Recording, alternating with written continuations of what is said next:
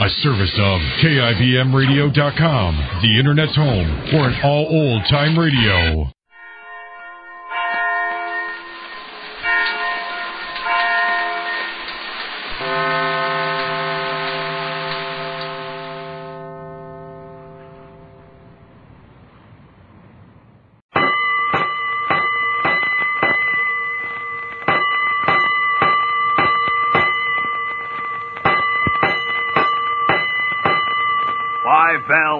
Stand by all stations. Attention, all districts.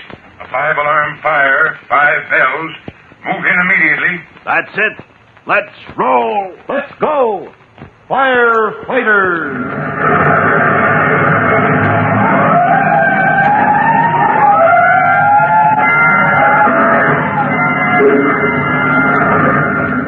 Presenting Firefighters. The true-to-life story of our unsung heroes who stand ready to ride by day or night against our most murderous enemy, the demon of fire.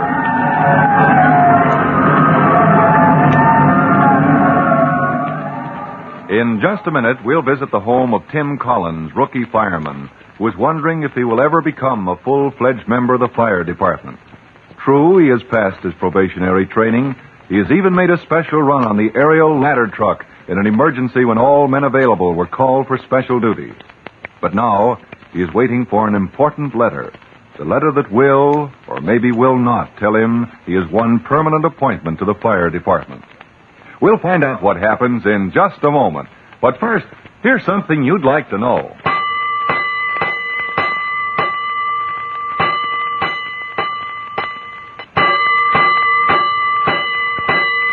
Let's go, firefighters! Let's go to the home of Tim Collins, son of famous Ben Collins, fire department hero who lost his life in the line of duty when Tim was only a boy. Tim is at home today, waiting for official notice of his permanent appointment to the city fire department, and dreading that his appointment may not be confirmed. Before breakfast, we find him asking his mother. Hey, Mom, what time does the mail get here? Now, Tim, every day the mail gets here at the same time. That's the same time I told you 5 minutes ago. Oh, yeah, about 11, you said. I guess I'm a little jumpy today. You're as jumpy as a cat in a hot oven, Tim. Oh, gee, nothing could go wrong, could it, Mom? Now, what could go wrong? Didn't you do as well as the next one in your training course? Well, you never know. As if they'd failed to appoint Ben Collins, boy. Why, your father was the most looked up to, the most generous, the bravest. Well, you know what Bob Cody said. Chief Cody? Well, all he said to me was I'd have a chance to make good if I've got the stuff. And if I get my appointment, I'm to go down and see him at headquarters. Well, then stop fretting and wait for the mail. Call up the stairs for Jimmy and Trudy if you want something to do. Oh, sure, Mom. I'll get them down for you. They'd better get down if they want some breakfast before school. Hey, first platoon, chow call. Hit that pole, you two. Hit that pole, Trudy.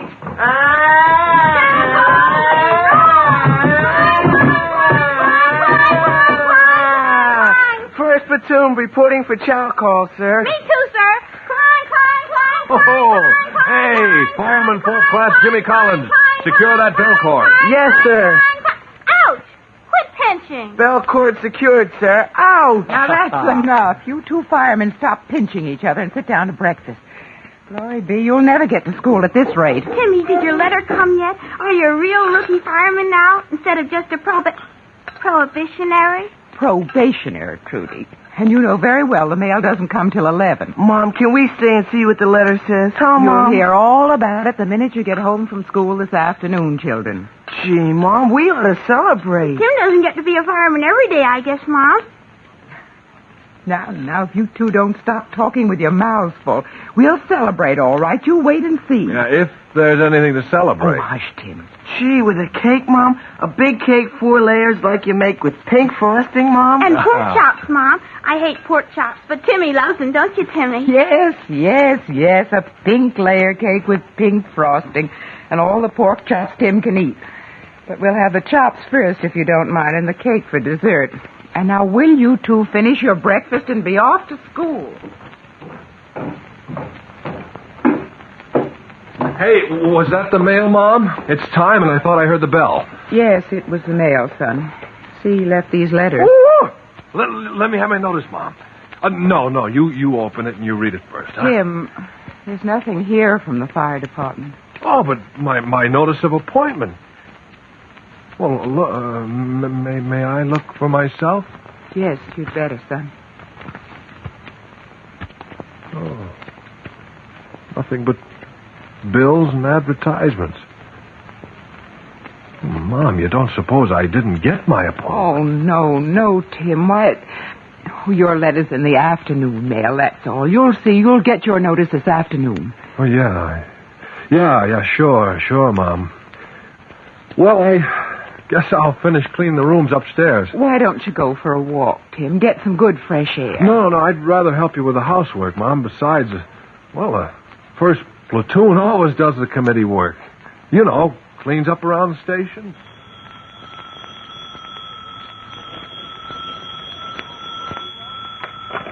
Hello? Yeah, this is Tim Collins. Oh, hiya, Pete. What's on your mind? You did? Well, you got your appointment through the mail. Well, say, that's fine. Congratulations. I'm glad you got... Huh? Well, no. I said no. I guess my notice didn't get into the mail in time. Yeah, well, at least I didn't get any notice that says I've been rejected, so... Yeah, maybe in the afternoon mail. Ought to be here any minute. That's what I'm counting on. Uh-huh.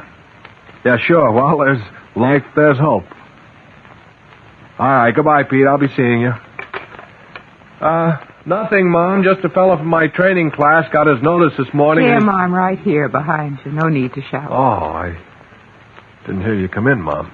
Son, the mailman just went by the house. I called out to him, but there's nothing for us. Well, I guess that's that. I guess I just didn't make it, that's all. Oh, no, Tim, not you. Not Ben Collins' boy. I'm going to call Bob Cody. Let me have that phone. Call Chief Cody. Oh, Mom, you mustn't. These appointments, he hasn't anything to do with them. I don't care. He was your father's best friend. He'll tell us. No, please, Mom. I'd rather ask him myself. I will tomorrow.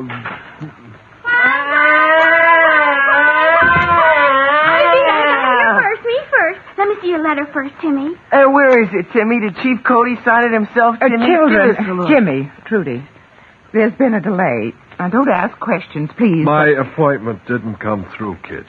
Oh, Tim, what does that mean? You're not even a rookie? Gee, Mom. No cake tonight? No celebration? Cake? Well, yes, the cake's in the oven this minute. Trudy, you'll help me make the frosting. And, Jimmy, you can march right down to the store and get the pork chops. We'll celebrate, all right, just to show that the Collinses can hold their heads up whatever happens. Glory be, that's the biggest pan of chops I've ever had on this old stove, even in your father's time. Oh, look at the juice. It's batted right into the gas flame. Oh, we must be careful, Trudy. The fat could flare up in a minute and set fire to this place. Oh, glory be, what's that at this time of day? Somebody at the door, Mom. Shall I tend the chops while you answer it? No, your brothers are out there. They'll answer the door. Oh, that sizzling fat's a nuisance.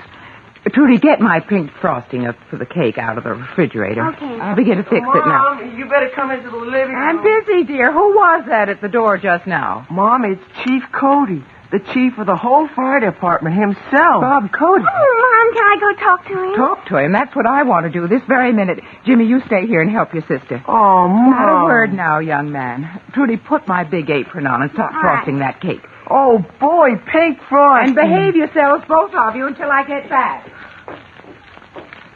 You let that frosting alone, Jimmy Collins. Mom said I should help, didn't she? I'm helping, aren't I? You watch the old pork chops while I frost the cake. Jimmy Collins, you give me that mixing bowl. Hey, let go. Ouch. You watch what you're doing, Trudy Collins. No, sir, not a word all day. Oh, Mom, here's yes, Chief... I see him. I'm glad to see you, Bob Cody, because I have a question to ask, and I hope you'll give me a straight answer. Well, now, Mrs. Collins, when I know the answer... Did or did not my boy pass his training course for the fire department? And if he did, why haven't we had so much as a postcard from the department? What? What's that? Oh, the kids. Something's wrong in the kitchen. Help! Fire! The stove's on fire! on, this way, Chief. Judy, help! Judy, take my hand. Judy, we've got to get out of here. Glory be it, blaze. The whole kitchen's aflame. Oh, get back, Mom. Give us some room. Follow me, Collins. Yes, sir. Jimmy, Trudy, it's all right now. We'll get you out.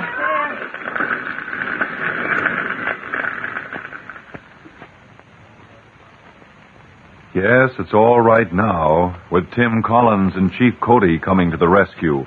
But there's a dangerous fire blazing in the Collins kitchen where Trudy and Jimmy, struggling over the bowl of frosting for their mother's cake, have upset the fat from the frying pan on the stove. The fat has flared up with explosive fury, and Tim Collins has a hungry blaze to fight right in his own home.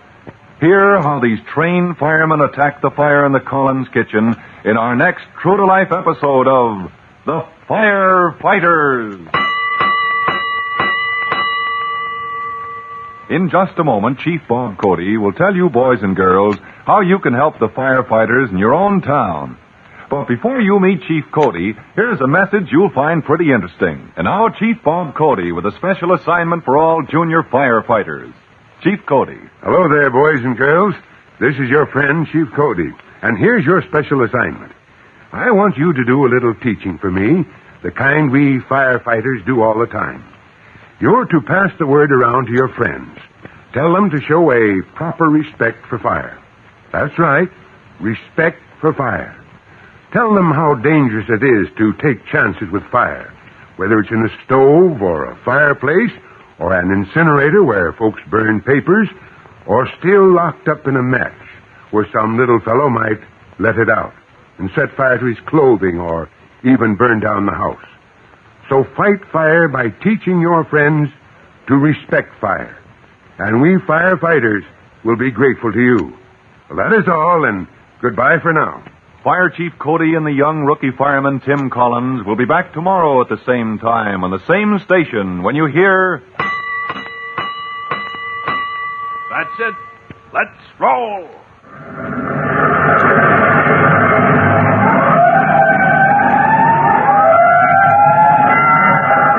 Let's go, Firefighters!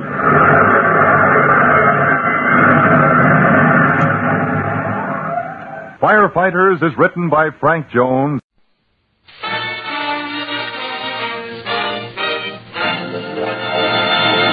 The Gulf Screen Guild Theater.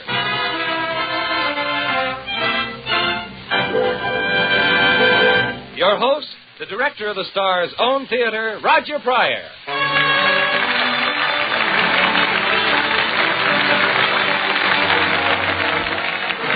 Good evening, everyone. Your neighborhood good Gulf dealer and the Gulf Oil Companies welcome you to the Gulf Screen Guild Theater.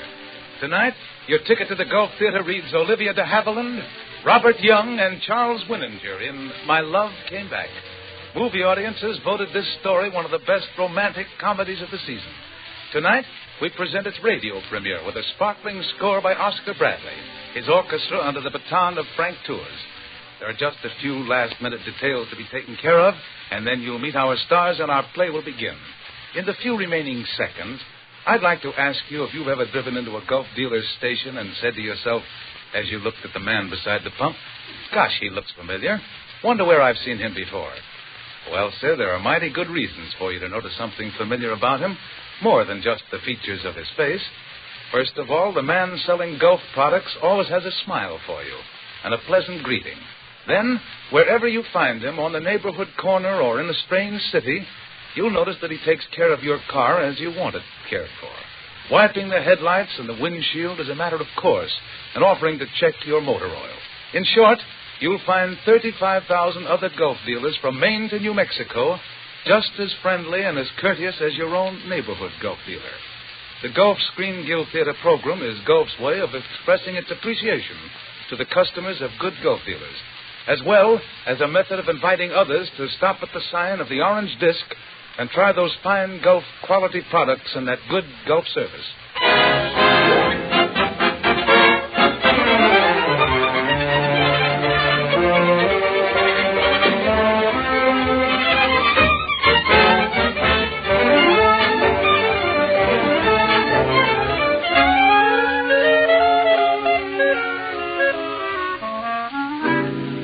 place is New York City. The time, the present.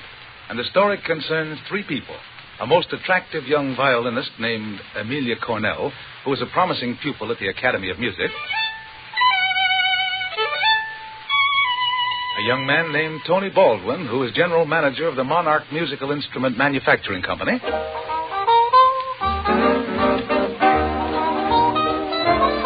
And a Mr. Julius Mallette, who is both owner of the Monarch Music Company and president of the Academy of Music.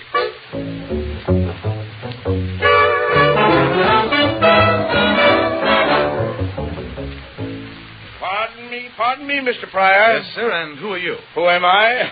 You mean you don't know who I am? My card, sir. Oh, thank you. Club Conga, 26 fascinating hostesses. That's the wrong card. That's my dentist. Here. Oh, all right. Julius Mallette, president of the Academy of Music. Yes, I just took that position recently, Mr. Pryor, and I believe it's a great thing to help young people, kids with talent, kids with dreams and hopes. Wait a minute. What about Amelia Cornell? Huh? Oh, Amelia Cornell. Why, Amelia Cornell is a very talented young lady, a splendid student. My interest in her is purely fatherly. She's an artist. What technique and what verve, what beauty, what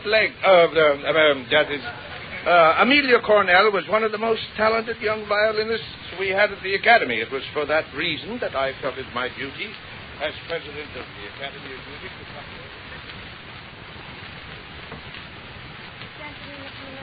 Yes, my dear. Sit down. What is this I hear about your leaving the Academy?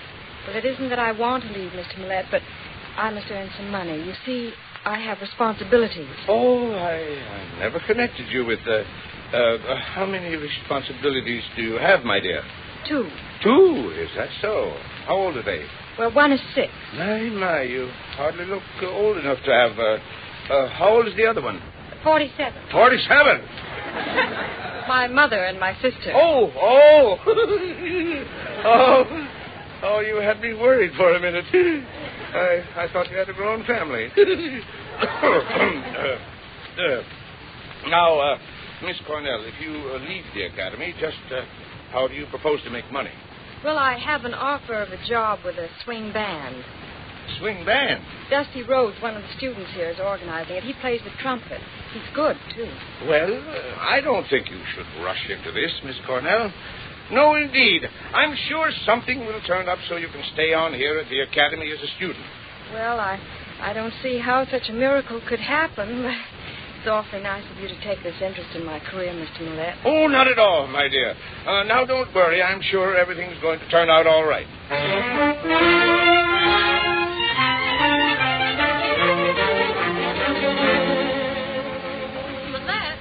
Mr. Mallette. Oh, yes, Miss Cornell. What do you think? The miracle has happened. I just received a special scholarship award, a check for $100. It means I can stay on at the Academy. Didn't I tell you everything would be all right? By the way, do you go to many concerts? You should, for the sake of your career. Oh, Mr. Mallette, I couldn't afford things like that. Well, what a coincidence.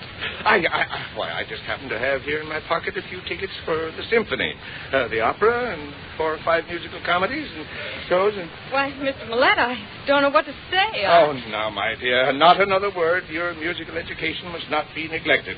We'll start off with the symphony concert tonight.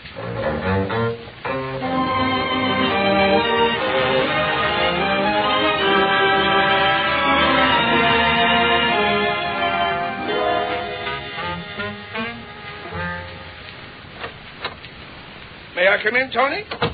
Oh, hello, Mr. Mallette. Why, sure you can come in. You're the boss, remember? Yes, very clever, Tony. I not only have an excellent general manager, but a comedian as well. I don't get it. Well, as a matter of fact, I'm glad you dropped in, Mr. Mallette. I wanted to ask you about some checks made out to a Miss Amelia Cornell. Amelia? Amelia? Cornell. Oh, Cornell, yes.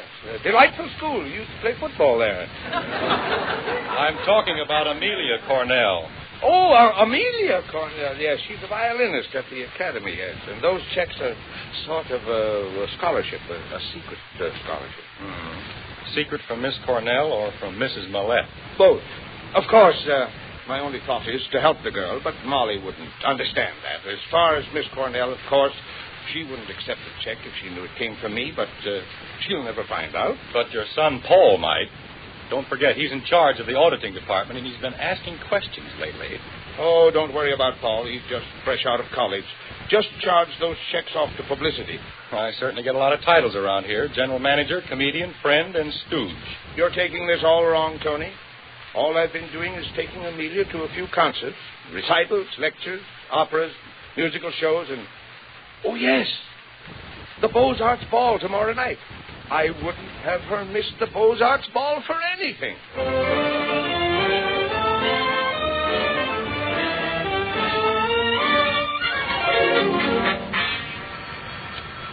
Good night, Mr. Millett. I'm going to a party in Westchester. I'm late now. Well, is it my fault if your wife sprang a birthday party on you? I've got a date. No, I won't meet Amelia Cornell for you.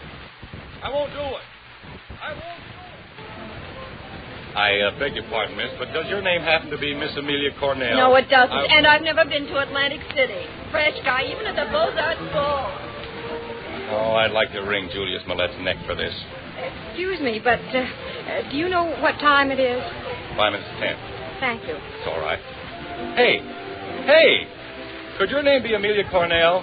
Yes. Why? I've been looking all over for you. I'm Tony Baldwin. Mr. Millett asked me to find you here at the Beaux-Arts Ball and tell you that he won't be able to meet you. He won't? No, he was suddenly taken ill after dinner. Oh, that's too bad. So you see, he naturally can't get here tonight.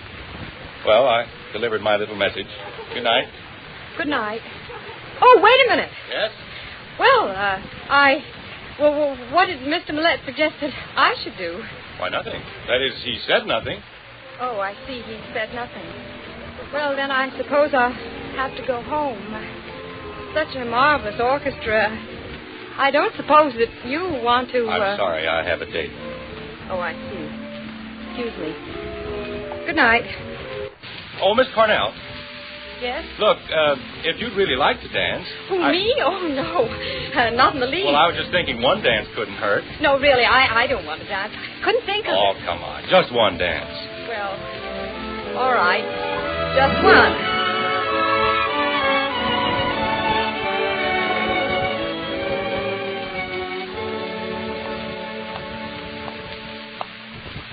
Well, this is where I live. Good night. Seems funny to say good night with the sun almost up. I'm very grateful to you. Oh, I'm the one who's grateful. Perhaps we should both be grateful to Mr. Millett. Oh, yes, Mr. Millett. I think you're very sweet to do this for him. I suppose he's told you a lot about me. Oh, no, not a thing. What makes you think that? Well, evidently you know him so well. Well, not as well as all that. Do you tell your friends about Mr. Millett? Oh, yes, everything. Everything? Mr. Millett's such a nice man. Look, why don't you come to the symphony with us next week? Well, we're very busy at the factory these days. I never know when I can get away. I'm sorry. Oh, I see. I'm sorry, too. Good night, Mr. Baldwin. Good night, Miss Cornell.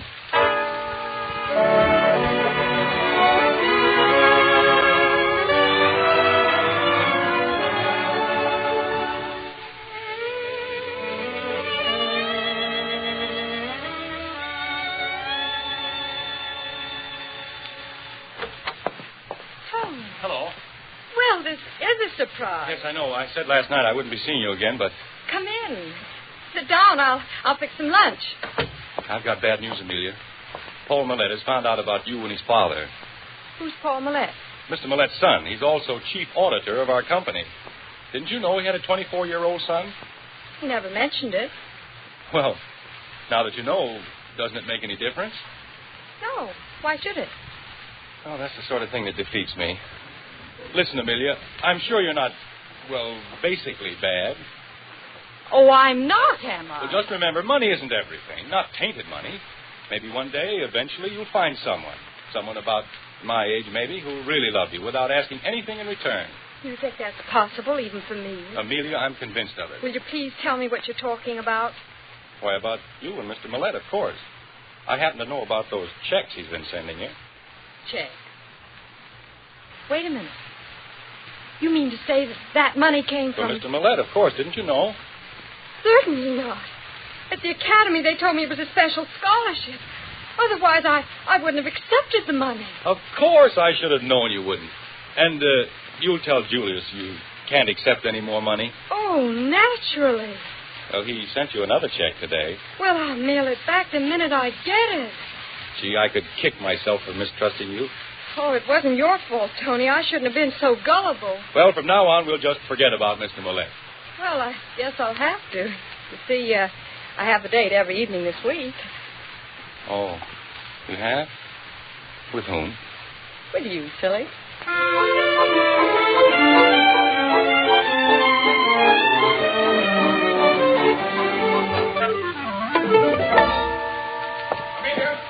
Amelia. Oh, hello, Dusty. Say, what do you think? The swing band's been offered a build-up by the biggest agency in town. Really?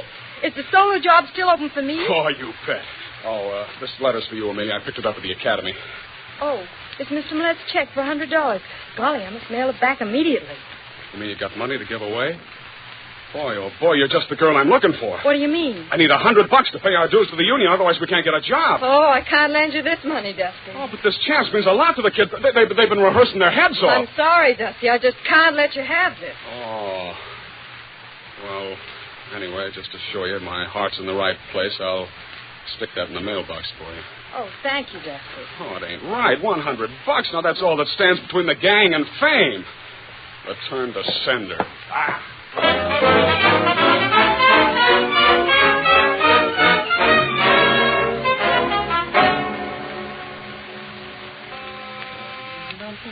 Yes, what is it? This is the auditing department. Mr. Paul Millett wishes to speak with you. Put him on.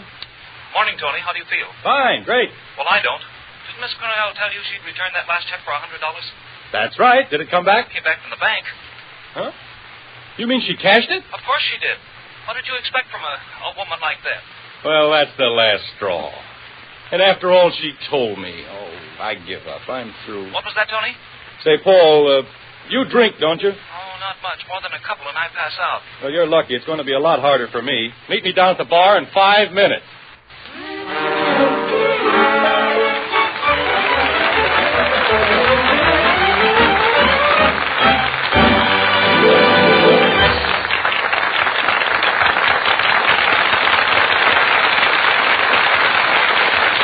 There goes the Gulf curtain on Act 1. The curtain will rise on Act 2 immediately following our usual intermission, which is not only short, but is also especially interesting because here's a young fellow with a word about spring. I guess a lot of families don't really know that spring has come until Mother comes home with a new Easter bonnet. Well, folks, believe it or not, spring is almost here right this weekend, because Thursday of next week is officially the beginning of spring. That means you'll be using your car even more. And there's even more reason for stopping at the sign of the Gulf Orange Disc for Gulf No-Nox gasoline and Gulf Pride motor oil. Gulf No-Nox is important in helping to end that pinging, knocking sound that you often hear on warm days when you're pulling up the hill or accelerating suddenly in traffic. No-Nox is not proof under all normal driving conditions. And Gulf Pride is ideal for changeable spring weather because Gulf Pride lubricates as soon as you touch the starter and gives fine protection mile after mile, even at high temperatures. Gulf Pride forms less carbon, sludge, and varnish. It vaporizes more slowly, so you add less between drains. No wonder that throughout Gulf's marketing territory, the largest selling oil in its price class is Gulf Pride. So get both Gulf Pride and Gulf No-Nox tomorrow at your good Gulf dealers.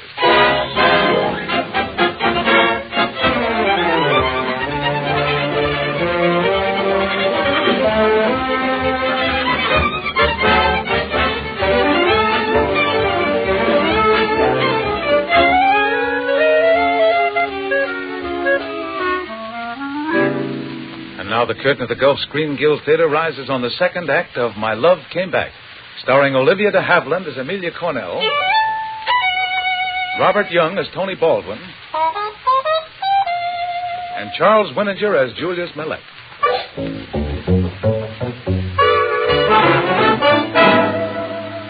The next morning is a bad one for everybody. Paul and Tony are suffering from hangovers, and Millett is in for an equally bad time when he finds out that Amelia knows all about the scholarship check. As the scene opens, they're talking in her apartment. I've learned everything. It was nice of you to want to help me, but you shouldn't have sent me that money and let me believe it was a scholarship from the academy. Now, my dear Amelia, it was simply an act of friendship. Surely there's no harm in that. Oh, yes, there is. When someone else thinks so. You don't mean another man? Yes. I see. A young man, I suppose. I mean, younger than I? Yes. Oh, you're in love with each other? Yes, we are. Well, I'm glad you told me. The truth is, I have a confession to make, too, Amelia. I'm a family man. No. I should have told you before, but I just didn't have the heart to spoil your dream. Oh, I understand. As a matter of fact, I have a son, Paul. You have? Yes, he's a mighty fine boy. He's about 8 years old. Not really. Why, you look so young to be the father of an 8-year-old child. Don't say another word. Don't say another word. I want to remember that last sentence as long as I live. Goodbye, my dear. God bless you.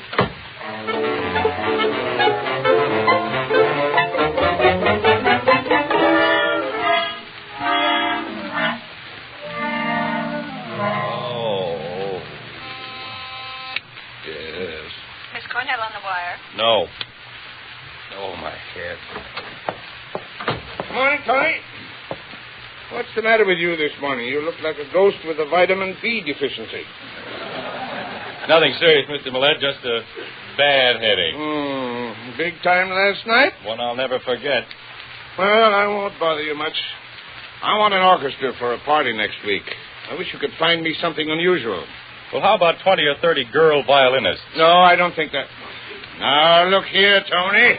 Tony, I just found out that... Oh, sorry, I thought you were alone. Paul, what's the matter with you? You look even worse than Tony. I have a headache. Must be an epidemic. We were just discussing the orchestra for my party. Any ideas? Well, I had a letter from an agency this morning. Raved about some swing band owned by a dusty road. Well, I'll leave the whole thing in your hands, Paul. Well, good morning, boys. You look awful. You're looking at yourself. That's a mirror. Yes? It's Amelia Cornell on the phone again. Tell her I'm out. I've told her that, but she keeps right on calling. Then say I've left town. Where to, Mr. Baldwin? Any place, anywhere. Tell her I've gone to Siberia.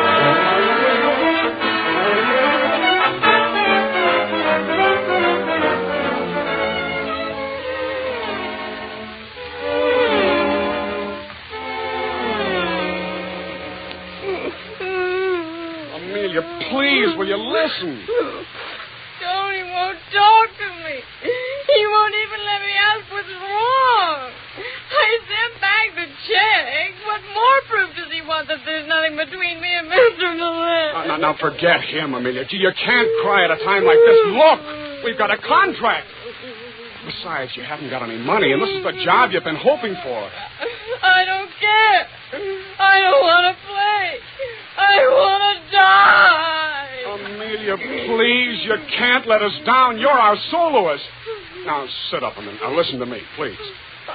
I'm listening. We're going to play at a party, and we're going to swing those classics like they've never been swung before. Whose party? Oh, some big shot. The name doesn't matter. Now, this is our big chance, Amelia. Come on, baby. Dry your eyes and slap on your hat. We've only got 4 days to rehearse for the party.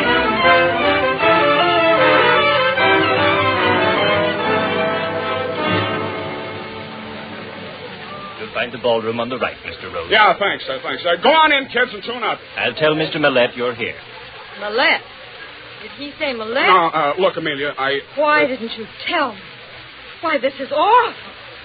I'm going home. You can't go home. You can't let us down. All our numbers are built around you. I'm going home. Amelia, please. Mr. Rose, my mother asked me to take care of you. I'm Paul Millett. This is Amelia Cornell. How do you do? Will you please? Miss Cornell. This is the last place I expected to meet you. Haven't you any regard for the... yes, Mother. This is Miss Cornell. How do you do, my child? How do you do, Mrs. Millett? Mother, she came to see me. She doesn't even know Dad. Oh. We're old friends. We went to the same school. Well, any friend of Paul's is a friend of mine. Oh, thank you, Mrs. Millett. Hello there. Oh, hello, Tony. Hello, Mrs. Millett. Hello, Paul. I tried to get here a little... Miss Cornell. Hello, Tony. You know each other? Know each other? Why, of course. You came here to see me. She doesn't even know Mr. Millett. Oh. We're old friends. We went to the same school. I went to more school. Well, come, Paul. Help me find your father. We'll be back in a moment. I really didn't wish this on you, Mr. Baldwin. A person has to be very callous to do what you're doing. If you mean my coming A man here... is sometimes indiscreet outside his home, but when the other party to this indiscretion brazenly forces herself upon his family and Just friends... a minute. You've had your say, now I'll have mine. You're nothing but a narrow-minded, vicious I'm little... simply telling you I'm what... not interested in anything you have to say. When the time comes and you find out how wrong you've been, you can come crawling to me on your knees, and perhaps then I'll listen. Hey, Tony, everybody's gone into the barn. Miss Cornell. I just knew you were going to say that. Why, what are you doing here? I've joined the swing band. If my wife finds out, I'll swing with you. I'm here with the orchestra, Mr. Millett. Oh, you mean you're going to play here tonight? You bet your sweet life I am. I wouldn't think of depriving Tony of the pleasure of hearing me. Dusty, get the boys together and we'll play as we've never played before.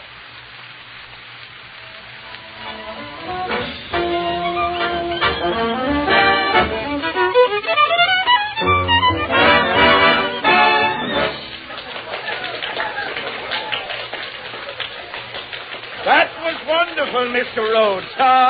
Amelia, you were superb. Oh, thank you, Mr. Millett. Did you really like it? Like it? Well, I should cut a rug. Yeah, here's your check, Mr. Rhodes. And I've added a little bonus. Oh, golly, thanks. Julia? Huh? Oh, yes, my dear. Oh, I've been looking all over for you. Oh, Miss Cornell, you were splendid. Oh, thank you, Mrs. Millett. You know, when I was your age, I played a harp. Oh, really? Oh, yes, and I learned to play real well, thanks to a certain gentleman who paid for my scholarship. Oh, Molly. What did you want to tell that for? I think you're a pair of wonderful old dears. Old? Who's old? I'll show you. Come on, Molly. Let's jive down to the floor and scrub up a little boogie beat. Well, Dusty, I guess it's about time for us to do another number. Well, wait a minute, Amelia. This check belongs to you. All of it? Well, anyway, $100 of it. What are you talking about? Well, that check you gave me to mail back, remember? Well, I remember. What about it? Well, I didn't mail it. I borrowed it. Dusty, you mean you signed my name on that check? Oh, I just had to have that money or we couldn't have played tonight. But Will you forgive me, Amelia? A thing like that? Oh, please. Well, all right. I'll forgive you, but on one condition, and that is that you go and tell Tony Baldwin what you just told me. Oh, I can't, Amelia. Not to a stranger. I'd sound like an embezzler. And that's just what you are, young man. Now, do you tell it to Tony or to a judge? Well, okay. Anything else you want me to tell him? No, except, well, you might just sort of hint that I'll be out in the garden.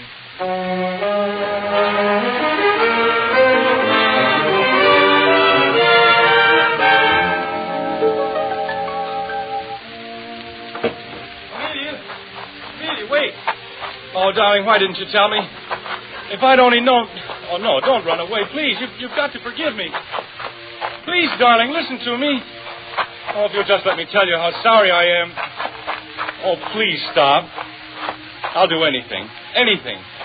Listen, Amelia, you said if I came to you on my knees. Look, I'm on my knees. Oh, you're not so mad now. You're laughing. You look so ridiculous. I guess I do. But I love it. Darling, I want to kiss you.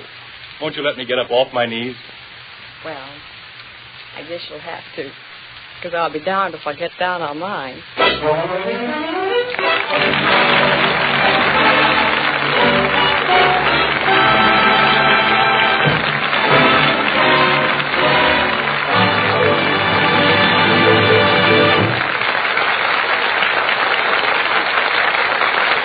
Congratulations, Olivia De Havilland, Robert Young, and Charles Winninger. You were splendid.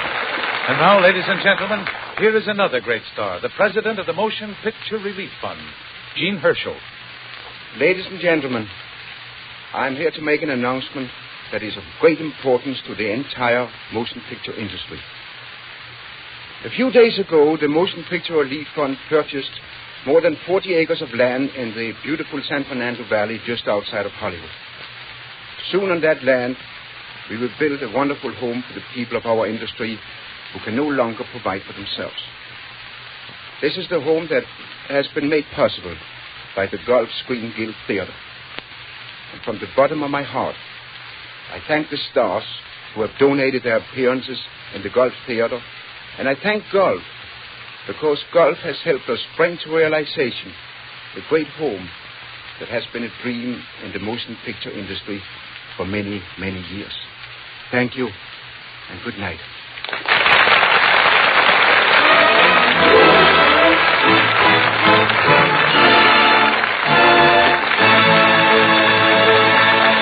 For next week, we're proud to announce the hit motion picture comedy of the year, My Favorite Wife. The stars, Irene Dunne, Robert Montgomery, and Franklin Pangborn. Three people couldn't possibly get in a worse mix-up. Bob Montgomery is the husband whose first wife, whom he thought was dead, comes back to haunt him on his second honeymoon. Irene Dunne is the wife who comes back after 7 years on a desert island, and Franklin Pangborn is the hotel clerk who's just too confused by it all. You're bound to get a kick out of My Favorite Wife from the Gulf Screen Guild Theater next Sunday night with Irene Dunne, Robert Montgomery, and Franklin Pangborn. And the music, of course, by Oscar Bradley's Gulf Orchestra with Frank Tours conducting. Don't miss it. Until then, this is Roger Pryor speaking for your neighborhood good Gulf dealer and saying good night, everyone. Bud Easton speaking. This is the Columbia Broadcasting System.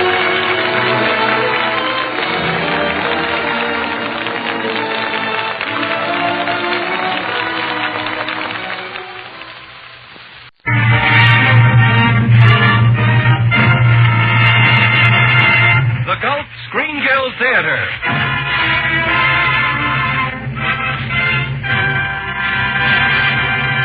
Your host, the director of the Star's own theater, Roger Pryor.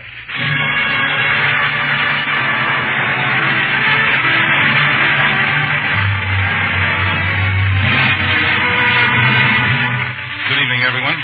Your neighborhood good Gulf dealer and the Gulf Oil Companies welcome you once again to the Gulf Screen Guild Theater. And now I want to... Hey, Roger! Oscar Bradley, tell us! Here she comes! That's Strawberry Blonde! I love my wife, but oh, you kid! Going my way, sister? What is your way? Any way she's going... Yes, sir, she's here, folks. That Strawberry Blonde, starring James Cagney, Olivia De Havilland, and Jack Carson. Our stars will be on stage in just a moment, and while we're waiting for them, we'd like to say a word about a relative of yours. He's your uncle. He's my uncle, too. And mine, Roger. He's our Uncle Sam. You know, our Uncle Sam is the most important customer car manufacturers are working for today.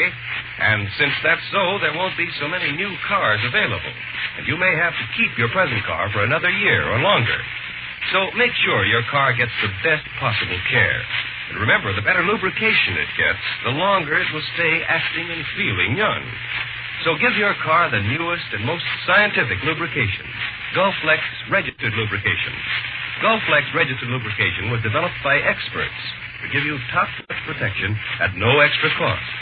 The Gulflex man uses not just 1 or 2 greases, but 6 specially developed Gulf lubricants.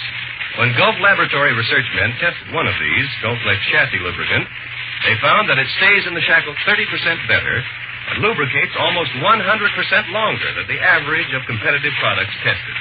Yet this is only one reason it will pay you to insist on Gulflex Registered Lubrication. And at the same time, let the Gulf man protect the engine of your car with Gulf Lube Motor Oil, the finest regular-priced motor oil he's ever sold. For a real money-saving and car-saving team, get both Gulf Lube Motor Oil and Gulflex Registered Lubrication.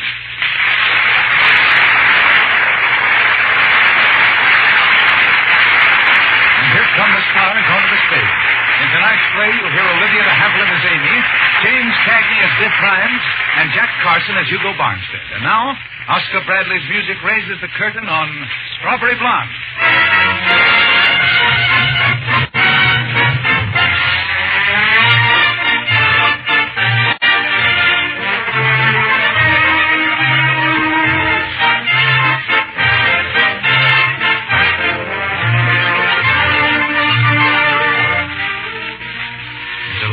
Tranquil Sunday afternoon in 1900. Children are playing in the streets. Young couples are blissfully strolling hand in hand. Brooklyn hasn't even heard of baseball. Everything is calm, peaceful, and serene.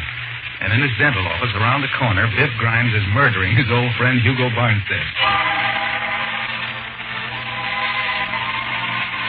How does it feel to die, Hugo?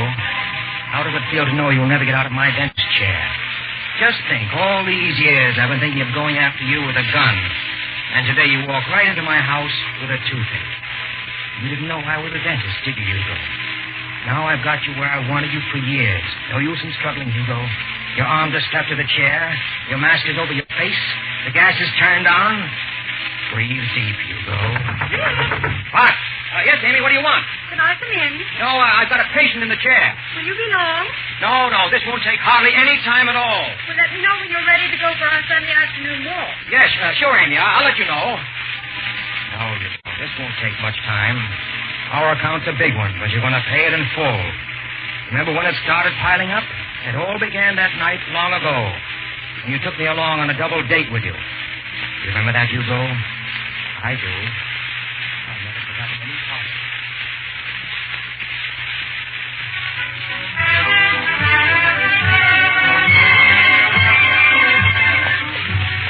Boy, what a night. Oh, it sure is swell of you to take me on this date, Hugo. I'll think nothing of it, Biff. Aren't you my best friend? You never let me forget it.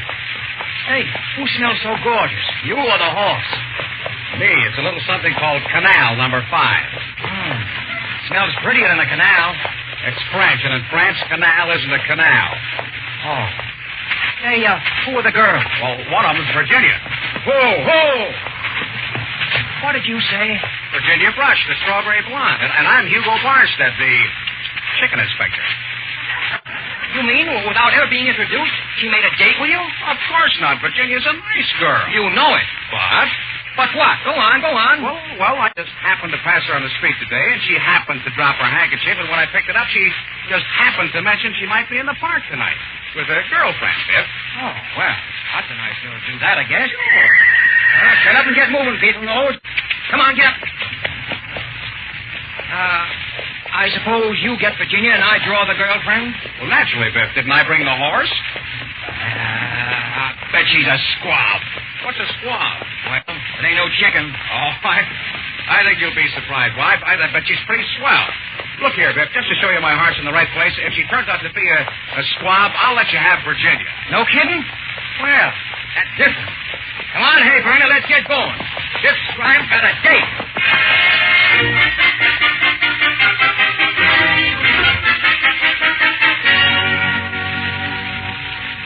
Hello, Virginia. Am I late? Amy, what kept you? I've been expecting the boys any minute. What's the matter? Is something wrong with me? Didn't you have time to get out of that nurse's uniform? I had plenty of time. But why should I? I'm proud of my uniform. It's a sign to men that women please, Amy. Just a night. Try to be a woman, not a pamphlet. Why, women throughout the ages... Oh, it is a lovely night. That's the first sensible thing you've said since... Amy, look. That carriage up the street. They're coming. When a woman says they in that tone, it must mean men. Don't look at them. Hey, the red-headed one's good-looking in a weather-beaten sort of way. He's yours. But I warn you, Hugo says he'll never amount to anything. Why not? He's a dentist and an idealist. Oh. Hugo's going to have his own construction company soon. He's very smart. Now, don't say a word to them when they pass. Of course, if they say something, we'll say something. And if they don't say anything, we won't say anything? Of course not. That will show them we're good girls and not to be trifled with. Well, then what are we here for if not to be trifled with? Oh, Amy. Shh. Now, let's pretend we don't see them. Whoa. Oh, boy. Whoa. Excuse me, aren't you the young lady whose handkerchief I returned this afternoon? Why, yes, I believe I am. Well, then I believe the circumstances permit me introducing myself. My name is... Hugo Barnstead, and your friend is Biff Grimes. Amy. Her name's Virginia Brush, and I'm Amy Lynn. And I like Biff. Hugo, did you hear that? Oh, for Pete's sake, everybody, let's cut out the nonsense. This is a prearranged date, and we all know it. I have to be back on duty by 11, so let's check a tootsie. Virginia, you ride in front with Hugo, and I'll ride in back with Biff. Well, that's splendid. Allow me to help you in, Miss Brush. Well, Biff? Get in, free thinker.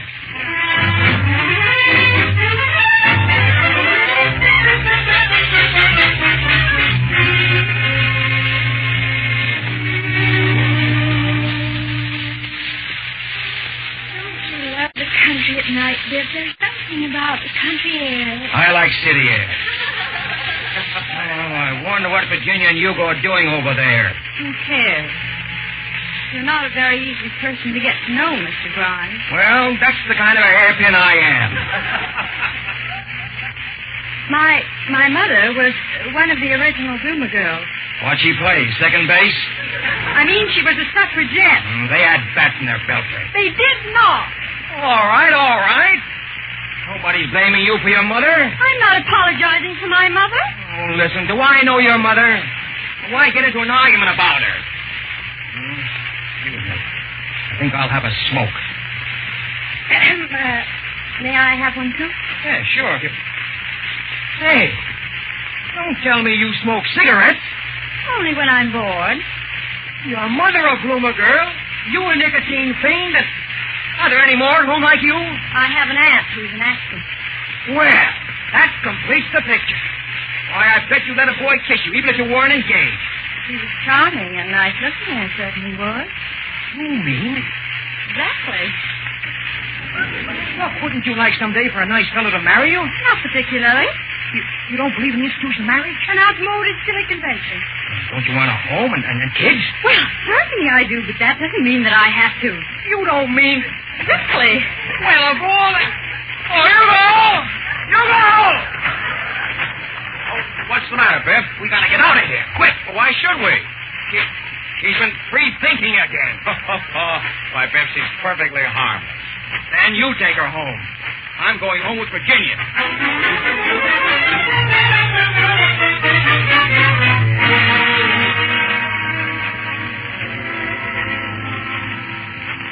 I'm certainly glad at last I got to take you home, Virginia. You know, we want to get together more often. I'd love to, Biff, but I'm pretty busy. Look, let's say 3 weeks from Wednesday in the park. I think I'll be free then. Oh, gee, thanks. That'll be great.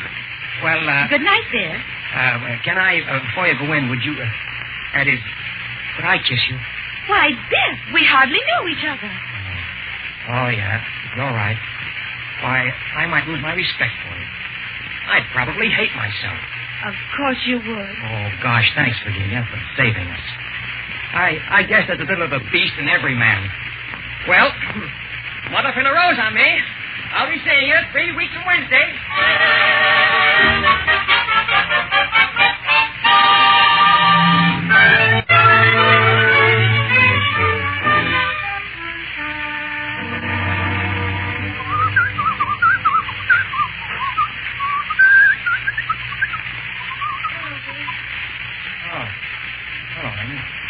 Beautiful night.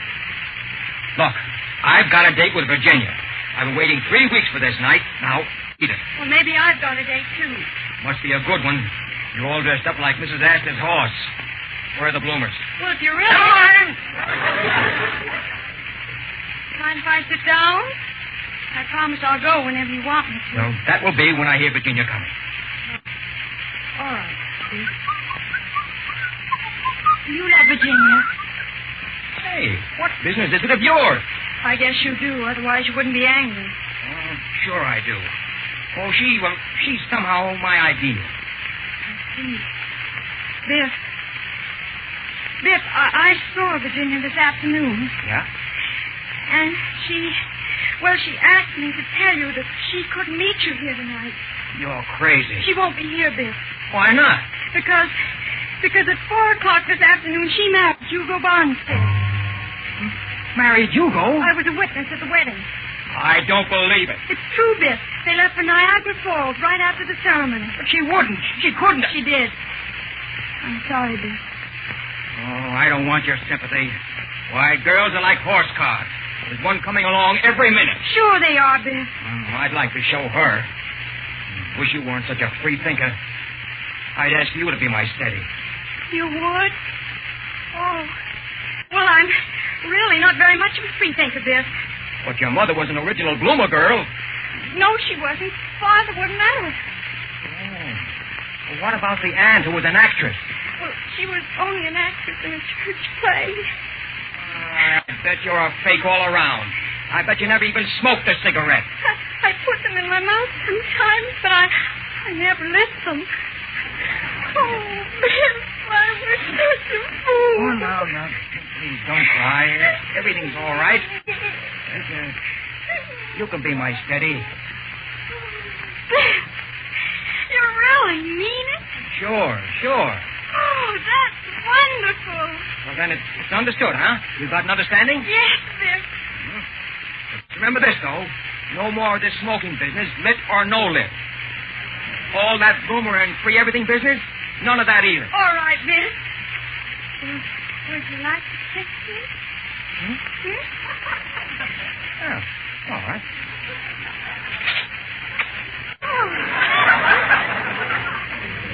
I just hope Hugo stands too near the falls, gets his feet wet, and catches a good cold. That's what I hope.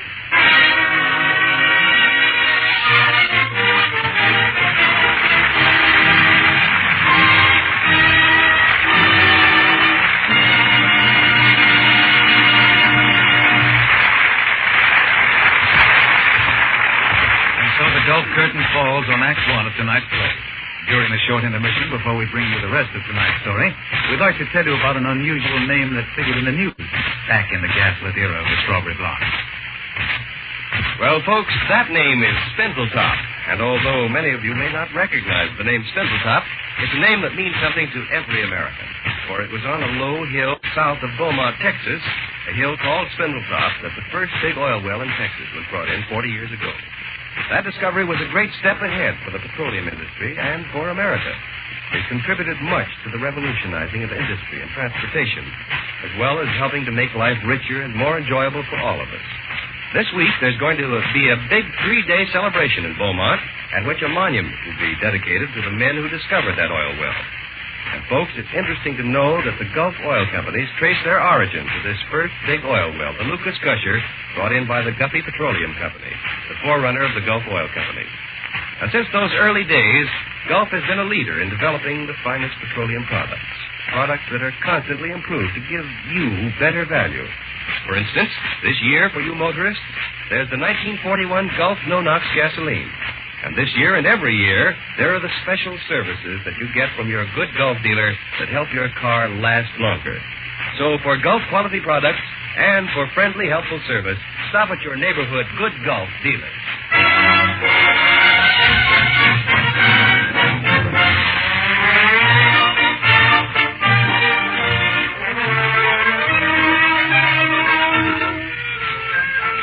Now the curtain of the Gulf Screen Guild Theater rises on the second act of Strawberry Blonde, adapted for radio by Bill Hampton, and starring Olivia De Havilland as Amy Lind, James Cagney as Biff Grimes, and Jack Carson as Hugo Bonstead.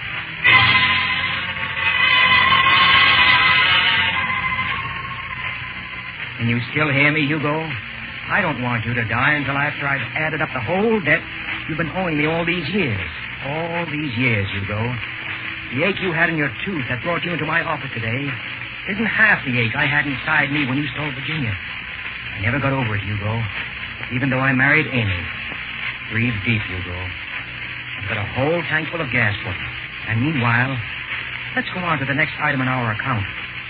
That one's in the book when you and Virginia came back from your honeymoon. Remember? You handed me a lot of soft soap, took me into your company, and I swallowed the bait, hook, line, and sinker. That very night, me and Amy were sitting in our little place, just talking.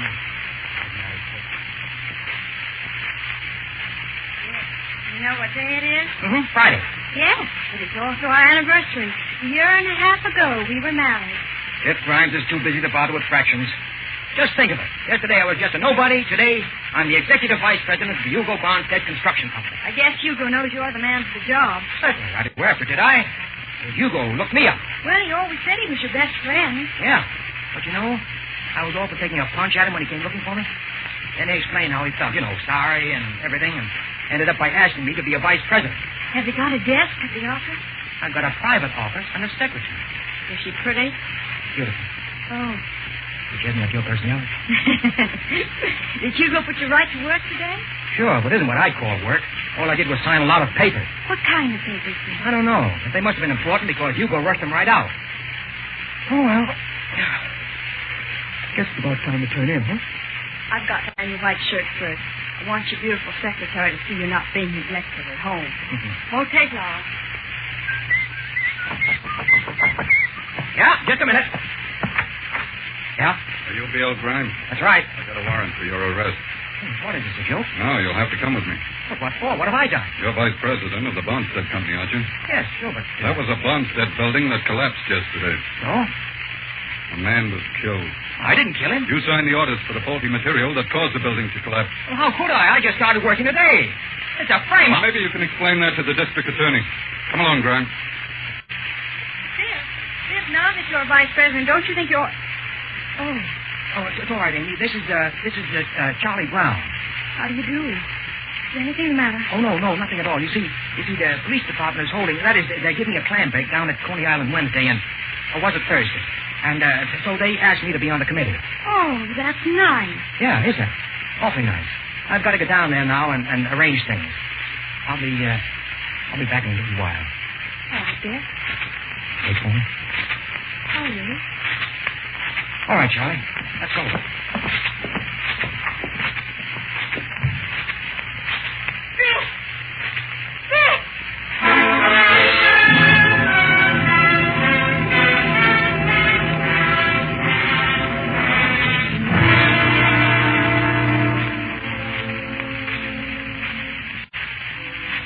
You made a sucker out of me again, Hugo. You made me a vice president just so I could sign those papers and keep you out of jail. I got the rap that was coming to you.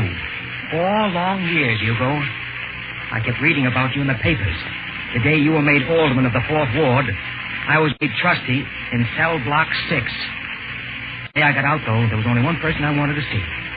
That was Amy. I had a hunch where she'd be waiting. The gas lamps were lighted and shone on her face as I came up the path.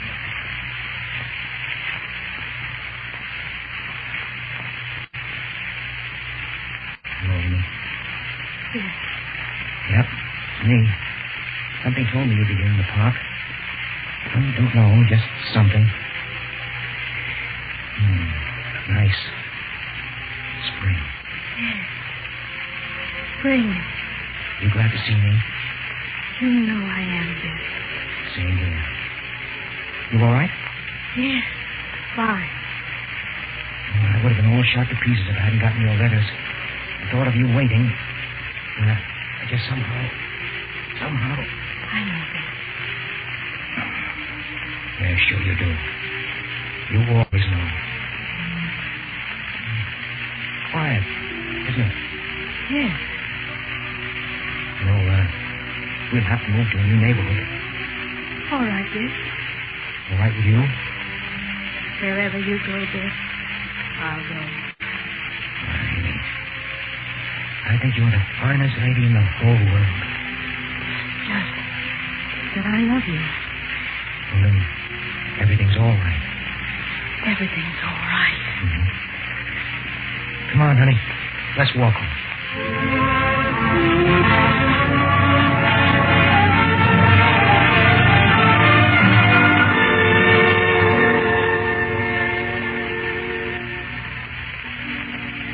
So that brings our account book up to date, Hugo. Not counting the tough years since then. A jailbird has a hard time making a new start. Now you know how glad I was when you walked in here today with your tooth. Now you know why I stopped you in my dentist chair and started feeding you gas. I'm going to kill you, Hugo. I'm going to make you pay for all those years in jail. But most of all, for stealing Virginia. love. I waited a long time for this, Hugo. And now I'm going to settle our account. Biff, Huh? Oh, yes, Amy? answer the door. I can't, Amy. You heard what I said. Oh, all right. I'll be right back, Hugo. Finish it. I'm coming. Hello, Biff. Virginia. Yeah, Virginia. Well, aren't you going to invite me in? Yeah. Come in. Quit staring, will you? You act as though you were seeing a ghost. I think I am. Well, you're not. I may not look so good. I'm not a sorbet blonde anymore, but I'm no ghost. I'm real live flesh and blood. That's why I sent Hugo here, Biff. You knew if I was the dentist he was going to see? Sure. I have to have some excitement. I don't look so good, do I, Biff? Well, you look excited and tired. Yeah. Tired of the wreck of the Hesperus I married. Still married to Amy, Biff? Yep. She stuck to me. Well, Hugo could always take me away from you, and I could always take you away from Amy. I'd like to see you, Biff. What about tomorrow night? I've got a date with Amy. Day after tomorrow? Still, Amy. Oh. Changed my mind too late, huh, Biff? Well, there's more fish in the ocean, dearie. Have you finished fixing the big baby's tooth? Not yet, but it won't take a minute now. You know, you could give him a little too much gas. What? I don't suppose it even occurred to you. You always were an idealist, Biff. Yeah, well, we'll wait right here. I'll finish with Hugo. Hey. Where you been, Biff? I had a funny dream as if I were dying. I guess I fell asleep. Oh, why don't you take care of this tooth? I'm going to. Which tooth did you say it was? There. That one. Open your mouth just a little wider, please. What are you going to... Oh! Hey! Hey, what's the idea? Oh! You wanted a tooth pulled? Yeah, but I wanted gas, too. Oh, man. How much do I owe you? You don't owe me a thing. I don't understand. All our lives, I was the dope. You were the wise guy. You got everything. I got nothing. Hey, what are you driving at? Remember what we learned in Sunday school?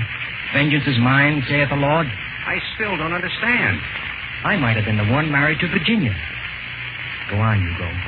Virginia is waiting for you in the other room. I'm right here. I heard what you said, Biff. I got it. Well, I didn't. When we get home, I'll explain it to you with blocks. When are you going to stop heckling me? When you stop breathing. Come on.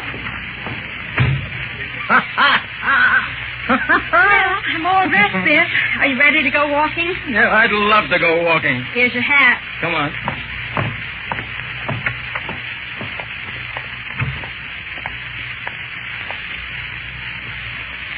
Amy. What's the matter, Biff? Do you realize how lucky I am to be married to you? Oh, are you feeling all right, Biff? Yes, I feel wonderful. And I haven't been drinking either. Amy, I just realized I haven't told you this often enough. I love you, Amy. I think you are the loveliest lady in the whole world. I love your hair, your eyes, your mouth. I love you too, Biff. And Biff. Yeah? I've got something to tell you. Mm-hmm. You remember the first date we ever had? Oh, yeah. I thought you were a free thinker and I wanted to be with Virginia. And then you asked me if I didn't want to have some nice fellow marry me. And you said you didn't believe in marriage? And you were shocked and asked me if I didn't want a home and babies. And you said certainly, but that doesn't mean... Now it's all coming true. Yeah? I married the nicest fellow in the world. Of course. Why, you conceited. And we have a home. Mm-hmm. And now we're going to have... What? You mean... Exactly. Oh, Hugo! Hugo! Oh, Hugo.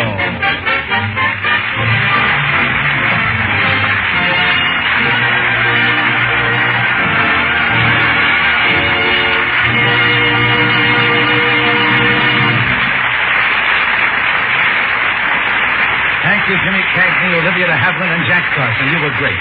I think our audience ought to know that you, like all the stars who appear here in the Gulf Screen Guild Theater, donated your performances. The money you would ordinarily receive, Gulf has given instead to the Motion Picture Relief Fund. to meet its needs and help build a home for those members of the film industry who can no longer provide for themselves. That home is now being built, thanks to the Gulf Theater stars and thanks to Gulf.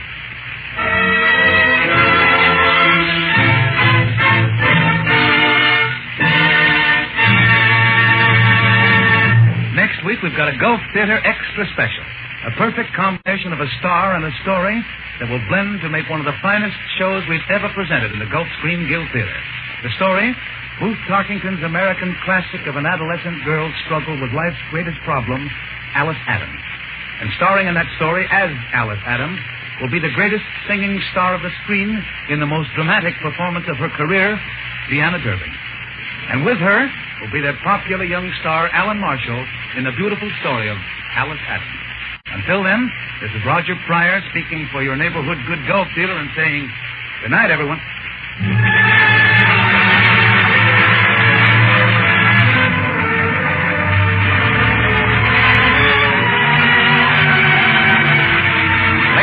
The Gulf Oil Companies want to remind you that almost 600 cities in the United States and Canada are raising funds to maintain their hospitals, visiting nurses, child and family welfare, and other humanitarian services. So do your part. Contribute generously. Help your community mobilize for human needs.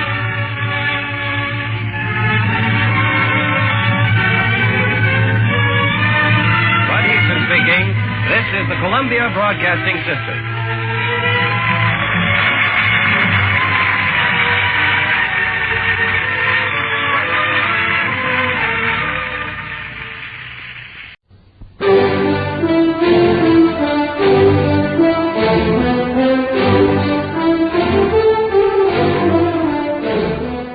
Pearl Harbor had just happened, but it was a very long way between those days and the work of the war. Mobilization and training, the factories building the weapons, and the ships to take men and equipment to face a very powerful enemy. This transition between working for self and working for one's country, for some, was not a very easy one. So I wrote a play called Johnny Quinnn, and a very lovely and a very talented actress named Olivia De Havilland gave it life.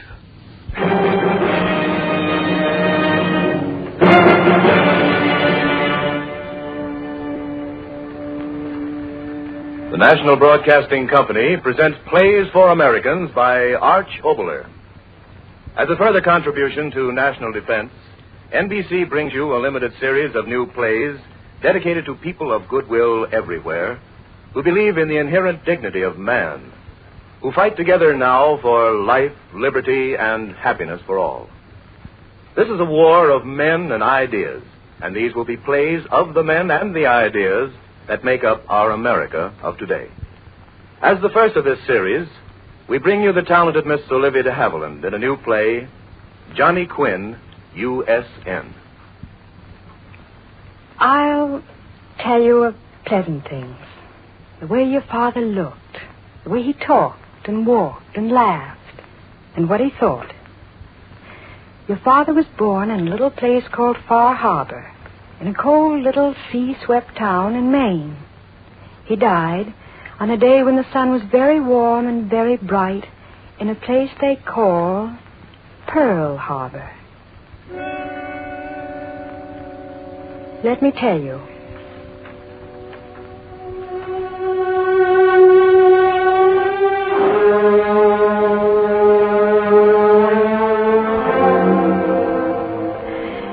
I think he must have been a very funny little boy, your father. I didn't know him then, of course, but I've seen pictures of him at 7, standing as if he had a board against his back, and his eyes kind of popping out because the collar of his Sunday suit was so very tight around his neck. But I'll tell you something else. Even in that silly old picture, and even though he was a very small boy, there was something in his face that said, "What's it all about? What's it all about?" Hey, what'd you say, Jenny? I said, what's it all about? Taking your picture, that's what. Why? Oh, now you hold still. Blame flash powder. Thought your mother told me to make your picture, that's why. Now stop twisting. Look at the birdie. What birdie? Oh, stop talking. Steady now, steady. Why does my mother want my picture? Oh, for land's sakes. You think these wet plates don't cost money? What do you think she wants your picture? Because mothers are darn... I mean to say because she figures you'll never amount to a darn. So she wants to have a picture to prove you did one thing in your life that you were supposed to do. Stand still for a couple of minutes in front of a camera. But why does she want me... Now, Johnny Quinn, you stop asking whys. Just stand there and get your picture took.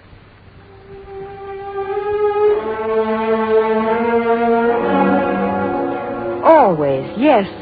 Always wanting to know why he had to do things. That was your father at 7. That was your father at 17. When I first met him. High school. Here, Ann, I guess these are the seats. 6 and 7. I'll go first. All right, Oliver.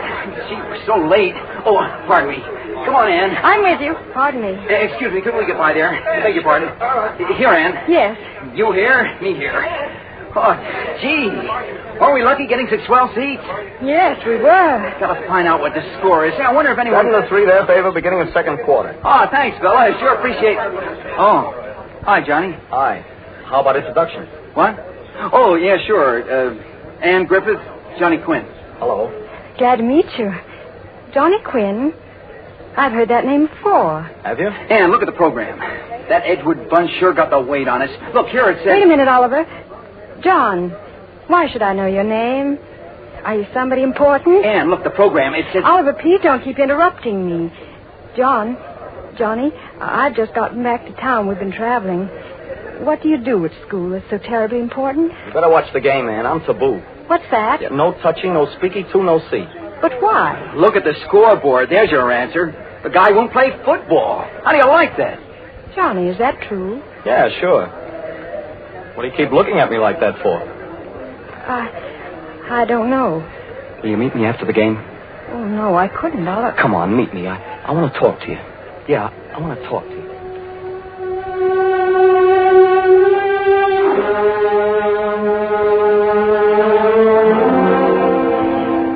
And that was how I met your father.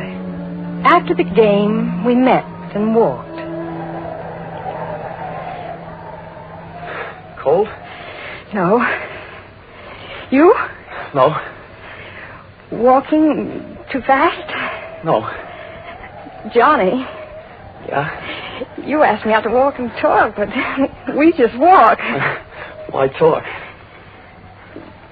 Johnny, why are you so old? What? You're not like any of the boys I've ever met. You're not much older than I am. Why do you act so old? Wind's getting bad. I think we better go. No, Johnny, no. You've got to tell me. What's the matter? Please tell me. Just walk and tell me. Tell you what? Who you are and why. Well, I'm just Johnny Quinn. No, please, you know what I mean. Tell me. Well, my father was what everybody called a swell fella. He never asked questions. Somebody'd come to him for a loan, he'd give it. Sign a note, he'd do it. Buy a drink, he'd buy it. Swell fella, everybody said. But when he got killed when I was 11, they took the house away and everything away. My mother had to go out and do day work. There wasn't enough of that in the little town where we lived, so we came here. She's still working. Yeah, I work, too. I got this afternoon off. I don't want to go to school, but she makes me. I don't play football because I haven't got the time. My father never figured things out, but I'm going to all my life. I got the right to ask questions. I got the right to know why I do anything before I do it. I've got a right to know what's in it for me. That's all there is to it. That's what your father told me. I've got a right to know what's in it for me. I didn't see him much after that. He went to classes, and right after them went to work. Didn't have much time for girls. And I didn't have much time for thinking of him, studying and just growing up. But I did think of him every once in a while. His thin, hard face, and the way his jaw was always tight, as if he was expecting life to hit him. and wanted to be ready for it. And then I heard that he'd left school. I didn't see him again for 3 years. We met again at another football game. 3rd down and 5. Quinnn substituting for Parson. Freddie, who was that they just sent in? What'd you say? That substitute. Who is he? Oh, that's Quinnn, third-year man for state. Paper said he was hurt. I wish he was. We'd have a chance. As it is now, Your glasses, please. Well, sure, but say, he's not that good-looking, believe me. Believe me. Through the glasses, I saw... It was Johnny, all right. Johnny Quinnn, who said he wouldn't play football. I sent a note down to the dressing room. We met after the game. He looked quite prosperous. And he had a car. Enjoy the game? Yes. You're very good, aren't you? Lucky. No, good. They were right wanting you to play for them, Edgewood High School. Oh, that I'd forgotten. Why did you change your mind, Johnny? About football? Yes. Simple. Is it? They pay me, the alumni, tuition and $60 a month. Oh. I needed college training. I'm getting it at the price of running a few touchdowns. Where'll we go? Johnny, I want to ask you something else. No, wait a minute. You've forgotten. What? Me. I'm the question asker. I want to know how you've been and what you've done. How did a skinny girl turn into someone so beautiful? I want to know about your mother, Johnny. Is she all right? She died last year. Oh, I'm sorry. No reason to be sorry. She lived a hard life. And you still think you're hard, don't you? Sure. I'm out for Johnny Quinnn. I don't believe that. You better start believing it. I wouldn't like that, Johnny Quinnn. No? Well, that'd be just too bad. Yeah, just too bad.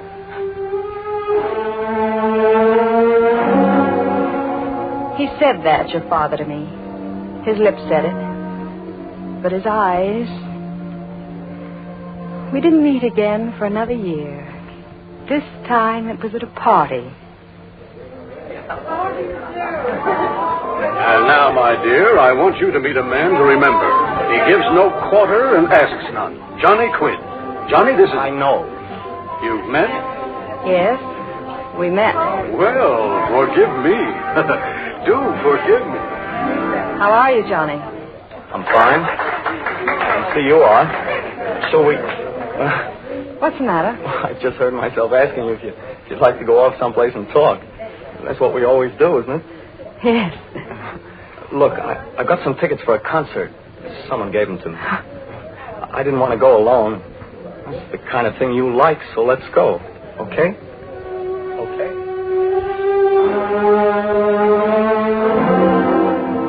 It seemed so strange at the time. Your father wanting to go to a concert. And it was Tristan, of all things. But then I knew so much and yet so little of him. We went. We sat high in the balcony. The music. I can hear it now.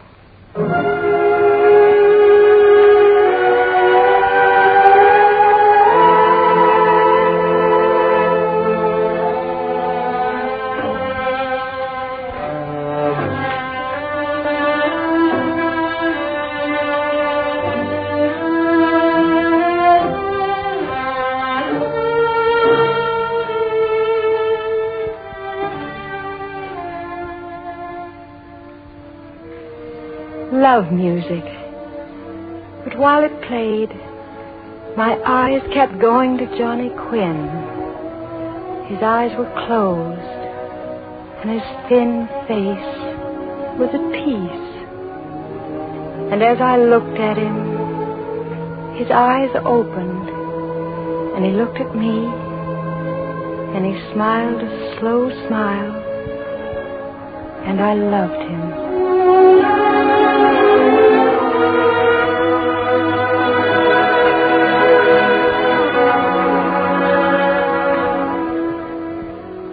I loved him. And I was afraid of him. Because somehow Johnny Quinnn to me was what was wrong with the world. He was the man who had nothing and wanted something and would do anything to get it, no matter whom it hurt. He was the man who had something, and to hold on to that something would do anything, no matter whom it hurt. He was Johnny Quinn. And somehow, all at once, I loved him, and I wanted to change him. And that night, he turned his head and spoke to me.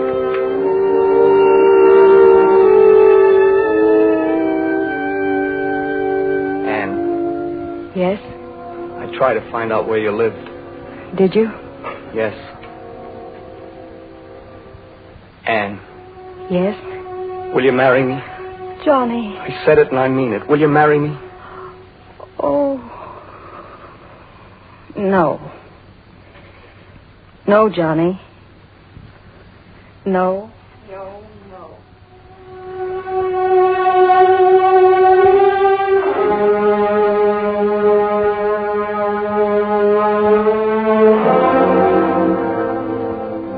So he asked me to marry him, your father, and I said no.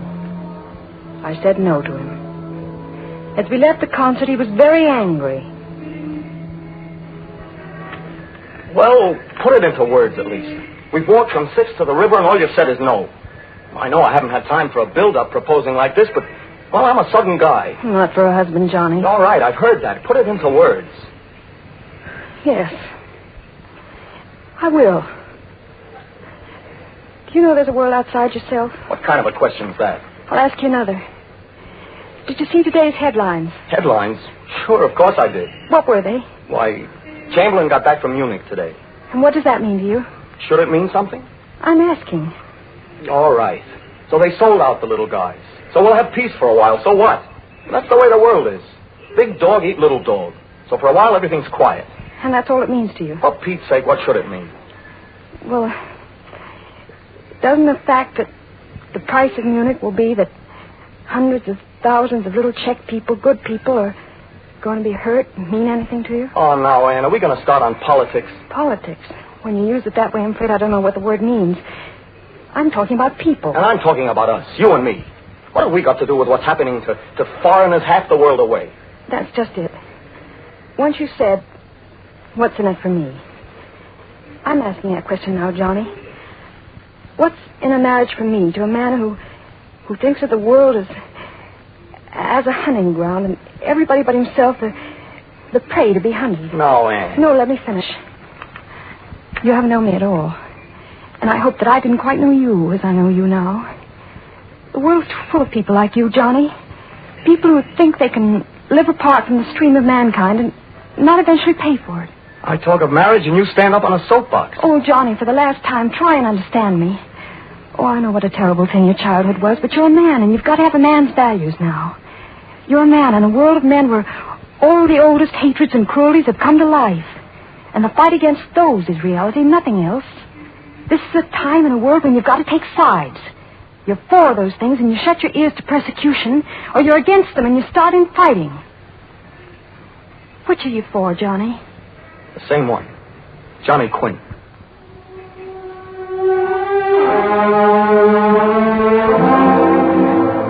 And so I went away. And I didn't see your father or hear from him until a few months later when I got a letter from him. I read it. And at first I couldn't quite believe. So, there it is, Anne, right on the line. I've joined the Navy. Air Force. Johnny Quinn?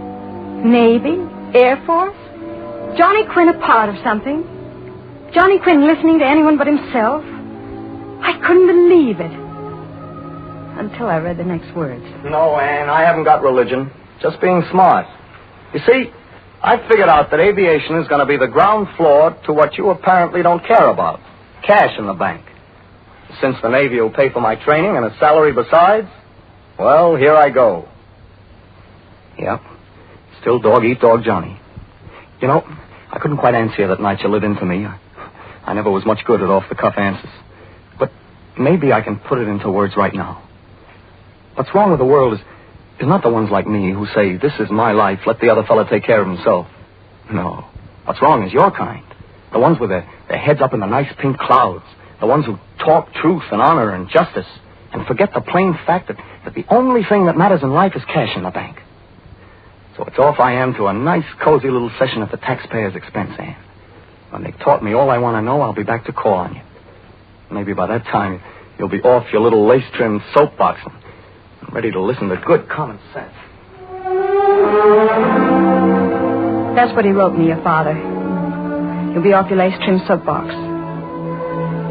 I put the letter away and knew that I had to shut my mind and heart to every future thought of Johnny Quinnn. I tried to. And then one day, the doorbell.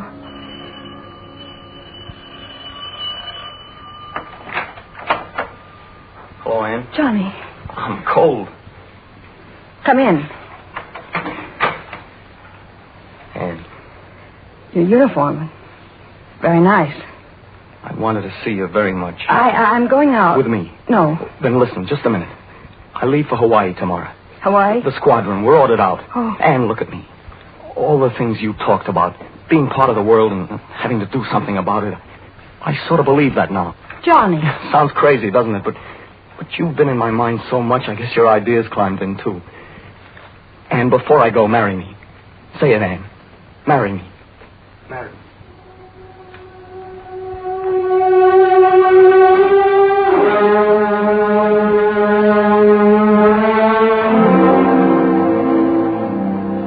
That night, we were married. Your father and I. And the next day he went away. And just before he went, he said something to me. Well, Anne, it's just a minute. Yes. I think I better tell you something. What? I may be gone for quite some time. I mean, before I can send for you. I know that. It might be some time. Why do you keep saying that? Well, because I'm going out there for a purpose. I want to get all I can out of it for myself. Having you out there might slow me up. Oh, man, that's just what I want to say. I haven't changed. It's still Johnny Quinnn first and then the rest. What I told you yesterday, well, I wanted you so much, I just told you what you wanted to hear, that's all. I wanted you to know that because I wanted to be fair. Well, aren't you going to say something? And the train. Yes, the train. Get on the train, Johnny Quinnn. Get on it and don't ever come back to me. I don't want you. Ever. Ever. Ever.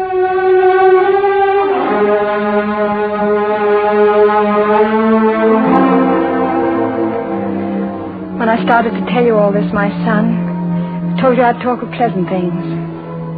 This isn't, is it? A woman marries a man for what he says he is. And then he isn't. The train went in a moment, and he went. And then the only memory of him were the letters that began to come. The letters that I didn't believe.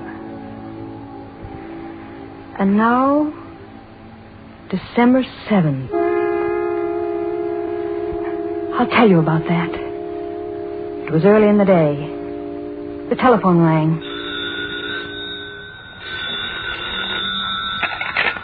Hello? Hello? This is long distance. One moment, please. Who? Ready with New York. Go ahead, Pearl Harbor. Hello? Is it Mrs. Joan Quinnn? Yes. Just a moment. Go ahead, Lieutenant. Hello? Hello, Anne? Yes? How are you, Anne? All right. You? Well, that's why I phoned you. Johnny, you're all right. Oh, sure, but my letters. Anne, you never... Well, gosh, tonight I just couldn't sleep. I just had to talk to you.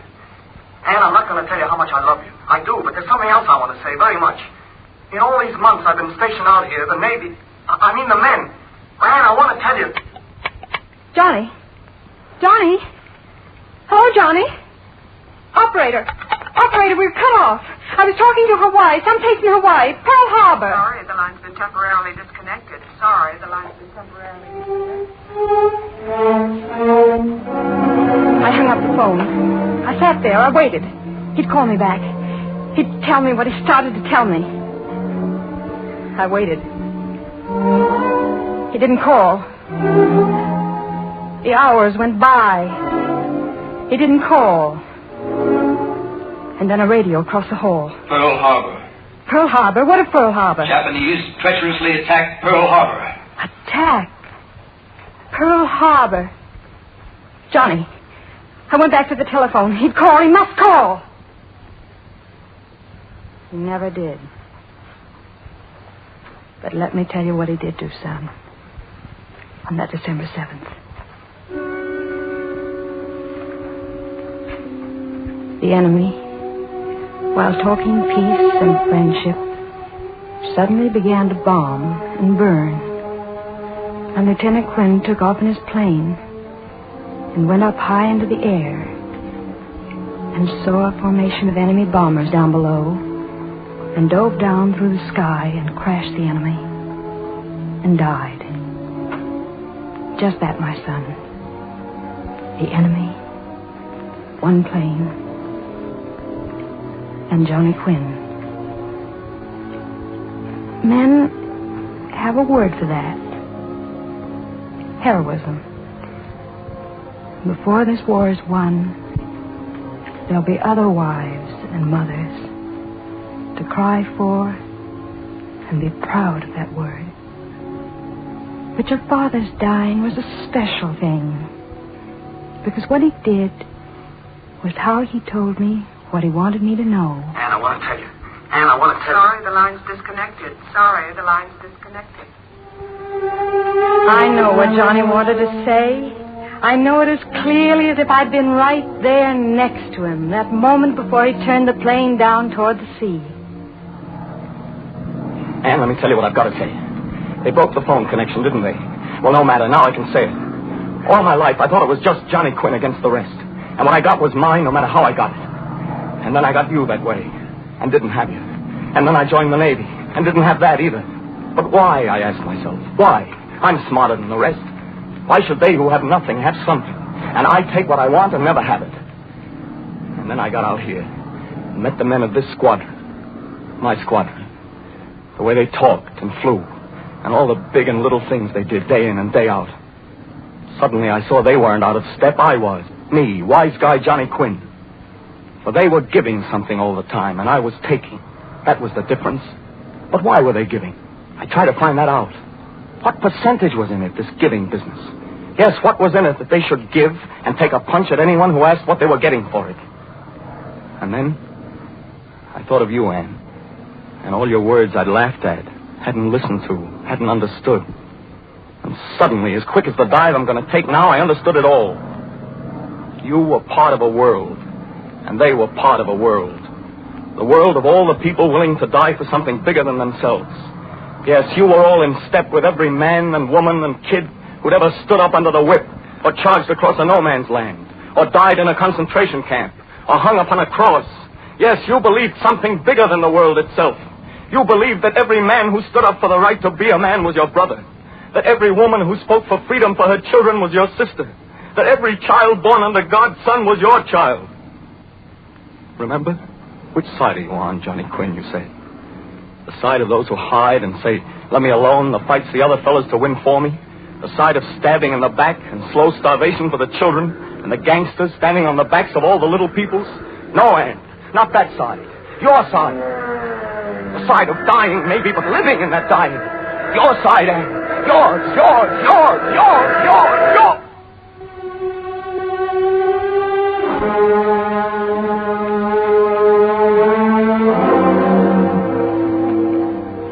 And so, my son, I've told you of your father. The way he walked and talked. And even what he thought. That's all there is to say. Why, Mrs. Quinnn, are you still awake? Yes. And who were you talking to? My son. Oh, don't you think you'd better wait until tomorrow, when he's born? Yes. Well, good night. Sleep well. Good night. Good night, my son. Good night, Johnny Quinnn.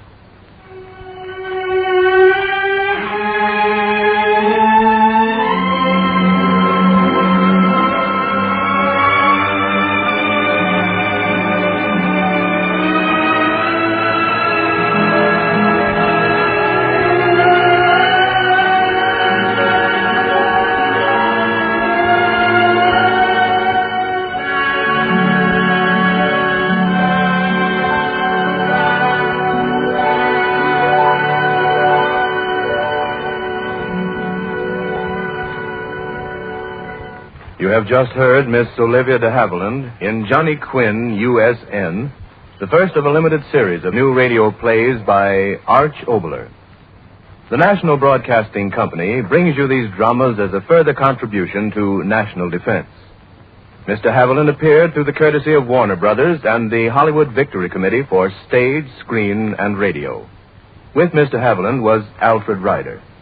The original music was composed by Dr. Frank Black, who conducted the orchestra.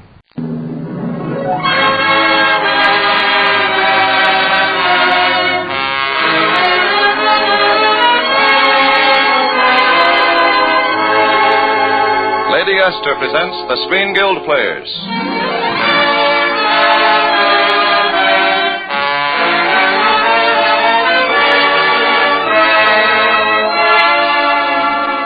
The Screen Guild play tonight, The Male Animal. The starring players. This is Olivia De Havilland. This is Joel McCrae. And this is Jack Carson.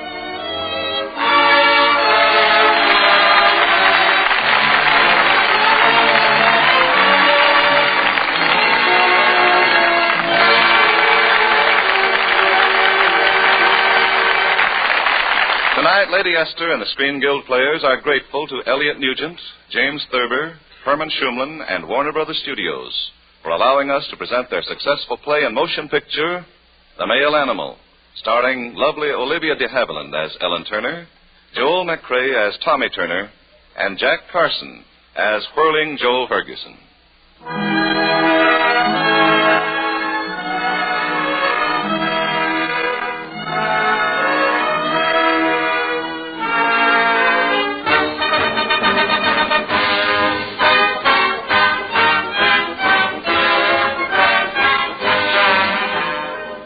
Joe Ferguson, Tommy Turner, and Tommy's lovely wife, Ellen, were all students at Midwestern University 6 years ago. Joe was the school's football hero, Tommy, the outstanding student, and Ellen, the collegiate belle. And the entire campus was surprised when Ellen married plodding Tommy, rather than Whirling Joe. Now, 6 years later, Joe has become a spectacular financial success in Pittsburgh, while Mr. and Mrs. Tommy Turner are still at Midwestern, where Tommy is an obscure associate professor in the English department. It's the night before the homecoming game, and Ellen is preparing a cocktail party to celebrate Joe Ferguson's return to the campus. Joe Ferguson. Why should we give him a party? I don't believe you and I ever had a date that he didn't horn in to diagram the Washington Monument play or something. Statue of Liberty play, darling. Anyway, this will be the first time we've seen him in 6 years. Well, if I never saw him again, it would seem like yesterday. Tommy, you're not jealous. Jealous? Of that 1A body and 4F mind? Certainly not. Then why do you object to giving a party for him? I'm just allergic to halfbacks, particularly 30-year-old ex-halfbacks who can talk about nothing but football. Well, you don't have to talk with him. Ed Keller will be here. Oh, why do we have to have Ed Keller? Well, he's Joe's best friend. Besides, he just happens to be the university's most important trustee. Well, I don't see what bearing that has on the trustees voted on making you a full professor. Oh, but that's just a formality. Well, it's also another very good reason for my having Ed Keller here tonight. You know that you can't become a professor unless he likes you. Oh, gosh, I hope that isn't Joe Ferguson. I couldn't stand the Statue of Liberty play right now. Oh, Dr. Damon. Good evening, Thomas. As you see, I've brought Michael Barnes with me. Well, come in. You both look a little grim. And appearances in this instance are not deceiving. Oh, good evening, Mrs. Turner. Good evening, Dr. Damon. Good evening, Michael. Good evening, Mrs. Turner. What's happened, Dr. Damon? Michael has written another of his flaming editorials for the college literary magazine. In no uncertain terms, he has described our board of trustees as a group of fascists because they forced the dismissal of Professors Sykes, Kennedy, and Chapman for alleged subversive teachings. Oh, Michael, there you go again. Wait till you hear where he has actually gone. Well, isn't that all? Unhappily, no. He continues by stating that you, Thomas, intend to defy this attitude of the Board of Trustees by reading a letter to your English class that was written by Bartolomeo Vanzetti of Sacco and Vanzetti. Michael, I think you might have consulted me about this. You don't want Tommy to lose his position, do you, Michael? No, I didn't think of that. I thought Mr. Turner was the one man we had left on the faculty who would read whatever he wanted to his classes.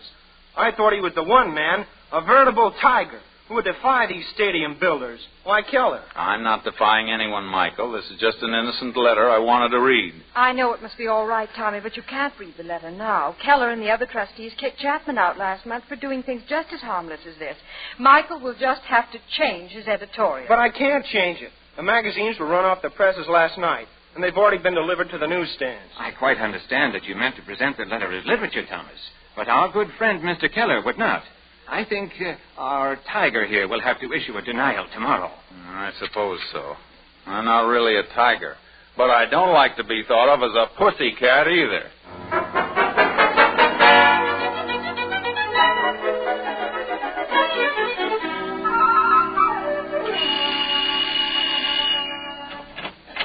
Why, Joe Ferguson. Ellen, how are you, baby? Gosh, you look great. Why, you're younger and prettier than ever. If I were a braver man, I'd kiss you. Doggone it, I will kiss you.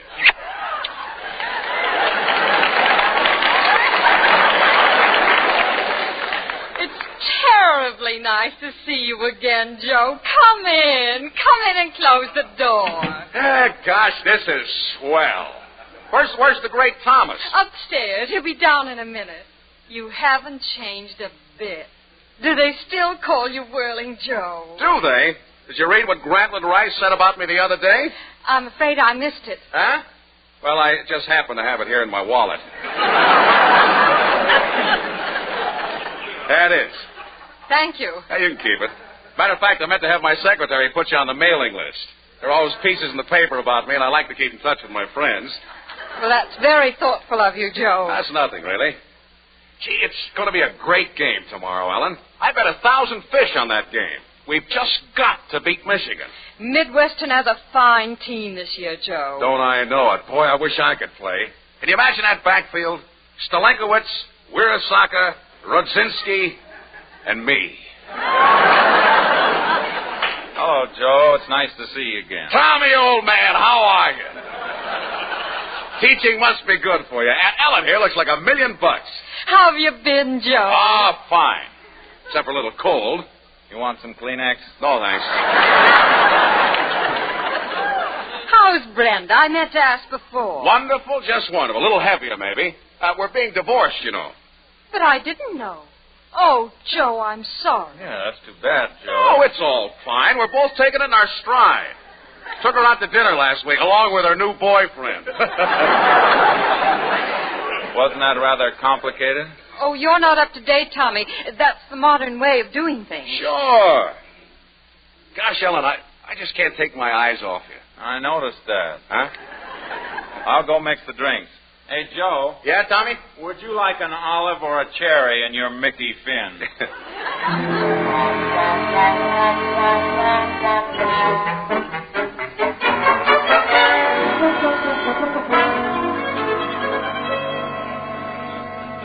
Tommy, have you had too much to drink? No, Ellen.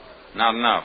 Your eyes have that funny look. I just had too much of Ed Keller and Joe Ferguson. But you shouldn't have told Keller about Michael's editorial and that Vanzetti letter. You know he's a crank about those things. Now, you didn't need to talk that way to me. I don't like it. Tommy, you're not going to go ahead and read that letter in class? Yes, Ellen, I think I have to Monday morning. The letter itself is simply literature, beautiful literature, written in broken English by an immigrant. It has no political importance, but Keller's attempt to suppress it has. I have to read that letter to maintain the principle of free speech.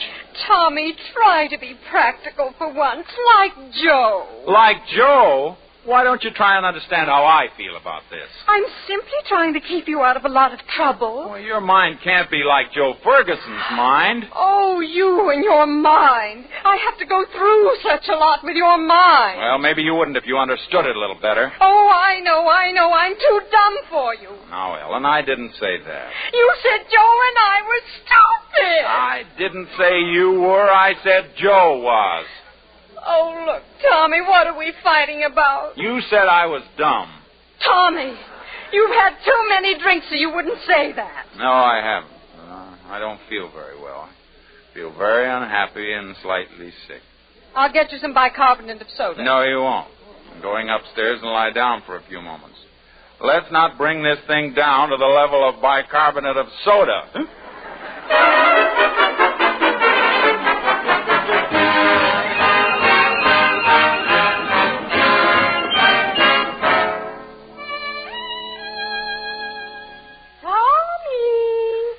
Are you ready? We're all going to the football rally. Yeah, come on, Tommy, old boy. Ed Keller and I got to be there on time, right, Ed? Yeah, I wouldn't miss a minute of it, Joe, old boy. You know, after all, what would a college be without football? An institute of learning. What did you say, Turner? I said, go on without me. My heart's burning. Oh, come on, Tommy. We're all going over to the Dixie Club after the rally. We'll have steak and French fries and wine. All on me. You'll be quite a sight. Oh, I get it, a kidder. Oh, let's go, Tommy. They've got a New York band there. We'll dance till morning. No, I have a headache. I think I'll just turn in. Look, Tommy, do you want people to think you're a wet blanket? Well, they think I'm a subversive influence now. A wet blanket would be a step up. We can't stand here all night arguing. Come on. We got to get to that football rally. It's important. Look, Tommy, this is homecoming. If you want to stay home and go to bed, stay. But Joe and I are going to have fun, aren't we, Joe? Well, maybe Tommy doesn't want us to have fun. Sure, go ahead. You're only young once, unless you're a moron. And Joe will never grow up.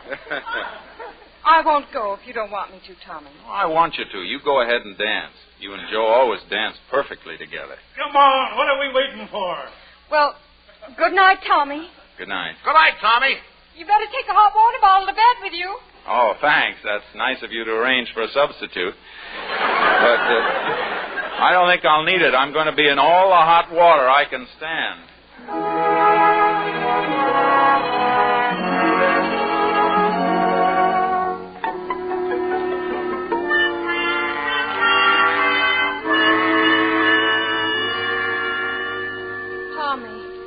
Where have you been all morning?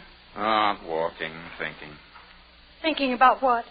About reading that letter and things. Well, I hope you decided to forget it. No, I didn't. You mean you've made up your mind to read the letter? Oh, Tommy, I don't know what to say to you. I think maybe you've said enough already.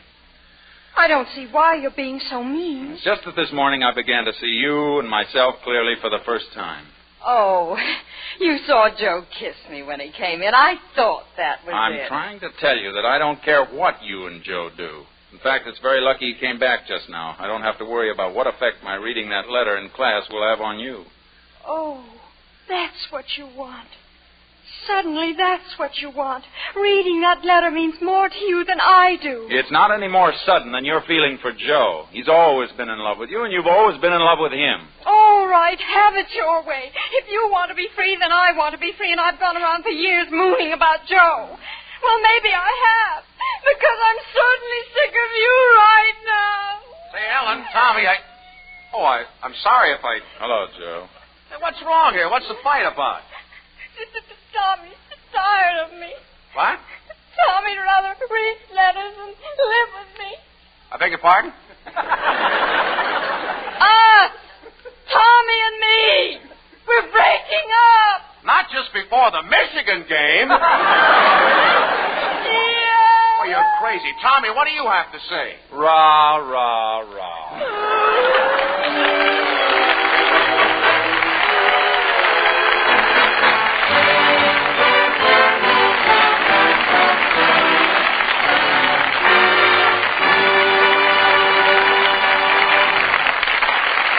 So the curtain falls on Act One of The Male Animal, starring Olivia De Havilland, Joel McCrae, and Jack Carson. Now, before Act Two, here's a word from our hostess, Lady Esther. Do you know what a prominent New York fashion authority said the other day? She was holding a fashion show for a group of girls from the Navy Department. And as she showed them the smart, sensible clothes to wear in wartime, she said, "Girls, if you don't look your best, if you let yourself get careless in your clothes or in your personal appearance, you're being definitely unpatriotic." Well, that may be putting it a bit strongly, but I do think that keeping cheerful and keeping attractive is very important in times like these. You see, when you know that you look well, you feel so much better. And when you feel well, you can face conditions with so much more courage and good cheer. Now, don't think that keeping yourself young-looking and attractive means going out and buying yourself a lot of different kinds of beauty preparations. No, indeed. Today, millions of busy, lovely women use just one cream for the complete care of their skin, Lady Esther 4-Purpose Face Cream. They know this one cream brings them 4 aids to beauty in a single jar. They know, for example, that they can count on Lady Esther Face Cream to clean their skin at the end of a busy day, really clean it. But that's only one of the things Lady Esther 4-Purpose Face Cream does. It also softens your skin. It makes your skin look fresher and lovelier because it helps nature refine the pores. And last but not least, you don't even need a special powder base anymore because Lady Esther Face Cream leaves your skin so smooth that powder and makeup look more flattering than ever. Fresher, your skin looks after the very first application.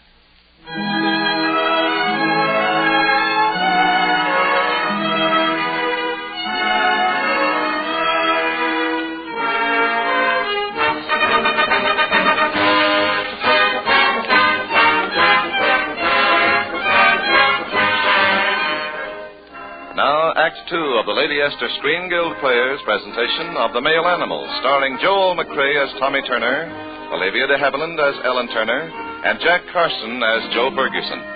It's the Monday morning following the homecoming game, and a lot has happened. Ellen and Joe went to the football game without Tommy. When they got home, Tommy was drunk and spoiling for a fight with Joe. In self-defense, Joe knocked Tommy cold. So on this Monday morning, Tommy has a headache with a double two-way stretch. He has not only taken a beating, he has a hangover, his wife is getting ready to leave him, and he faces expulsion from the faculty of Midwestern University if he reads the letter written by Bartolomeo Vanzetti. As Amos and Andy would say, he is in a mess. As the curtain rises, Tommy and Ellen are seated in the living room waiting for Joe Ferguson to arrive. How do you feel, Tommy? Very strange. I know you think I'm not very bright or something, but you must realize that you got me all mixed up before the game and that you were even less helpful when Joe and I returned. No, that wasn't me. That was a drunken beast. I rather liked you as a beast. Yeah, it must have been very funny. Oh, Tommy, listen to me. Well, the point is, I don't want any pity. Hello, Ellen. Hello, Joe. Hello, Tommy. Hello. I'm sorry, Tommy. I didn't hit you hard. You slipped and hit your head. Yeah, I know. Hey, what's the matter with your hand? You kind of bit me. Say, Ed Keller's out in the car. Well, don't let him in. That's one man I think I could lick, and I don't want to be tempted. Would I have a little slug or something? Certainly, Joe. Scotch. Yeah, fine. Well, sit right there. I'll get it. I haven't slept for 2 nights. You worrying about something? Yeah, worrying about something. My cold's worse. Want some Kleenex? No, I don't want some Kleenex. Reporters been bothering me, too. What do they want? Oh, they want me to pick an All-American team. Did you? Yeah. Kind of took my mind off you and Ellen and me. Who'd you pick for right guard? Shuley, Kansas State teaches. Look, Tommy, I want to know where we all stand. Oh, it'll work out, Joe. You and I can handle this, you know, the modern way. Take it in our stride. I don't want Ellen worried about details now. Here's your scotch, Joe. Oh, we have some great news for you, Ellen. What is it? Joe picked Schulig of Kansas State teachers for right guard for his All-American. Isn't that great? It's kind of hard, though, choosing between him and Feldkamp of Western Reserve. Say, have you got a Pennsylvania timetable around here? Where are you going, Joe? I got to be in Washington tomorrow. That's going to rush me. What do you mean? Well, so long as Tommy is so sure you and I love each other, I've decided to go away with you. You've decided to... What? Ellen, would you mind explaining this a little better? I'll try to make it as clear as I can for both of you. I simply have to make a fresh start now. Yeah, but not like this. Joe isn't even divorced yet. Well, don't worry about any scandal. Joe and I'll go directly to Pittsburgh. It's a big town. Nobody need know anything about us. Ellen, I don't live in great big Pittsburgh. I live in little bitty Sewickley. Everybody'd know about us. Say, are you trying to get out of this, Joe? Are you jilting Ellen even before we're divorced? How can I jill her before she's divorced? That's a technicality. Not to me. I come from a long line of married people. Besides, I'm not going to Pittsburgh directly. I'm going to Washington. And that's one place I couldn't take you, Ellen. Why not? I haven't got a priority for That's her. no excuse. Yeah, well, you try to explain that to Donald Nelson. Well, you can take her any place she wants to go. Oh, now what? It's Ed Keller. Well, keep him away from me. Well, I couldn't sit out there waiting for you all day, Joe. I'm sorry, Ed. I forgot all about you. Tommy, I persuaded Ed to come over and talk to you about that letter. Well, I don't want to talk to Ed. Well, listen then. We just had a trustees meeting. The boy who wrote that editorial is kicked out of Midwestern, and you'll be asked to resign tonight. Oh, Tommy. There's just one thing you can do. Come out with a statement quick. Say you were sick. Say that you think that Barnes' editorial is an outrage. You're not going to read this Vanzetti thing, and you think Barnes is getting what he deserves. That's the only thing that'll save your neck. Tommy wouldn't say that about Michael Ed, and you shouldn't ask him to. That's all I have to say. I'd expect your resignation, Turner, tonight. Well, you won't get my resignation tonight or any other time. You're going to have to fire me. But before you do fire me, I'm going to read Vanzetti's letter to my class in English composition. Over my dead body! I couldn't think of a better platform. You seem to forget that you're talking to Edward J. Keller, the man who brought Coach Sprague here from Southern Methodist, the man who made Midwestern University, the man who built the new stadium. I'm too big for you. This thing is bigger than you or football coaches or the new stadium. Nothing is bigger than the new stadium. Perhaps you'd be interested in seeing these, Mr. Keller. What are they? Petitions the students have been circulating for Tommy. This one has 357 names. Let me see that thing, Alan. Oh, you're wasting your time with that handful of names, Mrs. Turner. Hey, Ed, look. This thing has been signed by Stalankowitz and Wearasaka. And Dr. Damon. What? Dr. Damon? Here, let me see that. Ed, you gotta have respect for men like Stalankowitz and Wearasaka. Two of the biggest men in the university signing this subversive petition, and you, the greatest halfback we ever had, running away with Turner's wife. Why, they'll never ask us to the Rose Bowl now. What's the Rose Bowl? Oh, you can't depend on anybody. I've got a good notion to resign from the Board of Trustees. Good. But I'll kick you out if it's the last thing I do, Turner. Well, just to make things even, I'll kick you out right now. Here's your hat. Hey, Now wait get a out minute. of here. I've been having trouble enough. Well, that settles Mr. Keller. Yeah, but where are we? Tommy, I know. You know what? I know what you're going to say, but I don't want any substitute for love. I don't want loyalty. Oh, what's wrong with that? I just don't want Ellen standing by like a Red Cross nurse just because she knows I'm in trouble. I don't know whether you need a nurse or a psychoanalyst. I thought we were going to settle this thing quietly and calmly. Quietly and calmly. Give me that dish. Now, don't do that, Ellen. I can throw things, too, you know. No, you can't. You haven't got enough male animal in you. Oh, haven't I? Hey, now, wait. Let me hold those dishes. I don't throw things.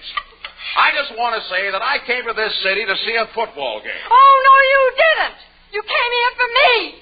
You haven't been here for a football game in 6 years, and you wait until you and Brenda are separated, and then you come for me. That's very smart, Ellen. Very penetrating. Joe, subconsciously, you came here for Ellen. I don't do things subconsciously.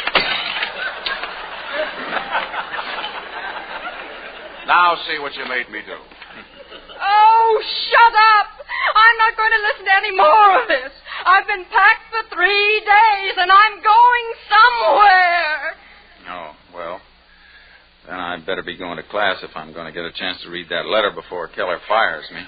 Oh, Tommy. So long, Joe.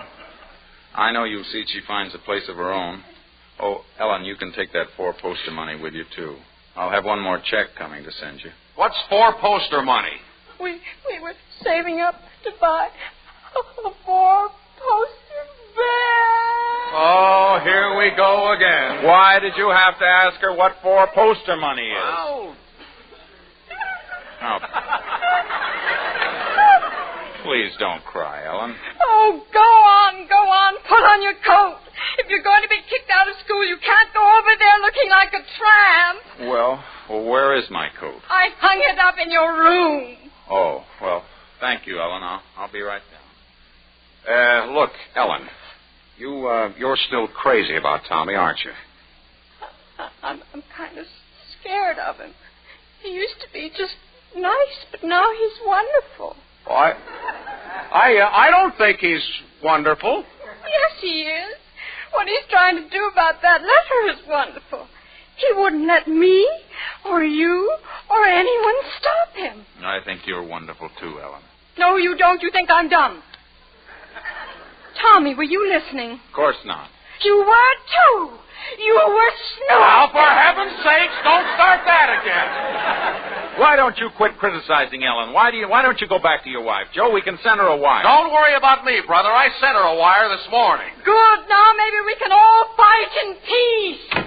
Now who came in? Ed Keller. I'm getting awfully tired of kicking him out. Turner, can I have a word with you? Couple it with something. Make it a word and a blow. Huh? You wouldn't understand. I was quoting Shakespeare. Shakespeare? Don't you know anything but subversive literature? What's on your mind, Keller? Well, I've been talking about you with the other trustees, Turner, and we've decided you can go ahead and read that Vanzetti letter if you want to. Thanks. I was going to anyway. I know it. That's why we gave you permission. Why the sudden change of heart? Well, if you must know, we got a bid to the Rose Bowl. You mean you want me to read the letter there? No! But Stalenkowitz and Wieruszaka said they wouldn't play on the Rose Bowl unless you could read that darn letter. Ah, the blessings of higher education. Well, aren't you going to say something to Ed, Tommy? I mean, aren't you going to thank him for being so broad-minded? Why not 9 rise and a tiger for good old Ed? The tiger sounds great. Rah, rah, rah, rah, rah, rah, rah, rah, rah. Yay! Keller! Come on, Tommy, be a sport. Rah, rah, rah.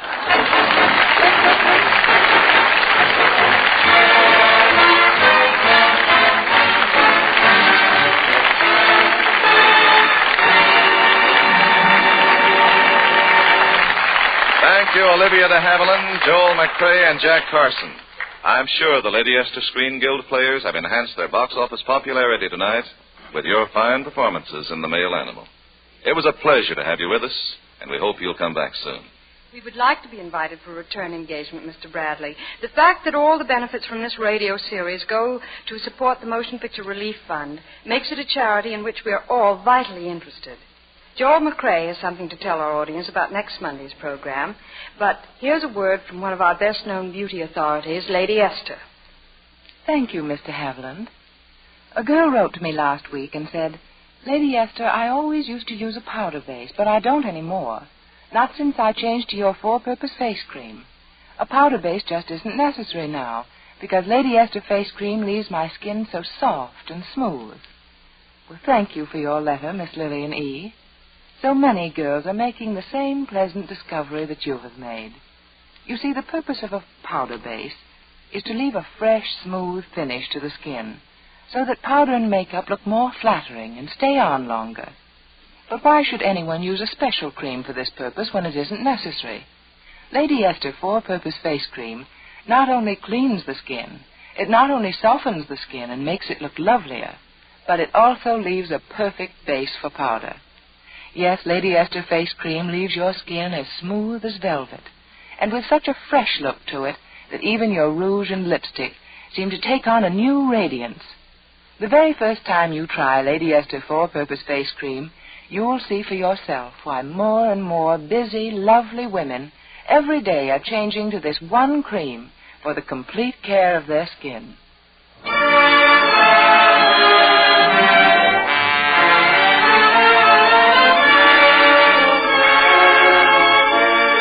Now, here is Joel McCrea.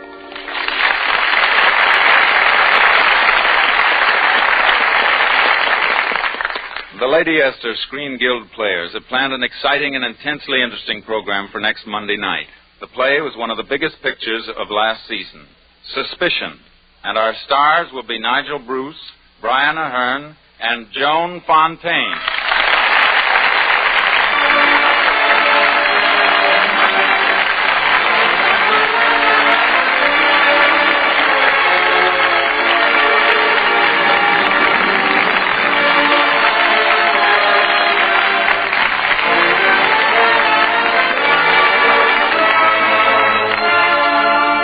Next week, our Lady Esther Screen Guild players will bring you Suspicion, starring Joan Fontaine, Brian Ahern, and Nigel Bruce.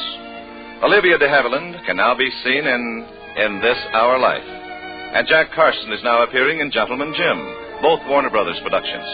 Joel McCrea can currently be seen in The Palm Beach Story, a Paramount picture. Music on tonight's show was arranged and conducted by Wilbur Hatch, and our story was adapted for radio by Bill Hampton. The Screen Guild Players are presented by Lady Esther. This is Truman Bradley saying thank you and good night. This is the Columbia Broadcasting System.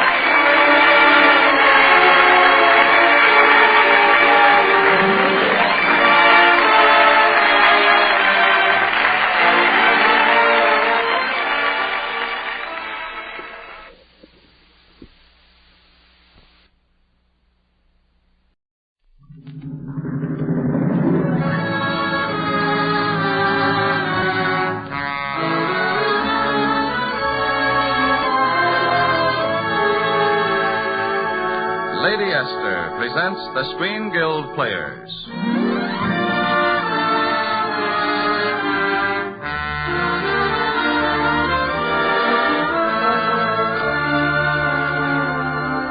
The Screen Guild play tonight, Remember the Day. The starring players... This is Olivia De Havilland. And this is Walter Pigeon.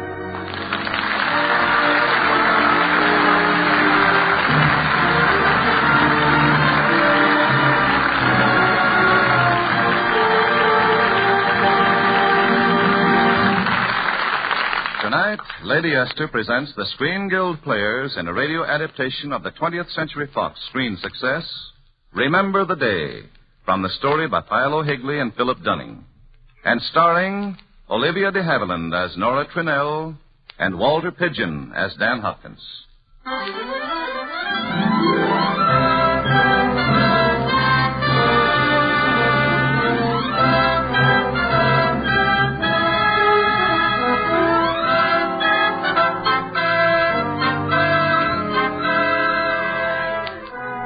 In the banquet room of Washington's Mayflower Hotel, political bigwigs are waiting for Dewey Roberts to speak, accepting his nomination as party candidate for the presidency of the United States. But while the politicians wait, Dewey Roberts sits in his hotel suite talking with an old friend, Nora Trinnell, who was his schoolteacher back home in Indiana.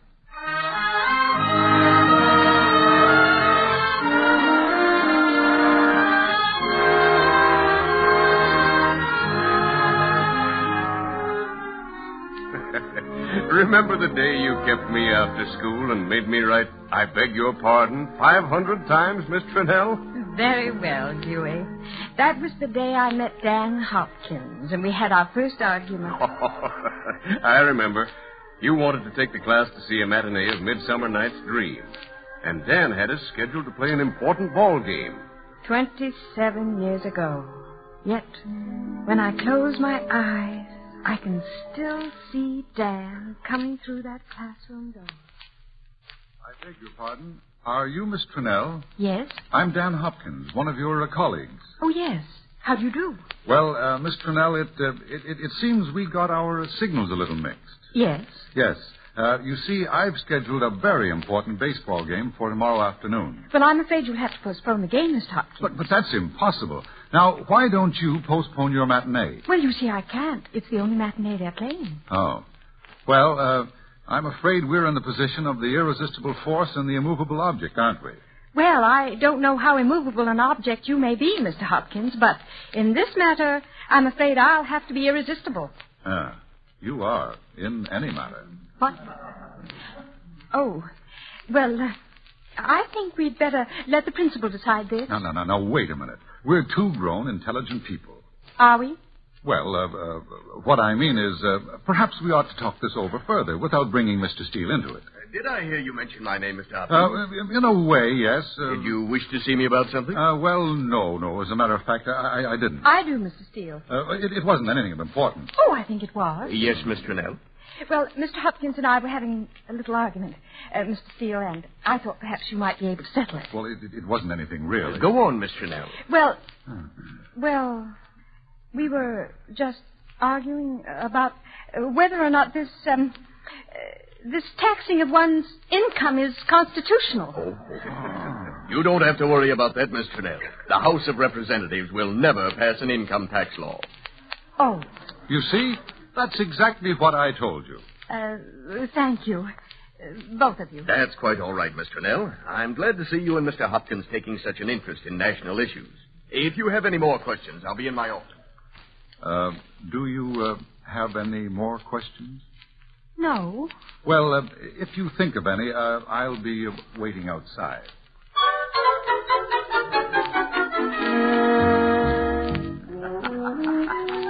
So instead of the class going to the matinee of Midsummer Night's Dream, we kids got to play our ball game. And I hurt my knee and was out of school for the rest of the term.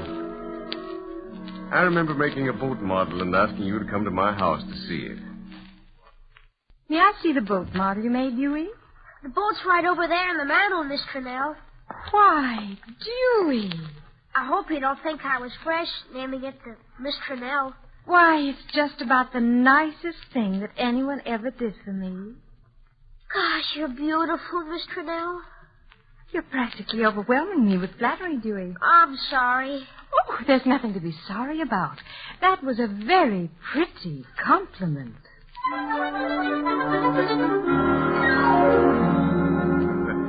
I certainly had a schoolboy crush on you, Miss Trinnell. Incidentally, I still have that boat model, the Miss Trinnell. And I still have the one you made for me, the Mabel. That was the one that got Dan and me into so much trouble. Oh, yes, I remember. Something happened during your summer vacation. Well, at that time, you were too young to understand what happened. Dan wanted me to spend my vacation at the same resort he was going to. But I was afraid someone might place the wrong construction on our spending the summer together. So I went with the other women teachers to what practically amounted to an old maid's home.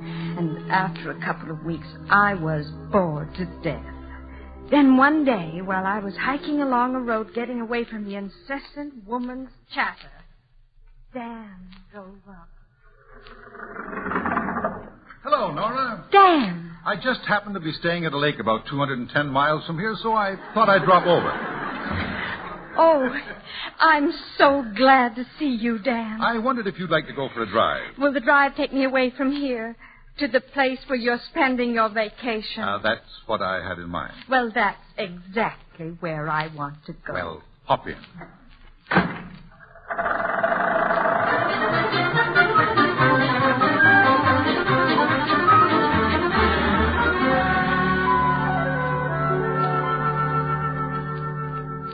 Prince Charming? Yes, Princess? How did you know I was waiting to be rescued? I'm psychic. I'm glad you brought me here. I suppose you know that I'm in love with you. Did you hear what I said? Mm-hmm. What did I say? You said, you were in love with me? Well, at least you were listening. Mm-hmm. What have you to say about it? Nothing. Except, oh, Dan, are you sure? Now, love isn't like a problem in arithmetic, darling. You can't prove it, and you're never sure of the answers. The lady at the hotel told me she'd like to see us married. Uh-huh. But her husband wouldn't. Why not? Well, he's a businessman. When we're married, we'll only rent one room instead of two. Oh. I think we'd better get back to the hotel. Uh-huh. I want to send a postcard to Dewey Roberts. Say, that's an idea. I think I'll send him one, too, and remind him that school begins again next week.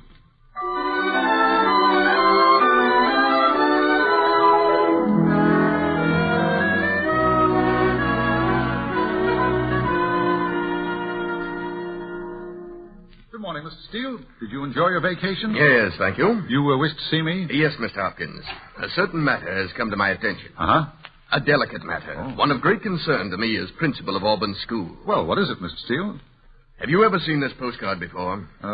Why, yes, I sent that to Dewey Roberts. It's a picture of the Mabel. In my 23 years as principal of Auburn Grammar School, there has never been a tinge of scandal to smirch my record. I'm afraid I don't follow you, Mr. Steele. I'm asking you to resign today. What? Now. And if you refuse, I shall arrange for your immediate dismissal. We'll nip this in the bud before it gets beyond control. Before what gets beyond control? You admit you sent that card? Certainly. What of it? Here's a card sent by Miss Trinnell. Sent from the same place at approximately the same time of the same day. Where did you get these cards, Mr. Steele? They fell into my hands quite by accident. Oh. Fortunately, no one else has seen them. But believe me, Mr. Hopkins, if the parents of the children of this school learned that you and Miss Trinnell had spent the entire summer together, they'd tar and feather you and run you out of town. Just what are you insinuating when you say spent the summer together? You're missing the point, Mr. Hopkins. I'm not attempting to judge your moral conduct. But like myself, you're a teacher. You're in public life, and you must set an example. and I must make an example of you. I see. Mr. Steele, there's no one to blame in this matter but myself. I deliberately went where Miss Trinnell was. Suppose I hand in my resignation. Wouldn't that be sufficient without causing her a lot of embarrassment? Why should she even have to know about it if, as you say, no one else knows but you? I think that could be arranged, Mr. Hopkins. Thank you, Mr. Steele.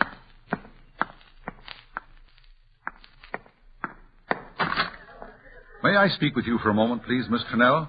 Certainly. Class, read pages 36 to 41, inclusive. What is it, dear? You're beautiful, Nora. You never looked so beautiful. Oh, Dan, did you call me out of class just to tell me? No, stand there. Stand there against the wall in case you faint. I have something exciting to tell you. Are you insane? Only about you. Nora, I'm going out to start conquering new worlds. You're talking as if you were out of your head. I'm happy, that's all. Come on, have you got the nerve? Got the nerve for what? To quit school and marry me right now. This minute. But, Dan, I'm teaching here. Resign. Oh, Dan, we're two responsible people. We just can't pass up duties and obligations because we want to. Well, I have. Oh, no, Dan. Oh, yes, Nora. Oh, Dan. We should have talked it over first. What did Mr. Steele say? Oh, he fussed and blustered around, but he finally saw it my way. Dan, there's something wrong. No, Nora, it's right. Absolutely right. Well, I guess you're right, too. It would be silly for both of us to pick up and leave at the same time at that. When are you leaving? Now. Now. Are you sure you're not keeping something from me, Dan? What could I possibly want to keep from you, darling? I don't know. It's just that I've never seen you quite like this before. I've never seen me like this either. But I'll be back soon, I hope. And I'll put rings on your fingers and bells on your toes. Oh, darling, I love you so. That's the way to talk. Now, don't come down to the door with me. Just stand there on the landing and let me fill my eyes with you, just as you are, Miss Trinnell. Smile. Just a little. There. I'll always remember you like that. Goodbye. Goodbye. Goodbye. Dan! Dan! I knew there was something wrong.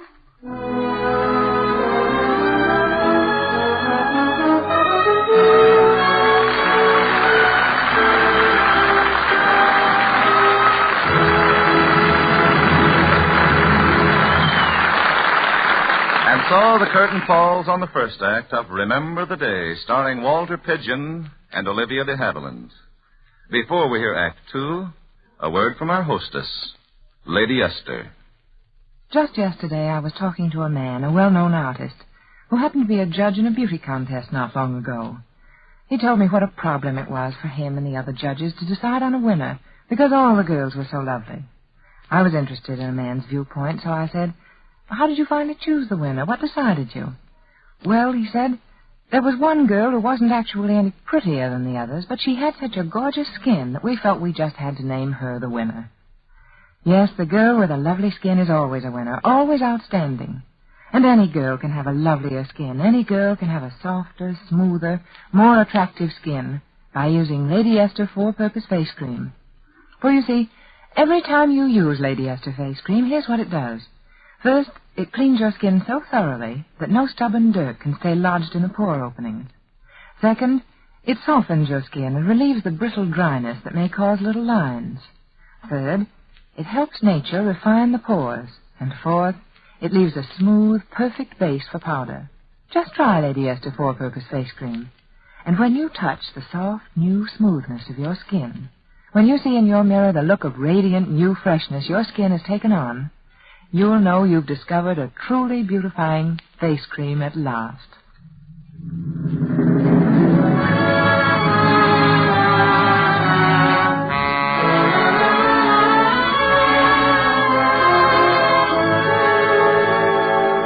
And now we raise the curtain on Act 2 of Remember the Day, starring Olivia De Havilland as Nora Trinnell and Walter Pidgeon as Dan Hopkins. In the banquet room, the politicians are still waiting for Dewey Roberts, while Dewey continues reminiscing with Nora Trinnell.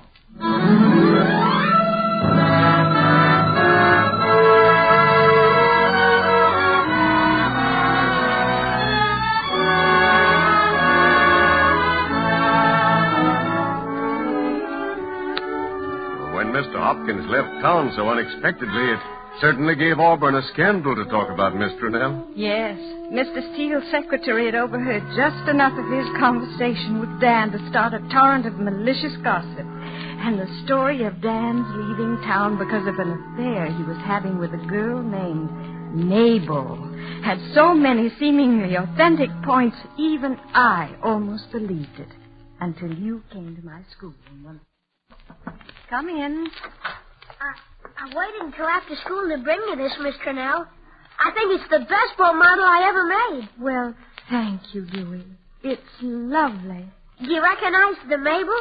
Mabel? Yeah. I copied it from the picture postcard you sent me.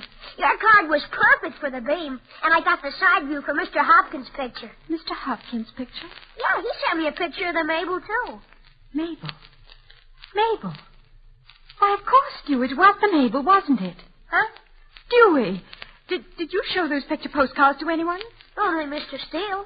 Only Mr. Steele. He has to borrow them. Oh, thank you, Dewey. You're a darling. I'll keep the Mabel always.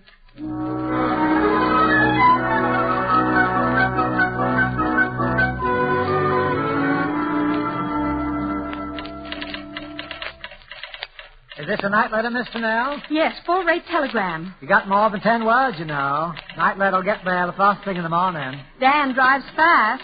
Mr. Stan Hopkins, Engineers Club, Chicago, Illinois. Dan, my darling, you are such a dear, gallant fool. I love you, I love you, I love you, I love you, Nora. You could cut out this last love you. You've already said it 3 times. Love Nora means the same thing as I love you, I love you, I love you, I love you. No, you send it just as it is, please. It's a secret code.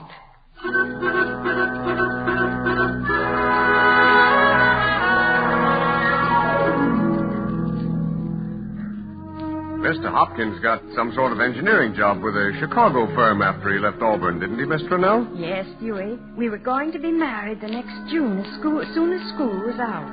Dan's company was sending him to Honduras, and the trip was going to be our honeymoon. But on the day before Christmas, 1916, Dan returned to Auburn unexpectedly as Lieutenant Hopkins of the Royal Canadian Engineers. What are you doing in that uniform, Dan? Well, I expect to do my bit. Oh, I knew something would happen. Everything was too perfect to last. Oh, darling, have a little confidence in me. Why, with me in this war, it'll be over in 6 months. It'll have to be. I have a very important date in June. Now, don't cry, darling. I won't. Look, I have 2 whole weeks before I have to report. 2 weeks? 2 whole weeks. Dan, will you marry me right now? Right away? Miss Trunell, this is so sudden. And for our honeymoon, we'll go to the same resort where we spend our vacation.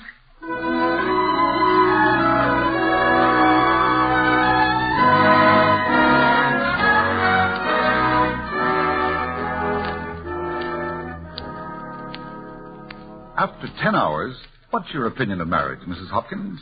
Well, I think that no family should be without one. Ah, a reactionary, eh?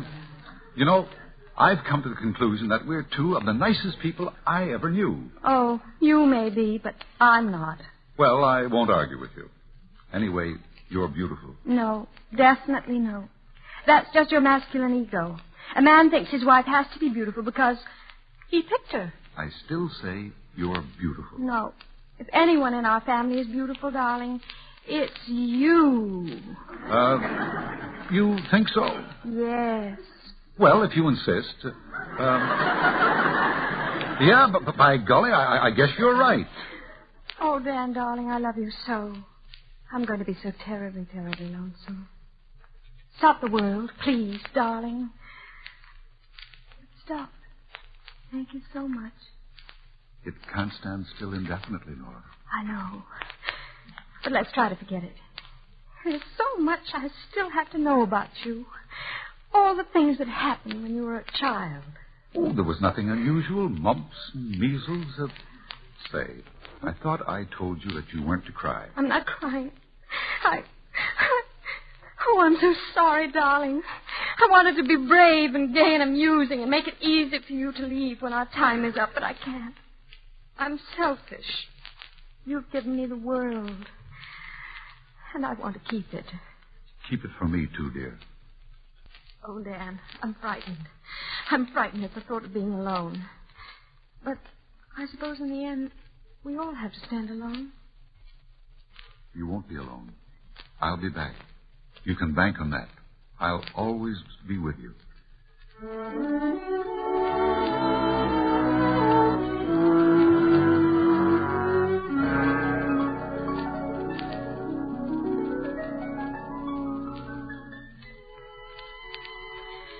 Those 2 weeks Dan and I had together were glorious, Dewey.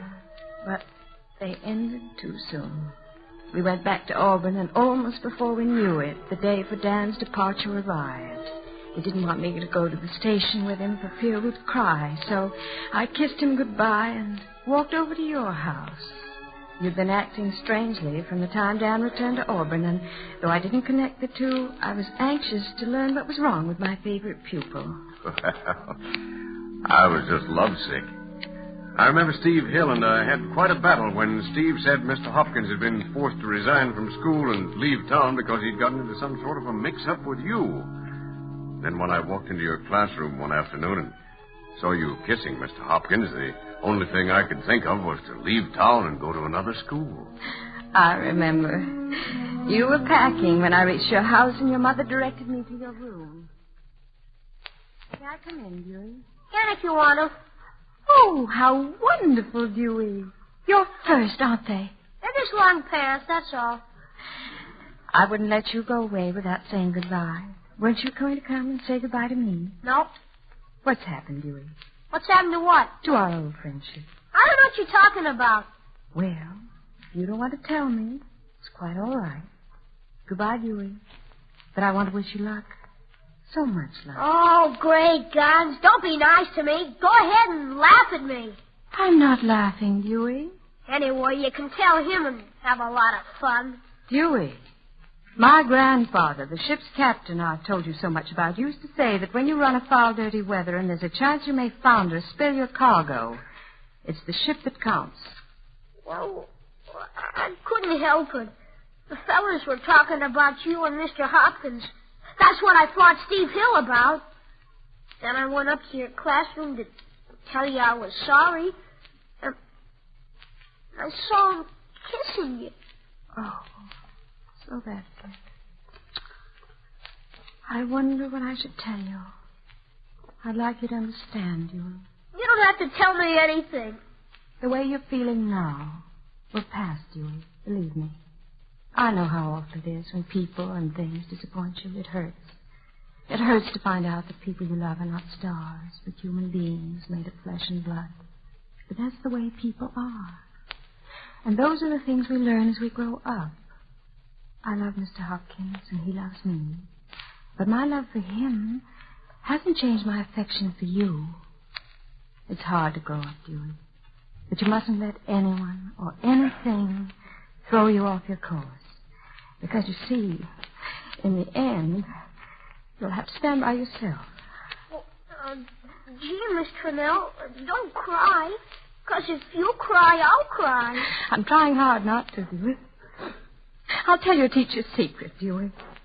Each year there's someone in the class who stands out, someone whom the teacher counts on and loves as though that child were her own. You're one of those few, Dewey. So you mustn't let me down, Dewey. Will you remember that? Yes'm. And you'll remember me, too. A little? Oh, of course, Miss Trinnell. Miss Trinnell, would you come to the station with me? Oh, no. No, I couldn't do that. Mr. Hopkins is leaving on that train. Oh, please.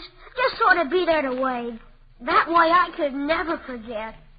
All right, Dewey. I'll be there.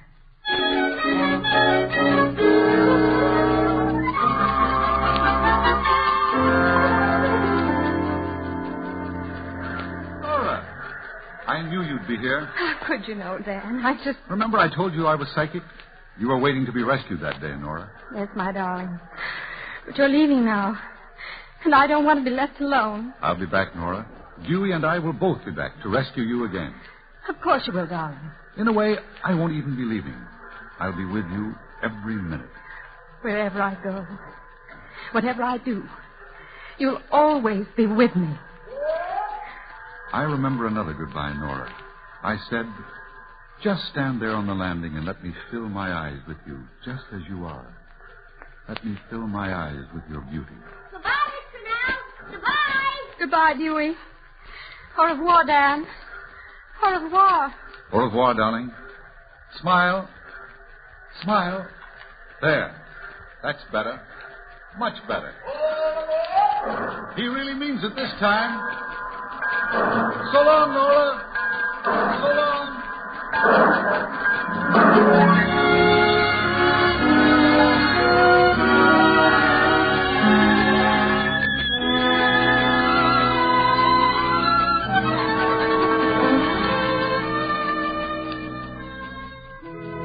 I'll never forget that, Miss Trunell. Boy, was I proud to be riding with Mr. Hopkins, because he was in uniform. By the way, what's Mr. Hopkins doing now? He didn't come back from France. Oh, I'm sorry. I didn't know. Well, does that mean you're alone now? Alone? Why, I'm never alone, Dewey. Wherever I go, whatever I do, I have a crowd of memories to keep me company. Why, I remember the day.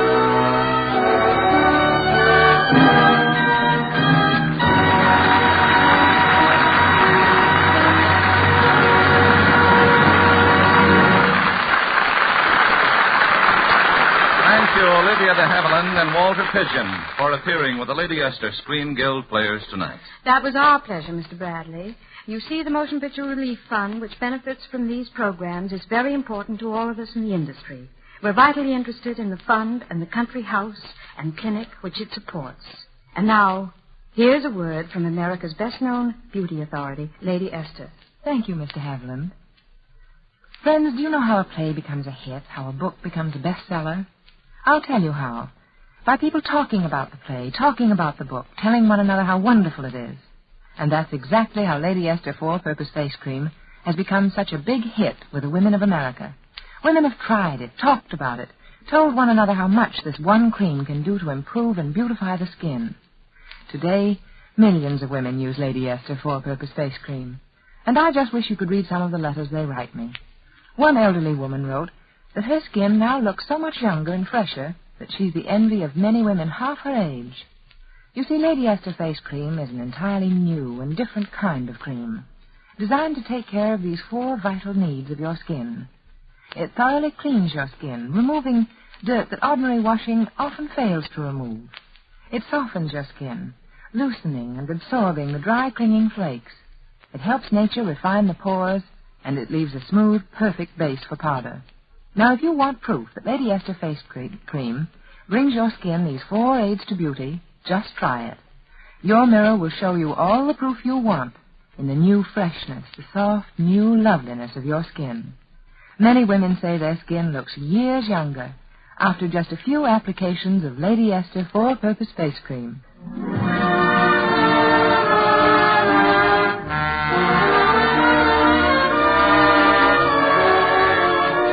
Next week, the Lady Esther Screen Guild players will present Immortal Sergeant.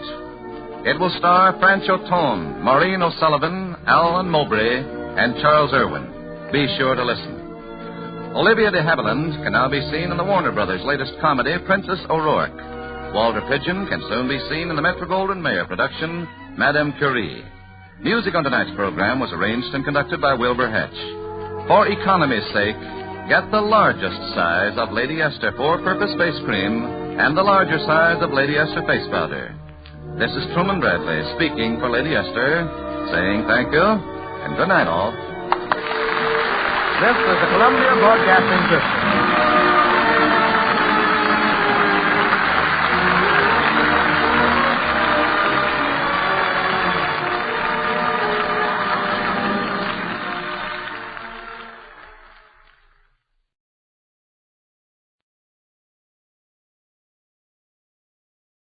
Lux presents Hollywood. The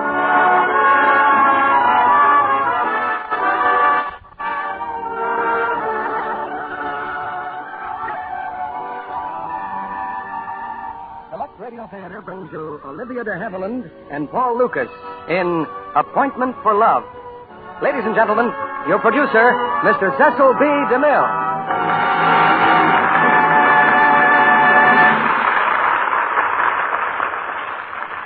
Greetings from Hollywood, ladies and gentlemen.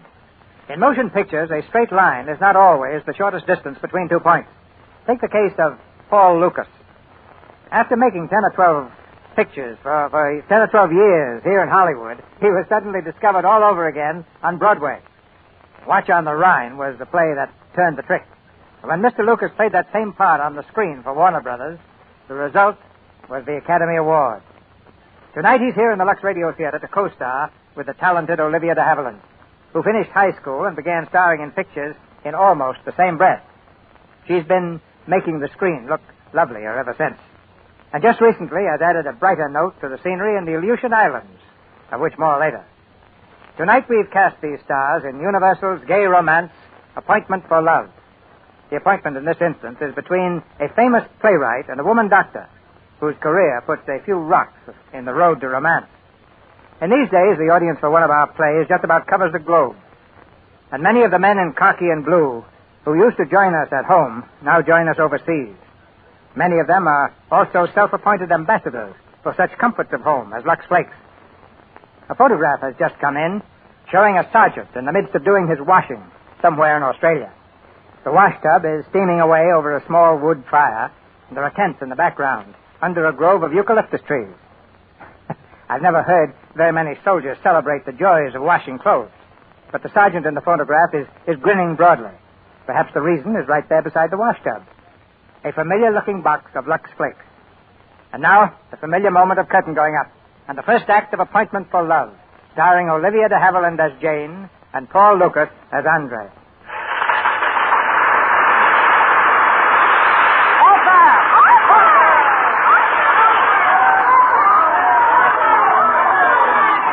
The curtain has fallen in the Hyperion Theater. The exit march is playing, but the audience will not leave. On their feet, crowded in the aisles, New York's first nighters are clamoring for the author, Andre Castillo. But one of the first nighters is not taking part in the demonstration. That young lady there in the second row. Through all the noise and confusion, she remains strangely calm. As a matter of fact, she's fast asleep. She's still dozing peacefully when Mr. Castillo makes his entrance on the stage and holds up his hands for silence. Thank you. Ladies and gentlemen, I hope that you don't expect me to say anything or do anything very clever. An author's position in playmaking is... Oh, Hastings, see if there's a doctor in the house. That girl in the second row has fainted. Excuse me, please. Just let me through, please. I'll take care of her. Is the young lady with you, madam? No, she isn't. She seems to be all alone. Oh, please, she needs air. Stand back, please. Is there a doctor in the house? Oh, did somebody call a doctor? Don't worry now, young lady. You are going to be all right. Oh, but you see... Is this your purse? I'll take it now. Just relax. What are you doing? I'm going to carry you. Up you go now. You'll feel better outside. Oh, thank you. Well, maybe I will. Boy, have you found the doctor yet? Yes, sir. The box office says it's a Dr. Alexander in seat 108. Dr. Alexander! Wait, please. I'm Dr. Alexander. You? You are who? I'm Dr. Alexander. So you can put me down, please. Now, don't be silly. You are ill. You fainted. Now, don't you be silly. I never fainted in my life. But I saw you faint. No, you saw me sleeping. Sleeping? I couldn't keep my eyes open, and I couldn't get out. And when you picked me up, I didn't want to make a scene. Oh, so you fell asleep at my play. I'm afraid I did. Do you mind? My play is no good, Terrible. Now, will you put me down? Gladly, and good night. Good night. Ladies and gentlemen, I want to thank you for liking my play so much. But I must confess that the young lady who fainted did not faint. She was asleep.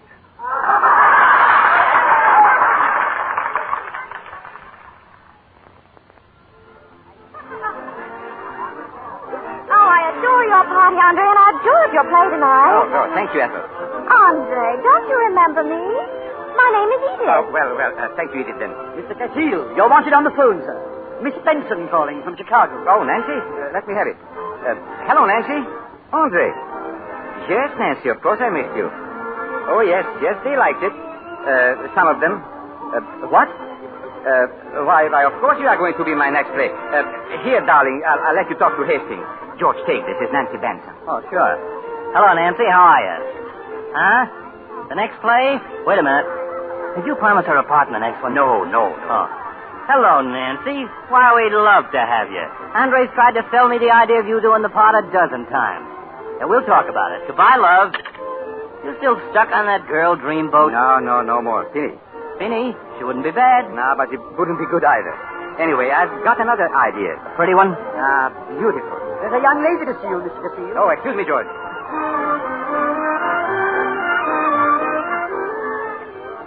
Good evening. Oh, hello. Hello. I'm sorry. I didn't mean to interrupt your party, but you picked up my purse and my keys were in it. Hello, Castillo. Beautiful play. Beautiful. What a wonderful review. Great praise. I hate to disagree with such a fine critic, but you've been taken in again, old man. The best play you've ever written, Andre. Perhaps, but it's still not very good.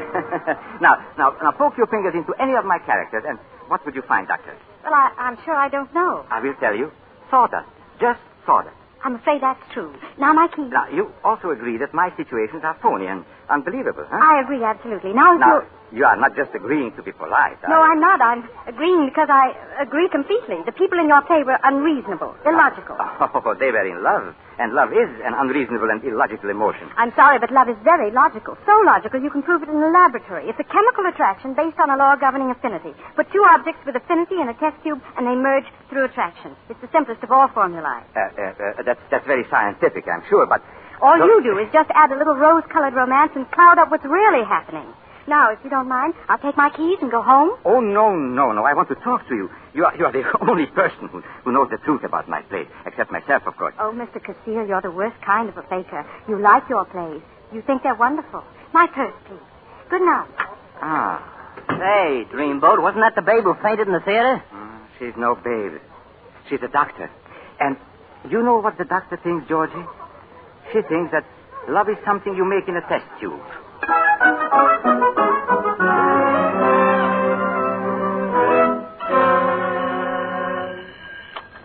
Dr. Alexander's office. No, Dr. Gunther, she isn't here just now. Yes, sir, I'll tell her. Morning, Nora. Oh, Dr. Alexander, Dr. Gunther just called.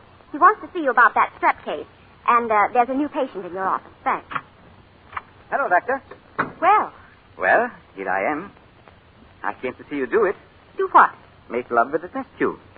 You know, you said you put in two people and... Mr. Castillo, I'm very busy, and we're not allowed to have social calls here at the hospital. Oh, this is not a social call, Dr. Alexander.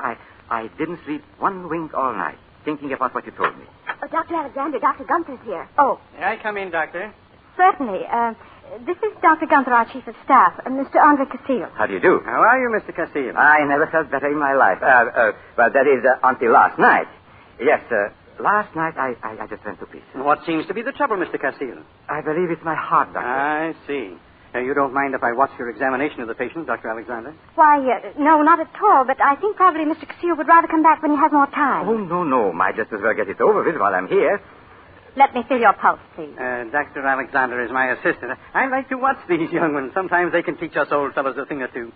You say you're having a little trouble with your heart, eh? Yes, Doctor. I think probably it's occupational disease. He probably overworks it. I've seen many of your plays, Mr. Castillo. Very interesting. Oh, thank you, sir. Will you take off your coat, please? Oh, yes, my coat. And open your shirt. Shirt? What for? I want to listen to your heart. Oh, I'm sure I'm going to feel much better, Doctor. No talking, please. Oh, I'm sorry. Stethoscope, nurse. Yes, doctor. Quiet now. Certainly. Oh, it's so cold. Please, no talking. Very unusual. Really? What does it sound like? Well, I'd say offhand it's... Oh, really? I'm afraid so. Did you hear anything good? Do you drink very much, Mr. Castillo? Oh, no. A little wine. Sometimes a little brandy and a little whiskey. Dr. Alexander may have to stop all that. Dr. Alexander certainly will. Oh, how much sleep do you average, Mr. Castillo? Now, not very much at night, but quite a bit in the morning. Early evening hours are the best, aren't they, Dr. Gunther? They certainly are. Now, Mr. Castillo, will you jump up and down on one foot, please? Certainly. I really think it's better. It's a matter of fatigue, Dr. Gunther. Too much work? Too much play. All right, you can stop that now. I want to listen again. Now, this part I like very much. No talking, please. Oh, I'm sorry. Yes. Mr. Castillo, I would suggest that for the time being you give up liquor, not play so hard, and get more sleep. Later on, if it seems necessary, we'll have a thorough examination. Oh, why not do it now, Doctor? If the patient is ready, I'm sure it would be better to do it all at once. Thank you, Dr. Gunther. You don't know how helpful you've been. Will you step this way, please? Of course. And I'll look at all your reports, Mr. Cassie. Thank you. I'll drop by later, Dr. Alexander. Very well, Doctor. I guess you're stuck with him, Doctor. We'll see who gets stuck. Give him the works. Everything. We'll start off by taking some blood from his arm for the lab. Yes, Doctor. Hand me a needle, please. I'm waiting, Dr. Alexander. I'm coming. Needle, Doctor. Thanks. All right, now, Mr. Castillo, your arm, please. Just hold it still. Now, look, before we start, what about dinner tonight? Steady, Mr. Castillo. But what about... Oh!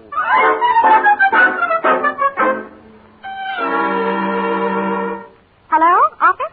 This is Dr. Alexander calling. I have a patient who's been coming to my office every day for 2 weeks. His name is Castillo. Well, he's not to be allowed to come to my office again. He's cured. Yes. And if he insists, will you please have him shown to psychiatry? Thank you.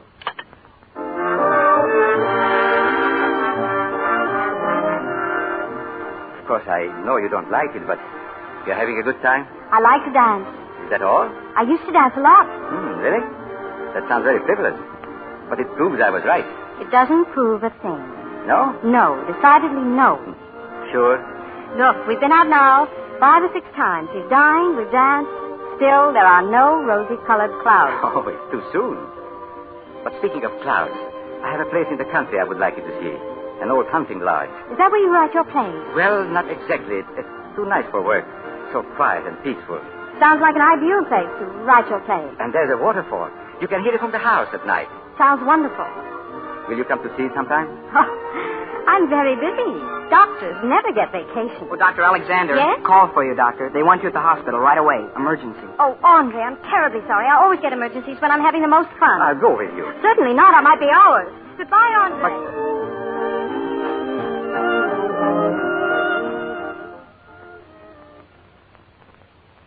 All right now, Nora. If you want me again tonight... Don't worry, we won't.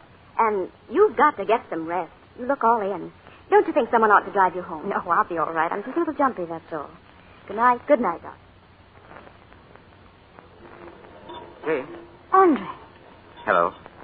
How did you know I wanted to see you waiting out here? You said you would work very late.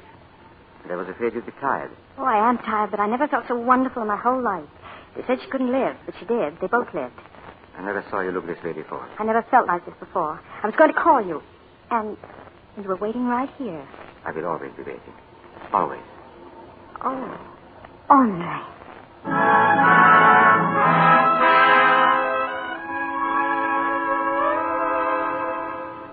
You know, I'm kind of surprised at myself. You don't mind my saying that. This is something I never thought I'd do, ever. I'm very happy that you changed your mind. Darling, I'm not being silly about it, am I? Oh, you are being very sweet. We'll be all alone at my hunting lodge. Nobody will even know we're there, will they? Nobody but the people who take care of the place. And you don't have to worry about them. I still can't believe it. Mrs. Andre Castillo. Oh, Andre, it sounds beautiful.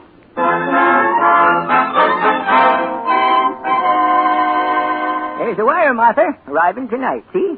You think I'd get to make up 2 rooms? No, Martha. He says he's bringing his bride up here. Well, it's about time Mr. Castillo settled down. Well, I don't know. We had a lot of fun. Remember the time 3 girls showed up at once? We certainly played hide and seek that weekend.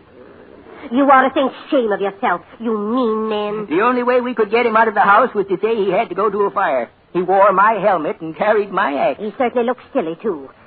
I wonder which one of them he married. Well, you know, I think I'd fancy the Benson girl. Yes, the Benson girl, that's the one. That is, if it was me that was doing it. There they are.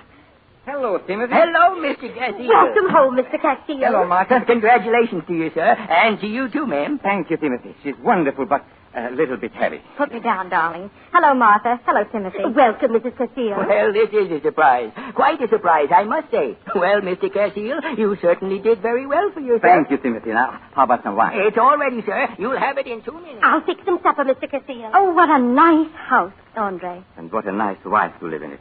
My wife. That sounds kind of new, but I suppose I'll get used to it. My wife.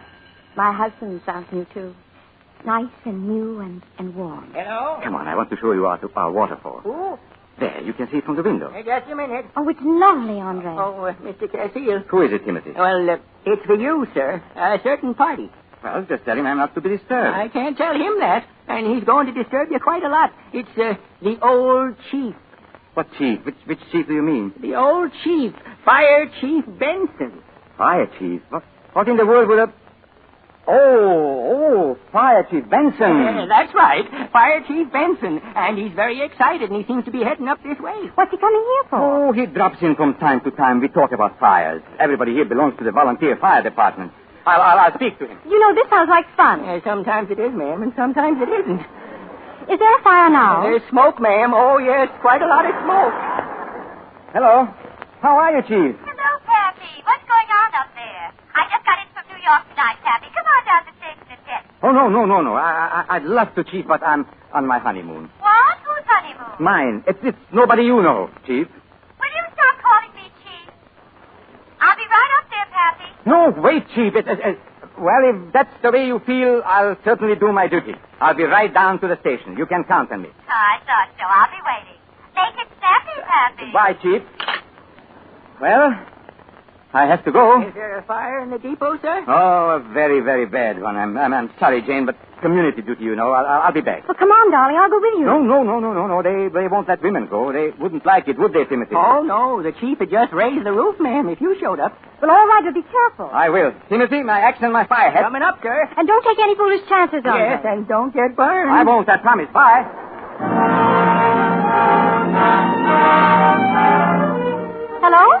Hello, operator. Will you get me the depot, please? Thank you. Hello, depot? How's the fire going? The fire? Why, of course there's a fire. Oh, there isn't? Well, is Mr. Castile there? He is. Talking to a young lady. Well, thank you. Good night.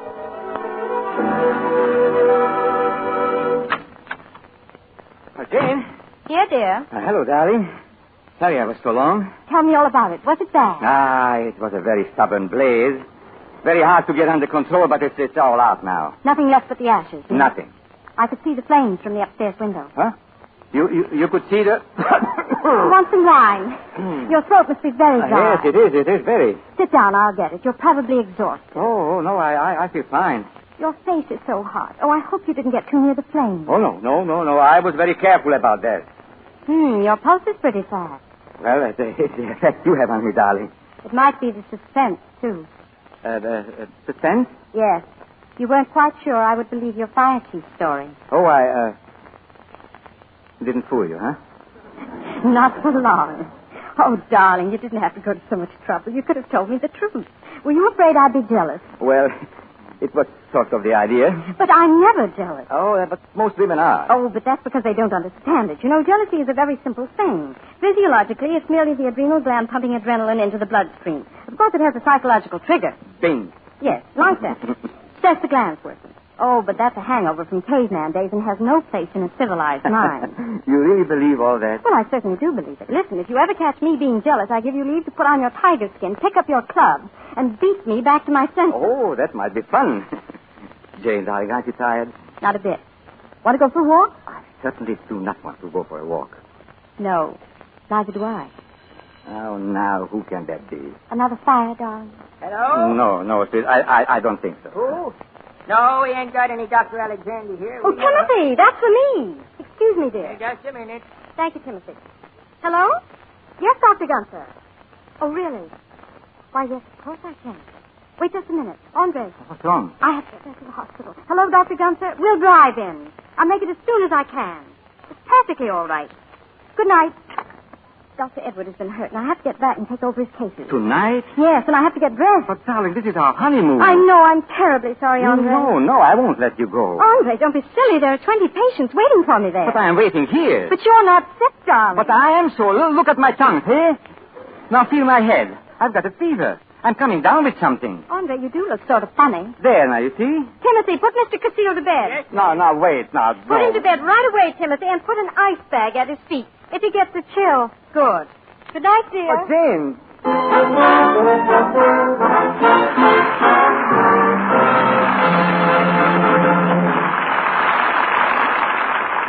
In a moment, Mr. DeMille presents Paul Lucas and Olivia De Havilland in Act Two of Appointment for Love. But now, here's a musical fairy tale. The scene is the bedroom of Susie the Spendthrift, getting ready for a very special date. She's looking through her clothes closet and... Maybe my blue one. Dick likes blue. Oh, dear, it looks awful. How about the green? Gosh, it's all tired out. Maybe the red. No, maybe the gold. Goodness, no. And then... the dresses stepped right out of the closet, and one of them said... Susie, don't you know how to keep dresses looking like new?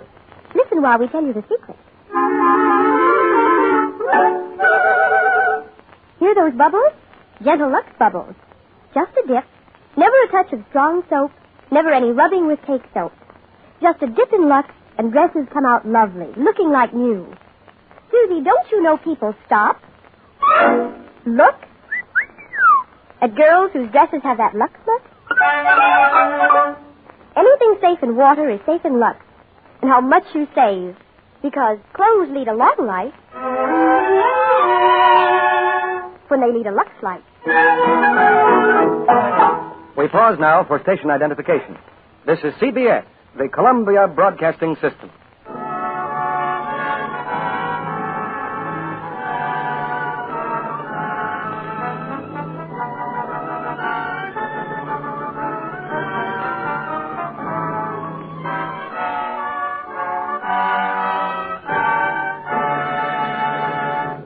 Act Two of Appointment for Love, starring Olivia De Havilland as Jane and Paul Lucas as Andre.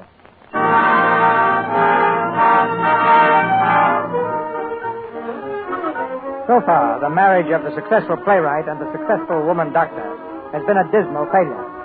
The first 2 days of Jane's honeymoon have been spent at the hospital, working day and night. Now Andre has returned to his apartment in New York, only to find that his bride has taken a separate apartment in the same building. This is ridiculous. What's wrong with this place? Nothing. It's large. I like it. It's where I live. If you don't like it, I'll get another one. But, darling, that's not the idea. You've got to be reasonable. I want to be reasonable, but there is no reason in the world for me to live on the 17th floor and my wife to live on the 22nd. There are many reasons. I don't want to hear any of them. All right, if you don't want to listen to me, I'll just go upstairs. But who ever heard of a bird building 2 nests? In this case, it happens to be very necessary. I'm sorry, I don't see any necessity at all. We can talk it over when you're a little calmer. Ring for the elevator, please. I want to talk it over right now. Darling, I don't want to upset you. I'm not upset. I just don't understand this kind of a joke. It's not a joke. Going up. 22, please. Now, listen, Jane. Andre, please don't be difficult about something that's very sensible and very sound. Sensible. When we were married, you knew that I was a doctor and that I was going on with my work. Yes, but I didn't know that I would have to make an appointment every time I wanted to see you. Please, let me finish. All right, go ahead. Now, I have to be at the hospital at all hours. Sometimes I come in so tired I don't want to see anybody. Sometimes I get called at 4 o'clock in the morning. Sometimes I work all night and sleep all day. Now, really, you couldn't possibly fit your life into that crazy kind of routine. I only know one thing. 22, madam. Thank you. I only know that when a man marries a woman, it's because he wants to be married to her. But you will be married to me, and I'll be married to you. The only difference is that I'll be free to do my work, and you'll be free to do your work. Now, really, isn't that a very sensible plan? No. Why? No. Why isn't it sensible? Because it's like that test tube idea of yours. It figures out everything but human relationships. Andre, look. The most important thing is for our marriage to last. You think so? Yes. Well, I think the most important thing is for our marriage to begin. And it will not begin until you come home. And home is where the husband lives. That's the law. The law? Really, that's very funny. I don't think so. I refuse to argue about it in the hall. Do you want to come inside? No, I don't. Very well. Good night, Andre. Good night. Going down? 17. 17. You want I should wait for the lady? No, 17.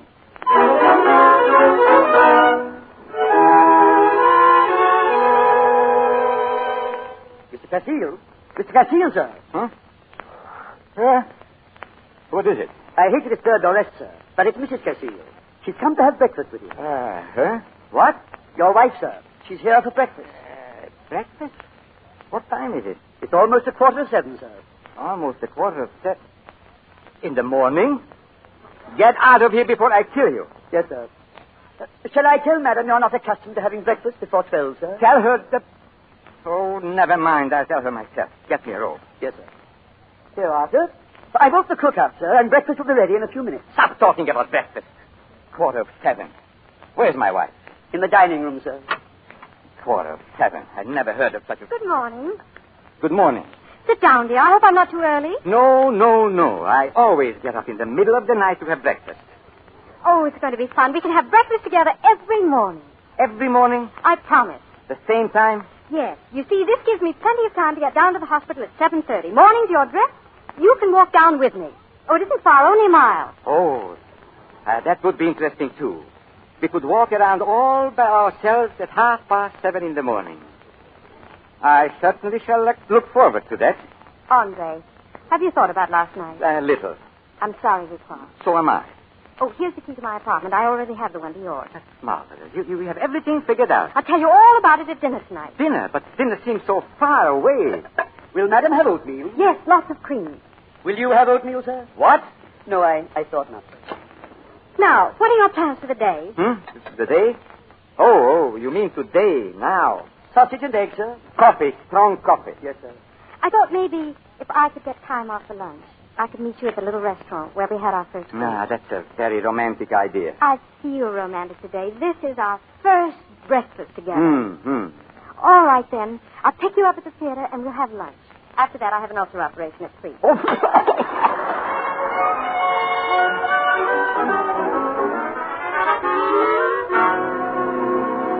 Come on, George. Come on. Wake up. Get up. What's the matter? Wake up, George. I want to talk to you. Oh, I'm dreaming. No, you are not dreaming. I had to talk to someone, and nobody I know is up yet. What time is it? 8 o'clock in the morning. 8 o'clock. Hey, I thought you were on a honeymoon. That's what I thought. George, I married a monster. What? I married a monster. This had better be good. It's very bad. My wife eats breakfast at 7 in the morning, then walks to work 1 mile. If I am dressed, she's going to let me walk with her. Now, what can I do? Shoot her. Oh, but I love her. Then shoot yourself. Now, George, please be serious. At 8 o'clock in the morning? And not only that. She has her own apartment 5 floors up. Say that again, slowly. She lives on the 22nd floor, and I live on the 17th floor. And she won't come down. She won't? No, and I won't go up. What do you want me to do? You don't need a producer. You need a lawyer. No. It's just some silly idea that she has about marriage. 2 people have to be 2 people. She has her work. Can't she work and be married, too? Yes, but she wants her own apartment. Oh, I get it. You live your life and I live mine. Well, go ahead and live your life. She'll get so jealous she'll turn into a human fly and crawl down the outside of the building. No, she doesn't believe in jealousy. Gotta believe in something. Look here. Act 1, wife won't play house. Act 2, husband makes wife jealous. Act 3, they wind up in each other's arms, curtain falls. Dreamboat is a cinch, it's surefire. Now, just go back to sleep, George. Thank you.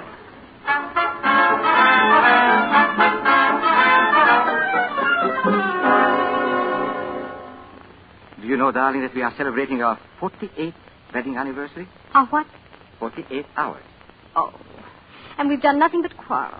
Nothing? Coffee, sir? Yes, please. Jane, I've been thinking a lot about it since breakfast. So have I.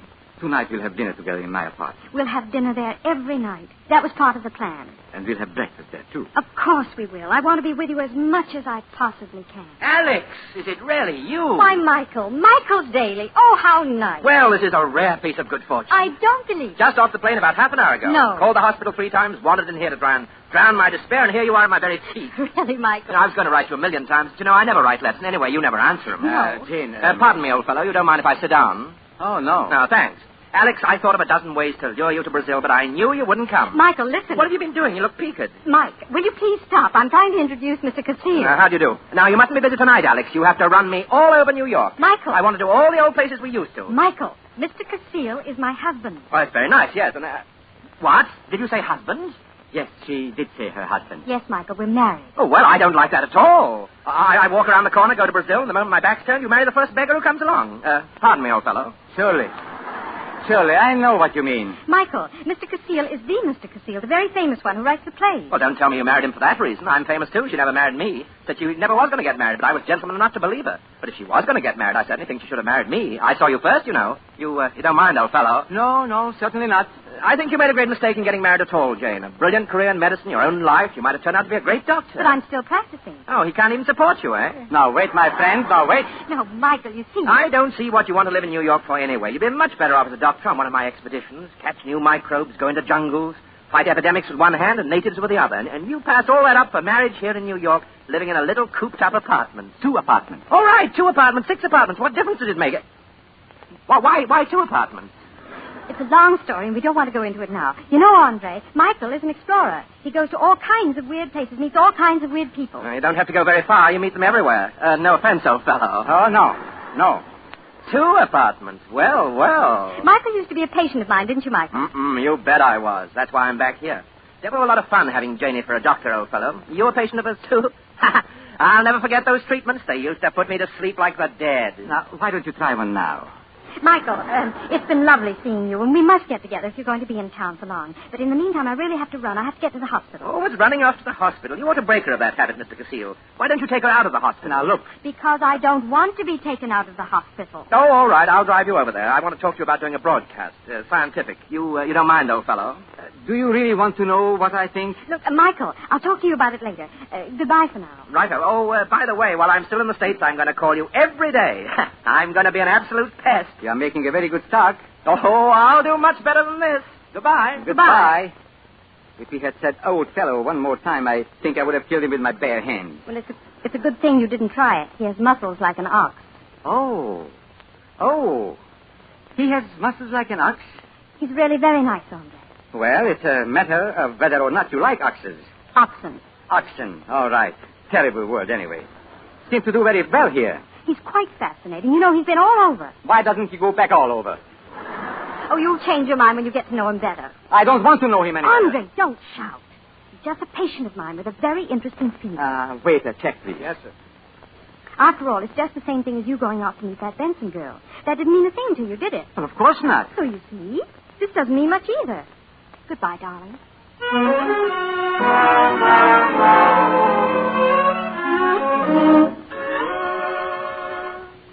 What time is it, lady? It's just 9:30, sir. What time did Mrs. Cassil say she'd be here? Around about 9:30, sir. She can get away from the hospital. 9:30. Good.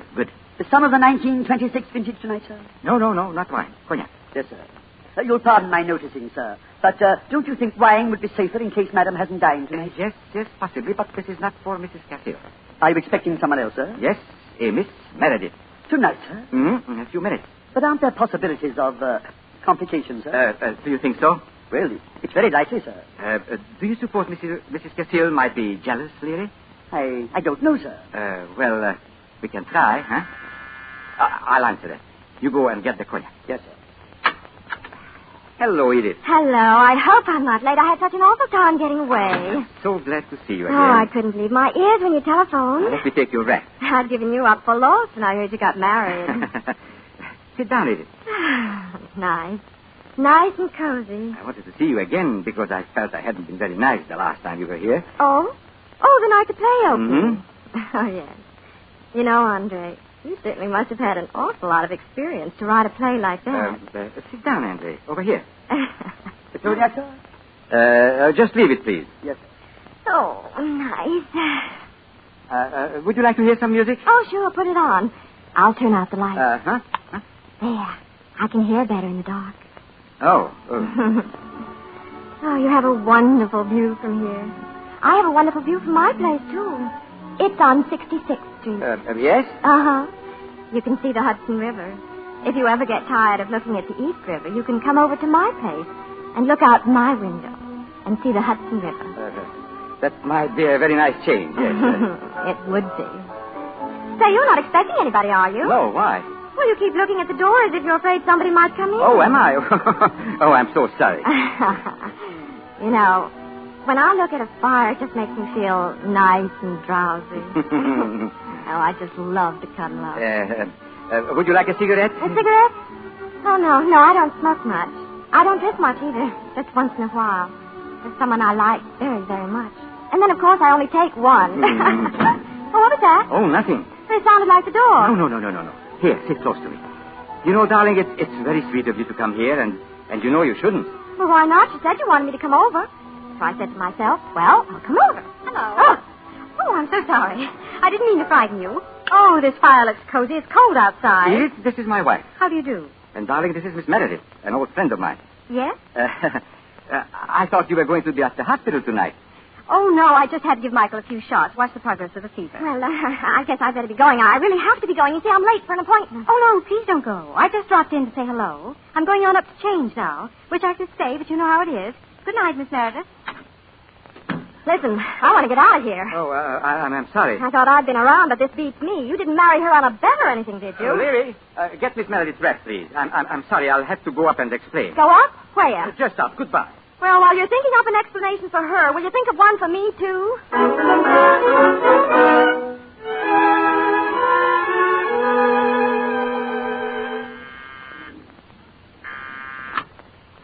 Andre, come in, dear. Jane, I want to tell you something. Don't bother, darling. I understand. You were just rehearsing a scene in your new play. No, Fever. Miss Meredith is not an actress. Oh, really? She's so lovely. She ought to be very good on the stage. Oh, you think she's attractive? Oh, yes, very. Of course, I haven't known her very long, but... Oh, hello. How about a little three-handed game of gin rummy? What? What is he doing here? I'm keeping Michael here under observation, waiting for his fever to break. Getting better, too. Oh, I feel fine. If this man is sick, why isn't he at the hospital? Not until the serum works. He has to stay up and do all the things he does normally. Otherwise, we wouldn't be able to judge how effective the treatment is. I don't like his being here. Why not? He's a friend of mine. Look, I don't object to your having your friends like Miss Meredith, do I? Yes, I know you don't, and that's just the trouble with you. Besides, it's entirely different. Miss Meredith doesn't have a fever. That's what you think. Where are you going? To fill a prescription for him. Me, old man? Yes, you, old man. Apples. A barrel of apples. Goodbye.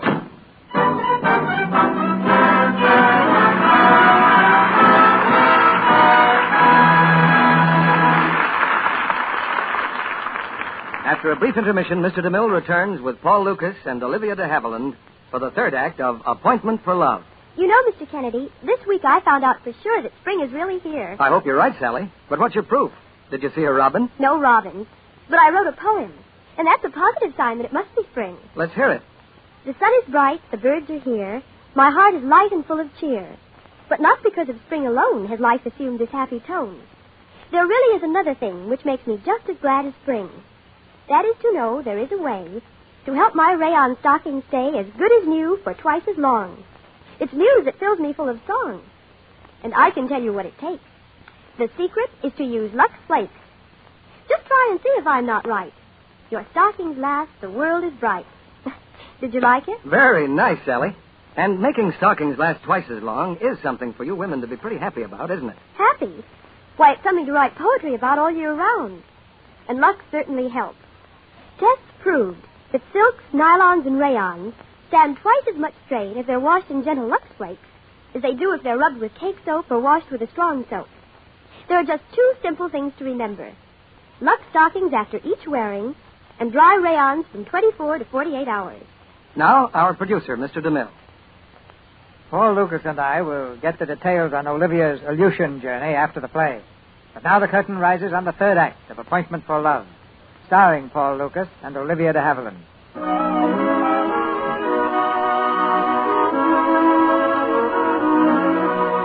Mr. and Mrs. Andre Castile, their differences patched up, have at last made a definite appointment to meet at home. But home has a different meaning for each of them. That evening, when Mr. Castile steps into the elevator, the boy says, 17, Mr. Castile? No, 22. And a few minutes later, when Mrs. Castile arrives, looking breathlessly happy, 22, Mrs. Castile? No, 17, please. After waiting until 2 o'clock in the morning in his bride's apartment, Mr. Andre Castile is good and mad. Hello. This is the Henley Medical Center. Well, I want to speak to Dr. Alexander. What? She checked out? At what time? 10:30. I see. Thank you.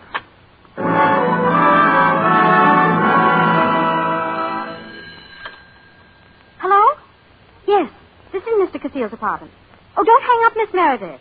Tell me, were you expecting a call from Mr. Castile? Oh, you didn't know, but you hoped. Is that it? Well, don't worry, Miss Meredith. It happens to the best of us. You see, I've been stood up, too. Good night.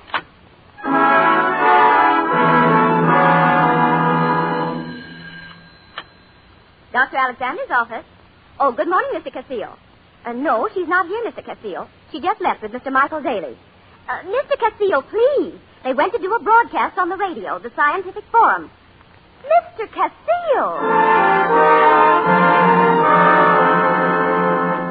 I'm sorry, sir, but Studio B is on the air. You can't go in now, sir. Listen, is that the Scientific Forum in there? Yes, sir, but you... Then get out of my way. Please, sir. Quiet. And now we're ready for questions from the audience.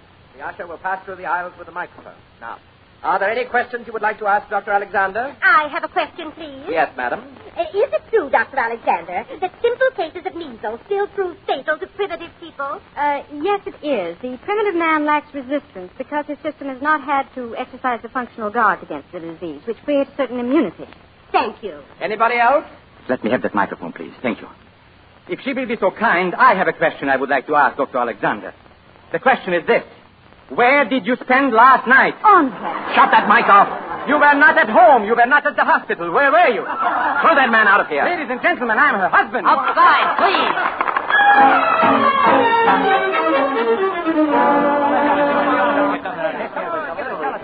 What do you say, Dr. Alexander? Can you give us a statement? Sit down, boys. Hello, Pete. I haven't seen you since I was at Bellevue. That's right, Doc. Sure been getting famous since then. Mind if we get a few pictures? No, not at all. Help yourselves. Suppose you know why we're here, Doc. I can't imagine. Like the rest of the nation, we want to know the answer to that burning question. What question is that, Pete? Well, your husband and about 100 million others would like to know where you spent last night. Oh. Well, all right, boys. I'll tell you. I spent last night in the apartment of one of the most charming and romantic men in all New York. You, wouldn't want to give us his name, would you, Doc? Gentlemen, you think I'm a cad? Piper, pretty doctor, tell us all. Hey, Ron, domestic fight on radio. Where were you last night? Where were you last night? Where were you last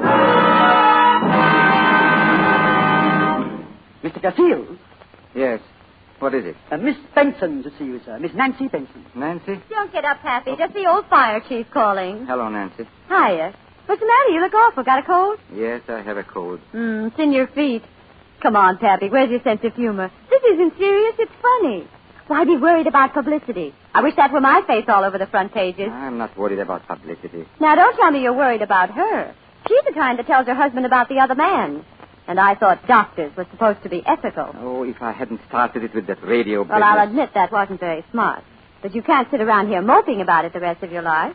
Leary, get Mr. Castillo's hat. No, Nancy. Now, look. You write plays. You get your people into all sorts of jams, and you get them out very convincingly. But the first little thing that happens to you personally, you act like a schoolboy caught throwing kisses to his teacher. Come on, Pappy. You're getting out of this joint right now. Maybe you're right. You can get my hat, Leary. Yes, sir. You're a good guy, Nancy. Will you be dining at home tonight, sir? I suppose so. He's dining all right with me and about 85 other people. Oh, a party? But a good one. Oh, you think a party is a good idea? You bet I do. And now, for Pete's sake, stop playing Hamlet. Your hat, sir? Thank you, Larry. Oh, I suppose you read that she's going on some sort of an expedition to Mexico and getting a divorce on the side. Yes, I read it. I knew this thing couldn't last. You didn't have anything in common. And besides, Pappy, I never did think you were the marrying kind. That's the trouble. I am.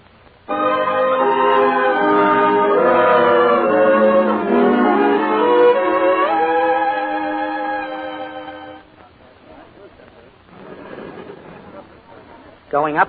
Oh, good evening, Doctor. Hello, Gus. Nice night. Is it? Yeah, 17, Doctor? No, 22. Oh, I'm sorry. I thought you swapped apartments with Mr. Castillo. Because of on account of the night when you stayed in 17A all night. You haven't told that to anyone else, I hope. Oh, no, ma'am. I never interfere in the private affairs of the tenants. That's a rule. Well, that's a good rule to keep. Yes, ma'am. But you see, you stayed down there all night, and he stayed up here. Who stayed up here? Mr. Castillo. He came in with a big box of flowers. So I said 17, and he said, no, 22. You know, the next day, the janitor told me he found all those flowers out on the sidewalk. Are you sure of what you're saying? Oh, yes, ma'am. But I better shut up before I interfere in the private affairs of the tenants. Gus, let me off at 17.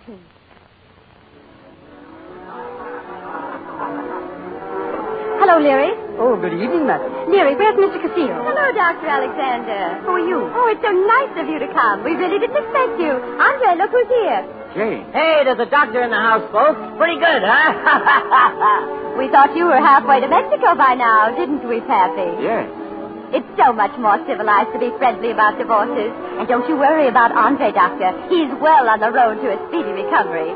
Aren't you, Pappy? Will you kindly take your hands off my husband and stop calling him Pappy? Oh, now, honey, don't start getting jealous. Get your hands off. Oh! And I'm not going to get a divorce. Jane, what is this? Come with me, Pappy. I've got to speak to you.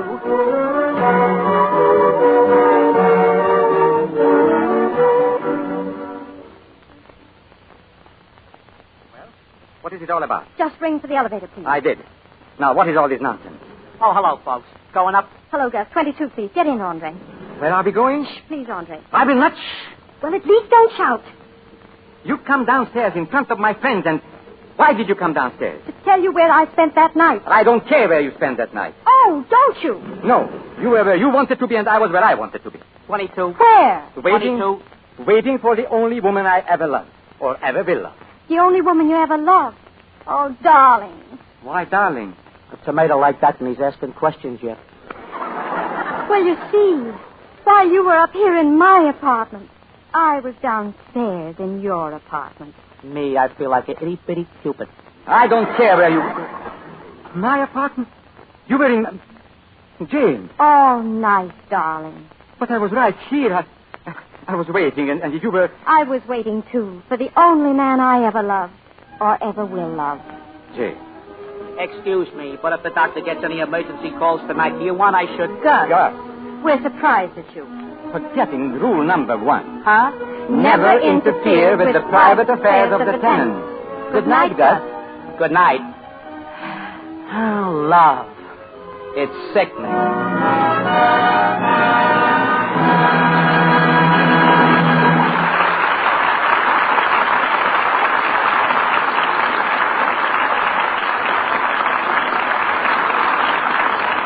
Our stars will return for a curtain call in just a moment. Reports from our far-flung battlefronts are encouraging, but the war is far from over. The toughest part of the job still remains to be done. We still need to produce more and more war materials, and need used fats from American kitchens to do it. Used fats go into the manufacture of munitions, medicines, synthetic rubber, nylon for parachutes, paints, varnishes, plastics, and a long list of other vital war and peacetime products. But now that I don't have to give points for lard or salad oil or vegetable shortening, I thought that meant there's plenty of fat. There are more of the kinds of fats we can eat, yes, but not enough of the kind needed by industry.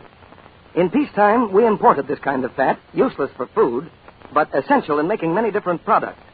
Now, some of these sources of supply are cut off by the war. We must depend on used fats from your kitchen to make up the difference, or dip into our edible fat supply. So, to help the war and to conserve the fats we need for food, keep on turning in every bit of used fat. Do we still get ration points for used fat? Yes, indeed. 2 red points, as well as 4 cents for every pound of used fat you turn in to your butcher. Use all the unrationed fats you need in cooking, but when you have finished with them, save every drop for your butcher. Turn in at least 1 tin of used fat a month to help our fighting men get the materials and medicines they need. Now, here's Mr. DeMille with our star. It's time now for that tradition of the theater that always follows a delightful performance, the curtain call. And here are Olivia De Havilland and Paul Lucas. Thank you, Stevie. It's a pleasure to be back. It was 2 years ago, Paul, almost exactly, that you gave me one of the most enjoyable evenings I ever spent in a theater, seeing Watch on the Rhine. Thank you very much. That did turn out rather lucky for me. Well, you got the Academy Award for playing the same part in pictures. It's just possible it may have been more than luck. I think Paul is modest by nature. He won't admit, for instance, that he's the best tennis player in Hollywood.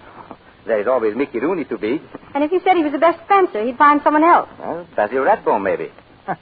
And if I said he made the best Hungarian goulash of any cook in Hollywood... No, that's right. That's right. My goulash is the best. Would you like to try it sometime? Oh, indeed I would. That's a date, Paul. You know, not many girls are spending their vacations in the Aleutian Islands these days, ladies and gentlemen. But Olivia has just come back from that perpetual winter resort. And a rather large number of soldiers and sailors aren't going to forget her. How was the weather up there, Olivia? Well, in all the time I was in the Aleutians, there were only 5 days of sunshine. And they said that was very unusual weather. 5 days more than usual. How far out did you go? Well, I traveled by plane, and we went to every island that had a hospital, right out to the end of the chain. Well, that's romantic, but I believe it's barren scenery. As barren as a tabletop, and there's a great GI joke up there in the Aleutians. The boys say there's a woman behind every tree. Well, I can imagine the welcome you received. Oddly enough, it's the nearest I've been to my birthplace since I left here at the age of 2. But you weren't born in the Aleutians. No, I was born in Tokyo, Japan. Wow. In the not-too-distant future, I hope you may visit American soldiers there. I hope so, too. Now, what have you planned for the Lux Radio Theater next week? It's a very simple and a very moving drama, Olivia. The Columbia picture success, Penny Serenade. And our stars will be Irene Dunn and Joseph Cotton.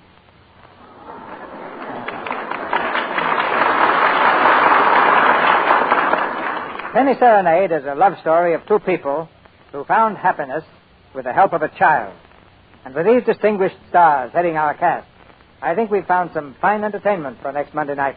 Yes, I remember the picture, Stevie. It should be great for radio. Well, good night now, and thank you. Good night. Good night. Good night. Let's have another appointment soon.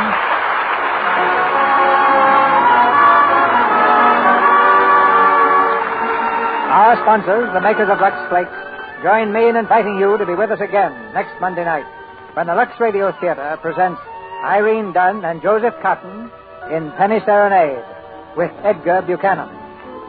This is Cecil B. DeMille saying good night to you from Hollywood.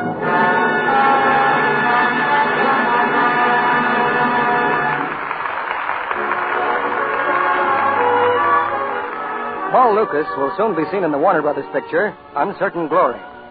The motion picture Appointment for Love was produced by Universal Studios, whose current release is the all-star production, Follow the Boys.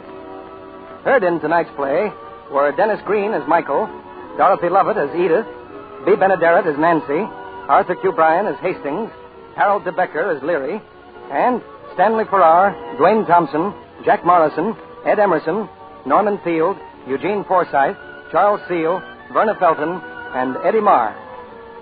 This program is broadcast to our fighting forces overseas through cooperation with the Armed Forces Radio Service. Our music was directed by Louis Silvers.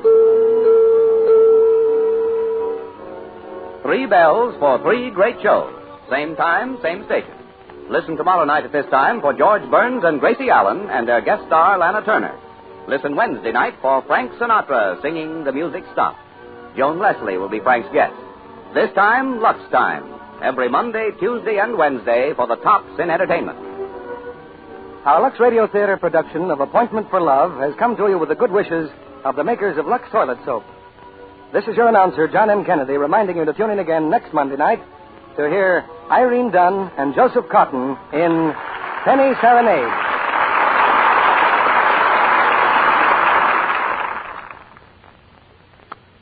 You can make a lighter cake. With new Easy Mix Fry. Bake a better tasting cake. With new Easy Mix Fry. And your cakes stay fresh much longer. Moist and fresh a whole lot longer. Lighter cakes that stay fresh longer with new Easy Mix Fry. At your grocer's in the same handy jar.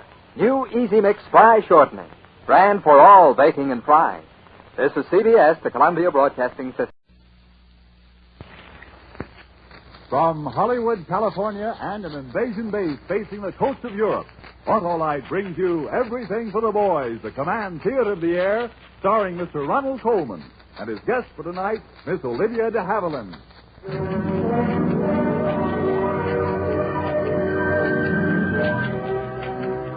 Everything for the Boys is presented by the Electric Autolite Company and its 22 great manufacturing plants. Builders of precision equipment for 35 years. World famous for Autolite spark plugs, batteries, wire, cable, and electrical systems for automobile, aviation, and marine use. Here is your host, Mr. Ronald Coleman.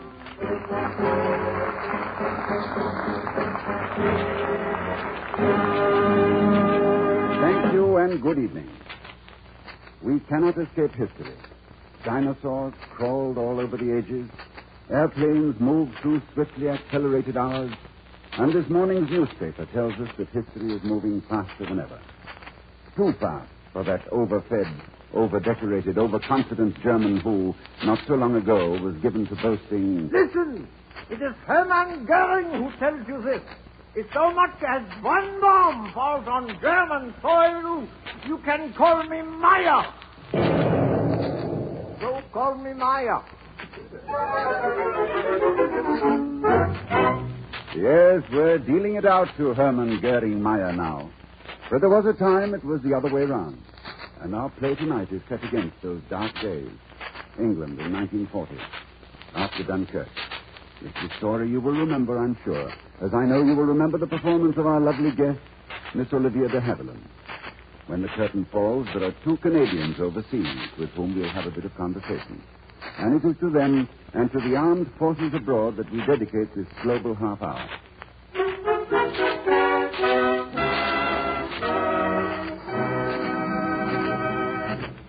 Talk about surprises. The Japs had a real one handed to them last November 14th, it was recently revealed. The battleship South Dakota was steaming just off the Sable Islands in the Solomons. Suddenly, a swarm of 39 Jap planes swooped down. Easy pickings, they thought. And then the South Dakota began to speak for herself with all the eloquence in her mighty anti-aircraft batteries. 32 of the 39 Jap planes were shot out of the skies. The others limped home to tell Tojo the sad story. All our hearts beat with pride at the report of this engagement, and it's news like this that spurs our war production. So it is in Autolite's great plants. Some of them are turning out fuses for 40-millimeter anti-aircraft shells for Navy guns. Tiny as they are, the rotors, springs, pegs, firing pins, and timing devices Autolite builds are precision-made. Success in battle depends upon their accuracy and performance. The manufacture of these delicate and intricate mechanisms is another example that the name Autolite means precision manufacturing. The play, Major Eric Knight, This Above All, adapted from the 20th Century Fox production. The players, Mr. Ronald Coleman and his guest, Miss Olivia De Havilland.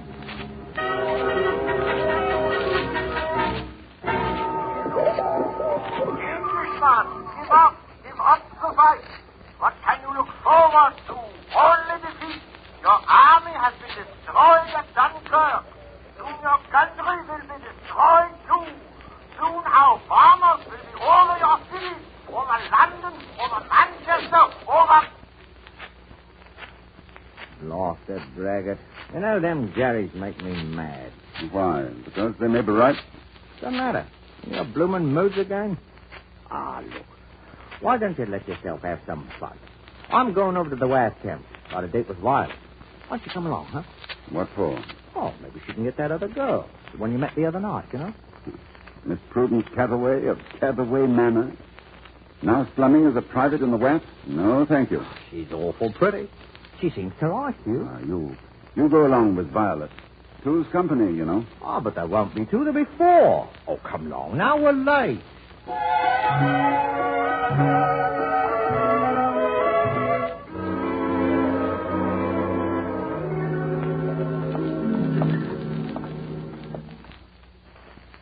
Weren't Violet and her young man a little bit obvious? I mean, about leaving us alone. Oh, I dare say Cataway Manor is more subtle about those things. You're making distinctions today. But the rain isn't. My uniform is getting soaked. Well, what do the others do on a lovely night like this? Oh, they find a tea shop or the back road cinema. I expect all the back roads are full by now. How about that place? Over there, off the road. That shed. But do you think... Can't you ever forget your name is Prudence? Should I? I believe it's indicated. If you want to get dry.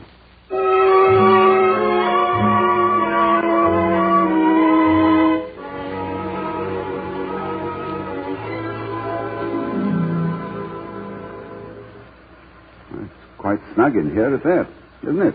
Oh, yes. Quite. Cold? Little, but I don't mind. Oh, that's silly. Look, I've got a flask. No, thanks. I never touch it. Oh, go on. do you good. Here. Well, just to get warm. That's the way. How was it? Wonderful. I think I'll have a touch of the same. Goes down easier for you. Yeah, it should. Did you ever get blotto? Blind, unconscious blotto? No. Did you? Yeah, many times. Recently. Why? Why not? Well, people generally have a reason for going blind, blotto, out, don't they? I suppose so. Sorry we met? No. But I'm sure my Aunt Iris wouldn't approve. She's a bit of a snob, I'm afraid. Very particular about my young men. Why aren't you in uniform? Oh, never mind me. What about you? Me? Oh, I've been living in camp. It gets lonely, you know. Just women. Sometimes a man gets lonely, too.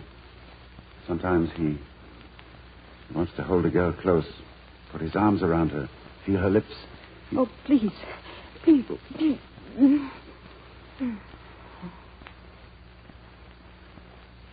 All right. Go ahead now. Act like they do at Catherway Manor. Tell me off for daring to kiss you. No. As a matter of fact, I think I liked it. And I think I like you, Clive. I think I like you very much.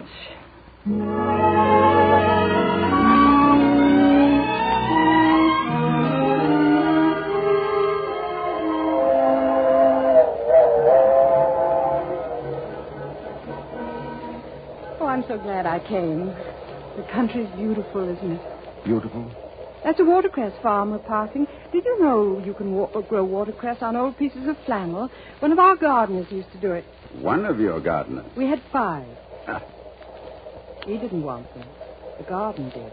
5 gardeners. No, I'm sure Aunt Iris wouldn't like you. Oh, and I wouldn't like her. I know her type. The kind that loves England and detests Englishmen. Really? You talk like one of those Hyde Park tub thumpers who go in for class hatred. My dear man, you're 25 years out of date. You're 2 wars behind. The voice of England. The good old England that loves its horses and its cows and sheep because they'll never ask for a raise in pay. Clive, why do you punish yourself? You ask me, how big is our house? How much land have we got? What does it matter?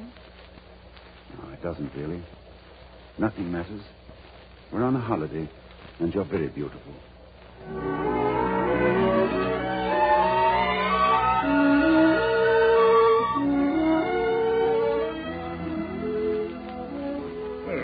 Welcome back, Mr. Clive. Welcome back to the Coach and Horses. And welcome to you, miss. Prue, this is old Ramsbottom I was telling you about. He owns the inn. How do you do? Do our rooms face the sea? 2 of the best, sir. We're fair empty the way they've been leaving today. The guests have been leaving. The Jerrys were over Portsmouth last night, so the guests got sort of jittery, sir. Last one went this afternoon. Mrs. Catherway it was. Catherway? Mrs. Iris Catherway, Catherway Manor. Do you happen to know her, miss? Well, you see... Look, Ramsey, bring the bags in, will you? Right, sir. I'll go and fetch them, sir. Who was it, Prue? Aunt Iris? Yes. When is the next train out? Tomorrow morning, I think. Why? I'm going back. Just because she was here? Just because she... Please, Clive. Don't let's quarrel about it. Oh, sorry. If you'll excuse me now, I'll go up to my room. If Jerry's permitting, I'd like to get some sleep.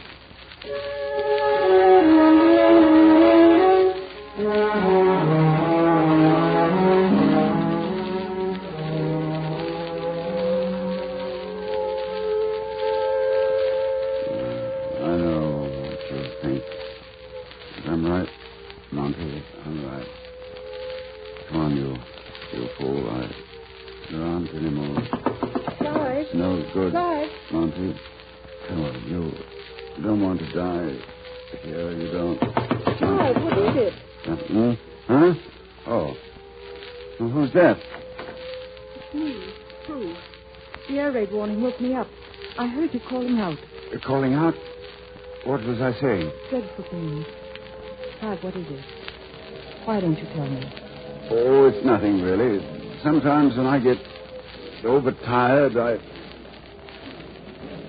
Hey, that act's pretty heavy, isn't it? We're in for a bit, I think. Listen. You can hear the planes. About 6 of them. Flying low. How can you tell? By the sound. Where did you learn that? In France. You did, didn't you? You were in the army. Oh, it doesn't matter. I'm out of it now. You're wounded? I was ill. Oh, Clive. I'm so proud of you. Proud? I'm proud you were there. Clive, they're getting closer. I'm afraid I'm not very brave. Oh, that's nonsense, darling. Of course you're brave. No, I couldn't even stand up to Aunt Iris. Aunt Iris? Now, there's a nice thought to carry with you through an air raid. Funny how lovely and innocent a thing like this can be. And then suddenly someone mentions Aunt Iris, and it all seems sordid and shabby. That one was very close. Oh, the closer the better. It's 1 chance in a million for 2 bombs to hit the same spot.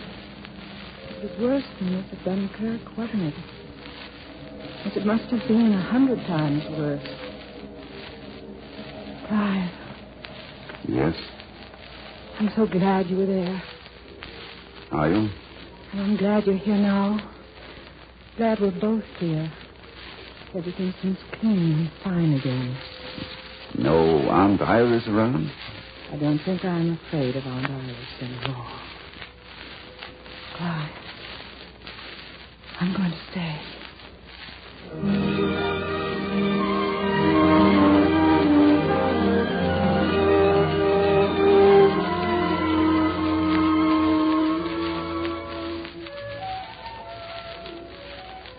Oh, darling. Why can't it always be like this? No one else. Just the 2 of us here by the sea. I'll keep it this way for you, Prue. I'll make the sun stand still. The days won't have beginning or end. I'll make the moon and the stars and the... Mr. Clive! Mr. Clive! I believe I was a little optimistic. Over here, Ramsey, by the cliff. Mr. Clive, there's a chap at the inn would like to see you. A fellow in uniform. Uniform? Yeah, the King's Leicester Regiment, I think. Said just to tell you his name was Monty. Well, Clive, this is a friend of yours. Hadn't you better go in? I'll go. You stay here, Prue. If you don't mind, I'd like to see him alone.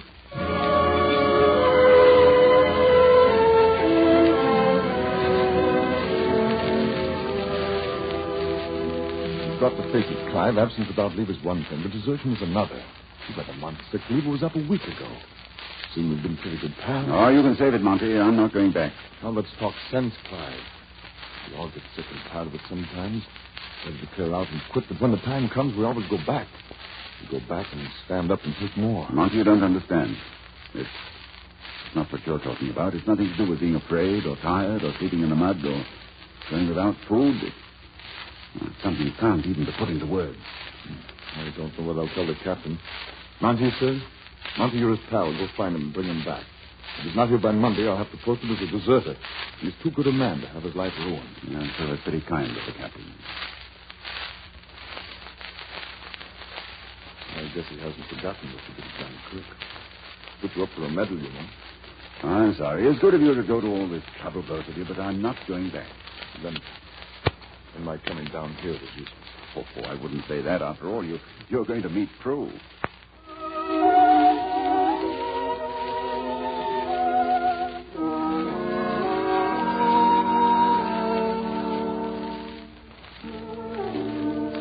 Clive, I liked your friend.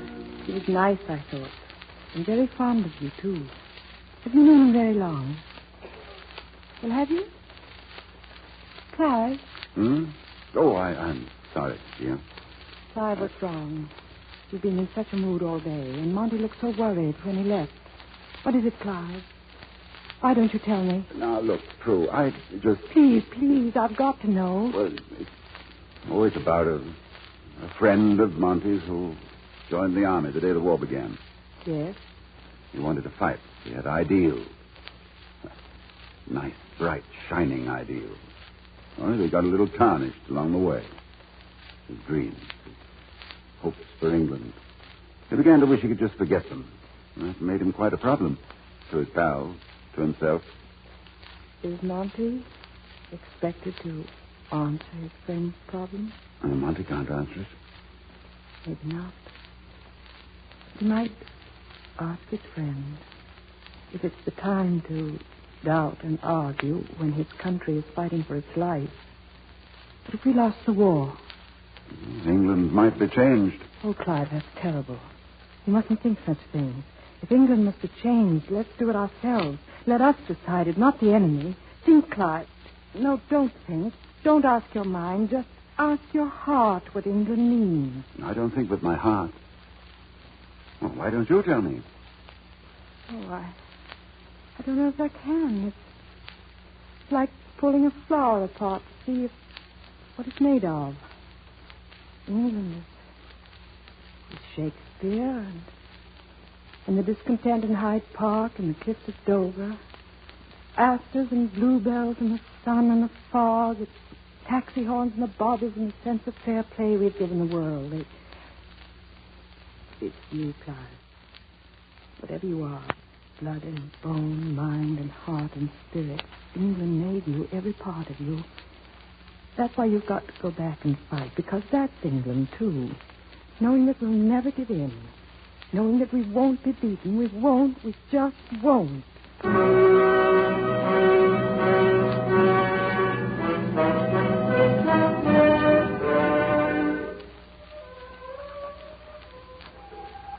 This is goodbye, Prue.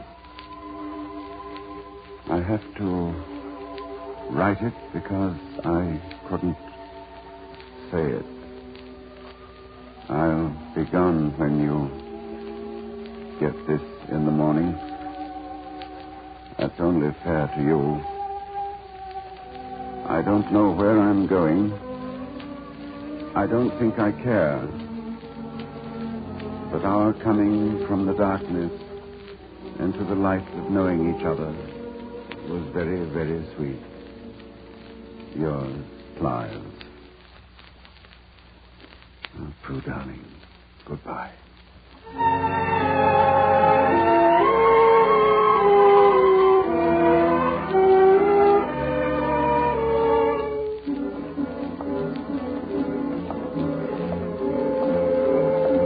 Excuse me, sir. We'll have to stay off the street in the rain. Pretty dangerous out here. Dangerous? Looks that have been overtight tonight. No telling what they'll be. What? Yes, Holly, right here. Number 42, direct hit it. What? Looks pretty bad. 42. Family named Quinnn, 2 women and a child. Did you get them out? Couldn't get the kid. The mother's there going off a beam. Yelling and screaming and trying. You mean the child still in there? He's in the cellar, sir. Well, why don't you get him out? Well, can't, sir. We tried. Couldn't get through the flames. But you mean you're just leaving the poor kid down there? Happens that way sometimes, sir. Enough to make a man wish he... Hey, mister, wait. Come back. You can't get in there. You can't.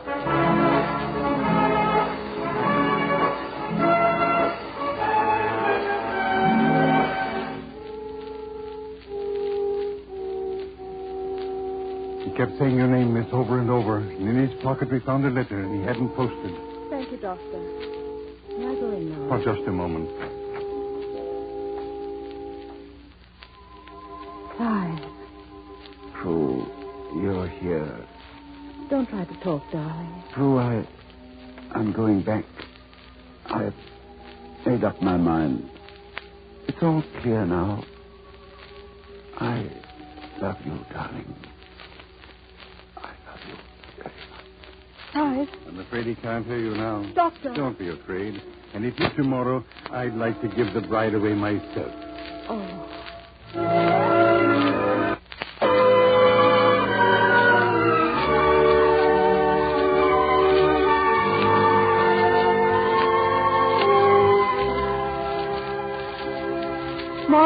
Monty left these cigarettes, Clive, for a wedding present. Said he'd get something permanent after a while. Good old Monty. And the captain was by while you were sleeping. He said he needed you to get well soon. He left a book for you. A book? Shakespeare, because you're such a highbrow.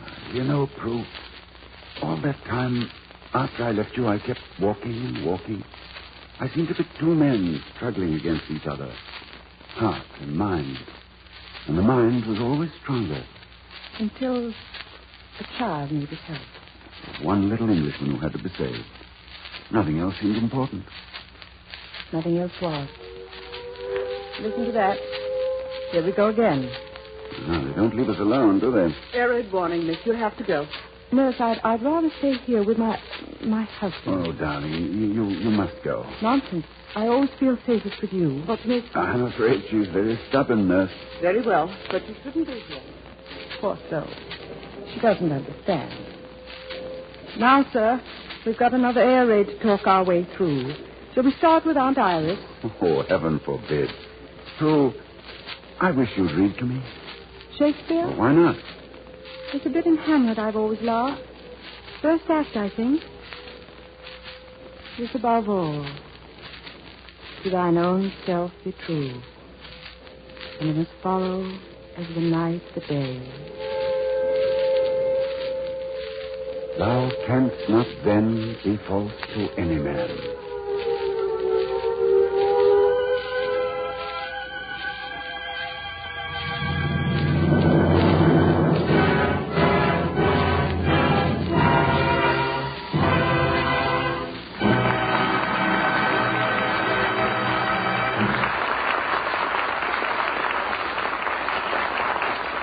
You have just heard Mr. Ronald Coleman and Miss Olivia De Havilland in Eric Knight's This Above All, dramatized for radio by Harry Conman. Gordon Jenkins composed and conducted the original music, and direction was by Art Oboler. In a moment, Mr. Coleman and Miss De Havilland will return to speak by shortwave radio with two Canadian fighting men somewhere in England. But first, a word for you. Hot weather can be hard on car batteries. And now, with gasoline rationing, lower driving speeds, and few miles of driving, frequent and regular inspection of your battery should be a must. So have your car dealer, serviceman, or any one of the thousands of Autolite battery dealers check your car battery at least once each month. It's a good habit and will help you avoid the three major causes of battery failure: low water level, undercharging, and overcharging. When you drive in, ask for Autolite's 4-point battery checkup. Your dealer or serviceman will take a reading of the battery charge, check the water level, remove corrosion from the terminals, and tighten down the brackets. And take his advice if he says you need a new battery. Ask for an Autolite, the battery built for long life and dependable power. The battery that is the choice of many leading automotive engineers for the cars they once built and for the fighting equipment they are building today. Remember, the name Autolite means precision manufacturing.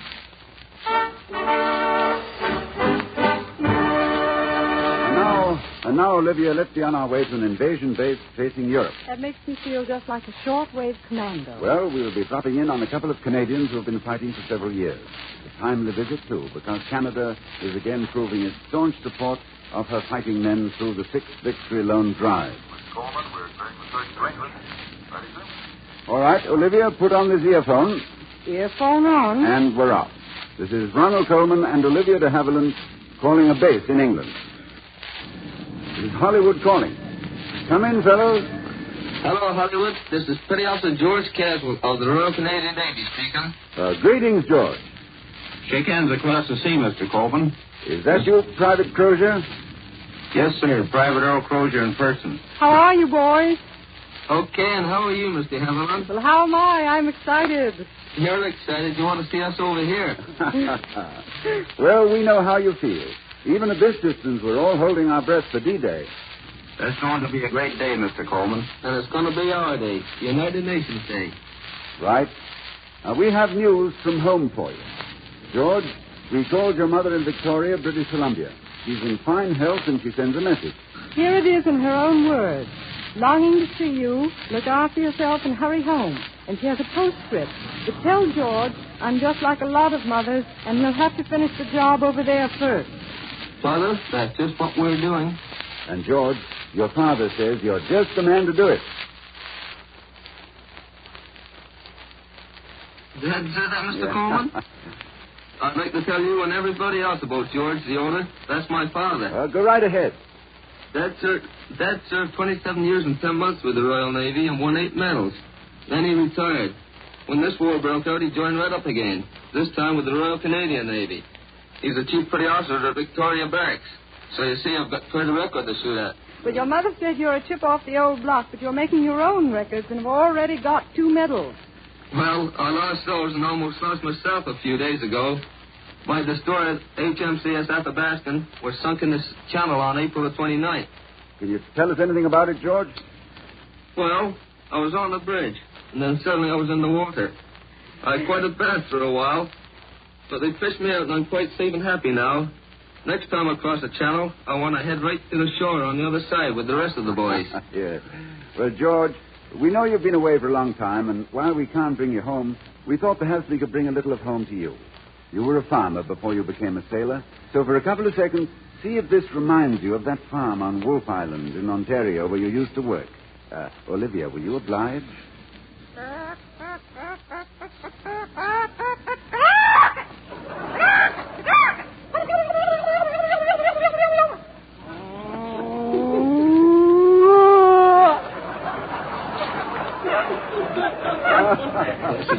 All right. That was Olivia De Havilland's idea of a barnyard. How was that, George? Say, Mr. Coleman, I could smell the hay. You could smell the hay. And you, Earl Crozier, we got in touch with your wife in Toronto, and she wants you to know that she's listening to this broadcast, and the whole family is delighted to hear your voice again. Well, after being away from Canada for 4.5 years, including action in Sicily and Italy, it's wonderful to be able to say hello to home, especially to my wife, Dorothy, and my little girl, Linda. You've never seen your daughter, have you, Earl?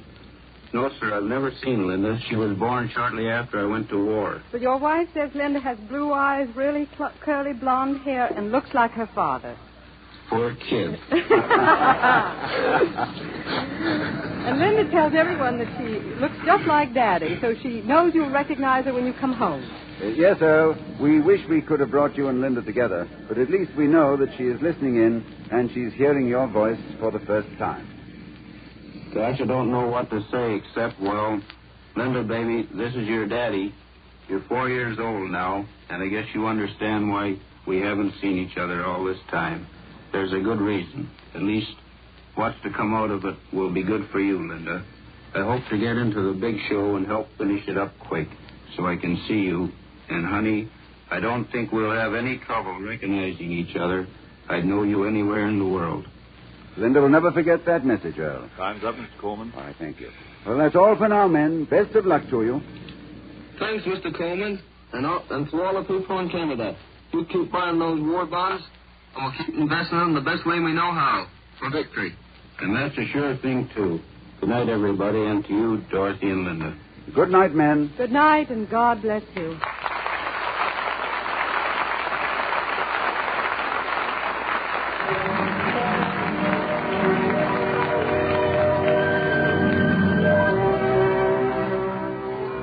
Next week, Autolite cordially invites you to another program of Everything for the Boys, your new global half hour uniting the home front and the battle fronts overseas.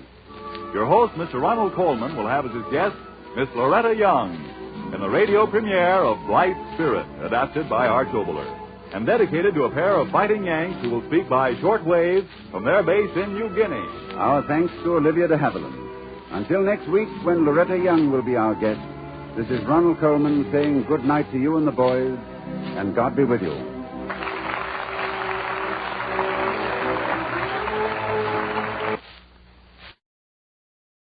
Now, Roma Wines present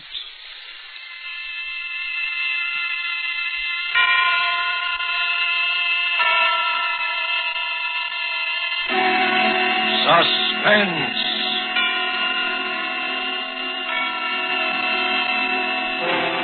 Tonight, Voyage Through Darkness, starring Olivia De Havilland and Reginald Gardner. Suspense is presented for your enjoyment by Roma Wines. That's R-O-M-A, Roma Wines. Those excellent California wines that can add so much pleasantness to the way you live, to your happiness in entertaining guests, to your enjoyment of everyday meals. Yes, right now a glassful would be very pleasant as Roma Wines bring you Suspense.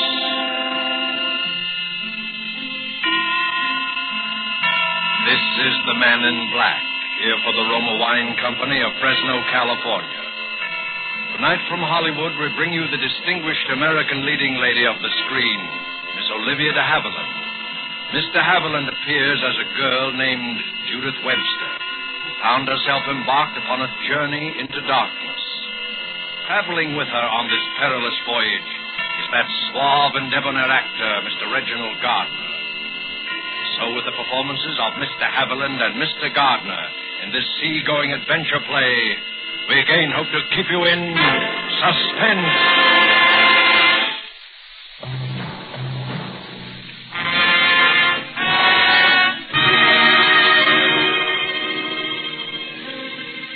It happened in 1939, shortly before England and Germany were at war. I was in London, serving as traveling companion to Mrs. Edna Prescott, a wealthy, quite elderly American woman. She wasn't a pleasant person, and the city's practiced blackouts were a particular source of annoyance to her. I remember thinking how ironic it was that she should die during one of them. I even thought it the cause, until the doctors assured me her death was due to a common heart ailment. I was very busy for the next few days, arranging passage to America, getting my train ticket down to Southampton, and carrying out the promise I had made so many times to Mrs. Prescott. I didn't relish any part of that. Miss Webster, oh, yes. The young woman who's escorting the casket. Oh, here's your ticket. Gate 5, please. Both trains for Southampton. This way, please. The young woman who's escorting the casket. He said it so matter-of-factly, as if such things occurred every day. I suppose they do. And yet, every minute on that train I felt uncomfortable, on edge. It seemed as if the trip to Southampton and the steamer docks would never end. I remember how glad I was when it did, and how cheerful the steward's voice sounded as he greeted me at the head of the gangway. Good evening, miss. Welcome aboard. May I show you to your cabin? Please do, steward. I'm very tired. 12A, B deck. This way, miss.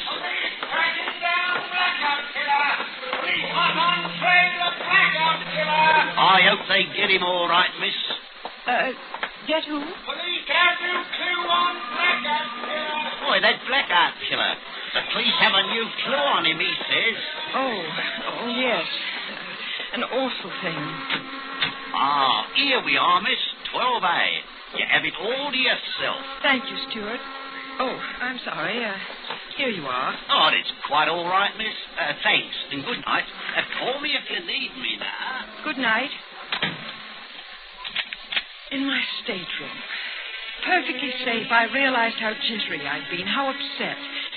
And now, how relieved. Suddenly I began to laugh right out loud. My fears had been so foolish, so very foolish.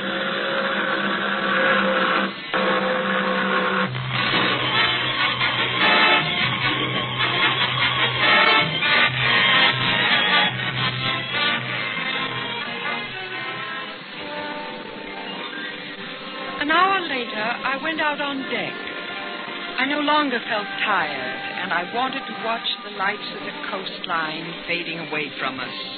I was standing near the aft rail, quietly looking out across the water, when he first spoke. Beautiful, isn't it? Oh.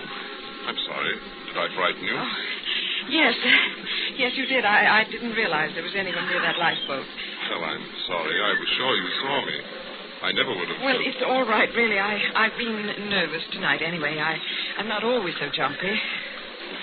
What you need is an ocean voyage. Maybe that's it. Were you watching the shore lights? Yes, and I never did answer your question. They are beautiful. Very. And the sea alone is beautiful. She has moods, you know, just like a woman. Gentle sometimes and soothing, then suddenly flying into a rage and dashing things to pieces. And then quieting right down again.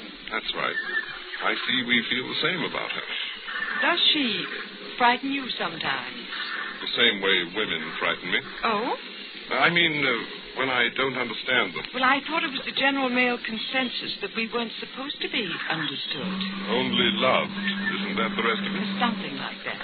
Anyway, it's a philosophy I disagree with. Well, that's refreshing. Ah, the lady is amused. Oh, not at all. It's just that the lady detects a bachelor. Because I have a mind of my own?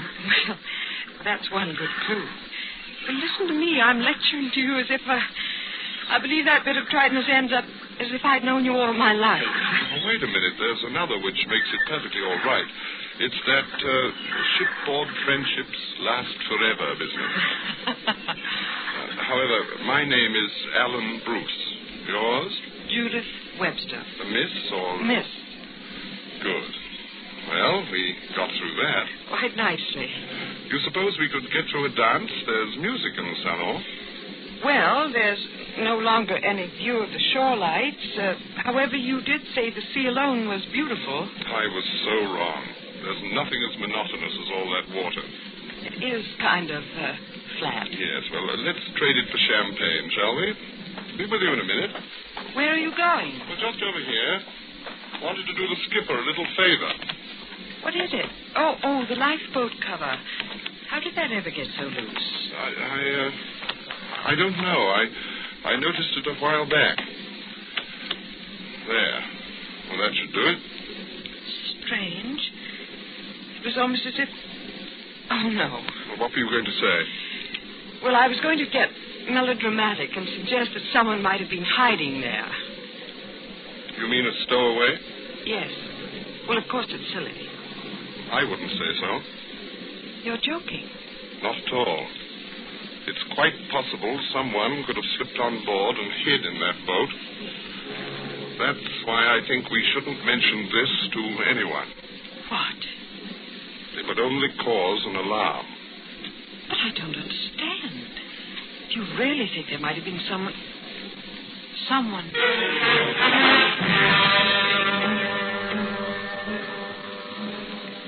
I shall never forget that moment and the thoughts which went racing through my mind.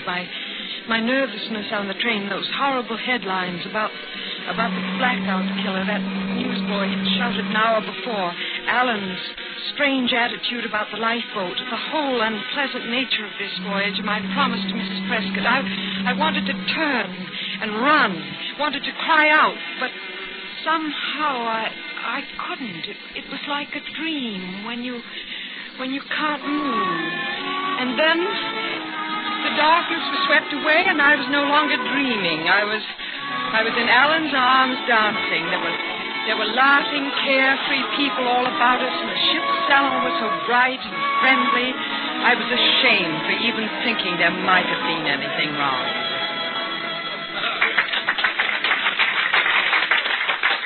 Had enough?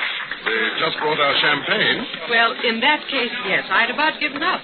Well, a fine way to talk about my dancing. You know perfectly well what I mean. Oh, all right. Let her go, waiter. Right you are, sir. There we are. All right. Thank you, waiter. That'll be all. Yes, sir. Oh, that does look good. And is. Well, what should we toast to? Shipboard friendship? Shipboard friendship. You know, What is it? Something wrong? No, nothing at all. Just thought I saw someone. Will you excuse me a moment? Well, of course. I won't be long. Everything all right, miss? Oh, excuse me, miss, but the gentleman, he dropped this billfold. Oh, thank you, waiter. I didn't notice. Would you just leave it there on the table? Very good, miss. There you are.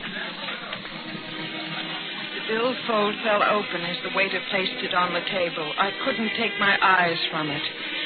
There was an identification card in plain sight. The name on the card was not Alan Bruce. It was Charles Drew.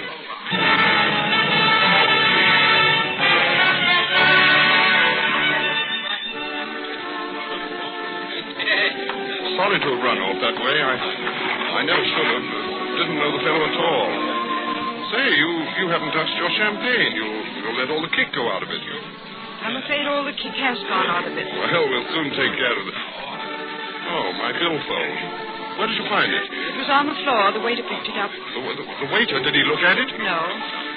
Well, we found an honest man, eh? Have to remember him. Hadn't you better look to see if you found an honest woman? I'll take a chance. On my honesty, yes. But what about a woman's curiosity? Oh, I see. Well, now you know. Well, I must be more careful of my things in future. But you know, I'm sure you wouldn't tell anyone anything.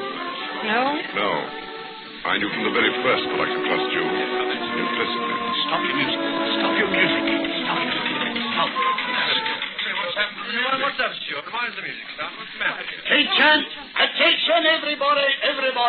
The first officer has something to say to us. Ladies and gentlemen, I'm sorry to break in on your dancing this way, but I assure you this won't take long.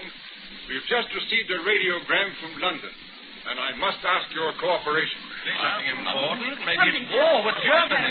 No, it isn't war. Nothing nearly as alarming as that. However, the London police suspect that we are carrying a stowaway, and they've asked us to make a thorough search of the ship and report back to them. Really? Must be a criminal. A criminal? Oh, no, I don't Perhaps the blackout killer. Killer on our ship? Now, wait a moment, please, ladies and gentlemen.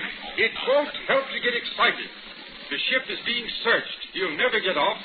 All we ask is that you keep your cabins locked. I was afraid this might happen. How long did you expect to keep it from them? Naturally, I was hoping they'd never... Judith, what's wrong? Where are you going? Hey, look at him. What the devil? Hey, what's the matter, Handsome? She ran out on you? Well, please let me through, will you? Okay, sure. Go to it, mister. Don't let her get away. You know, maybe she thinks that you're the blackout killer.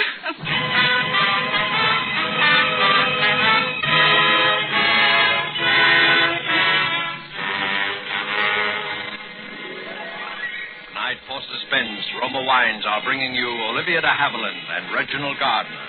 You have heard them in the first act of Voyage Through Darkness by Joel Malone. Tonight's tale of Suspense.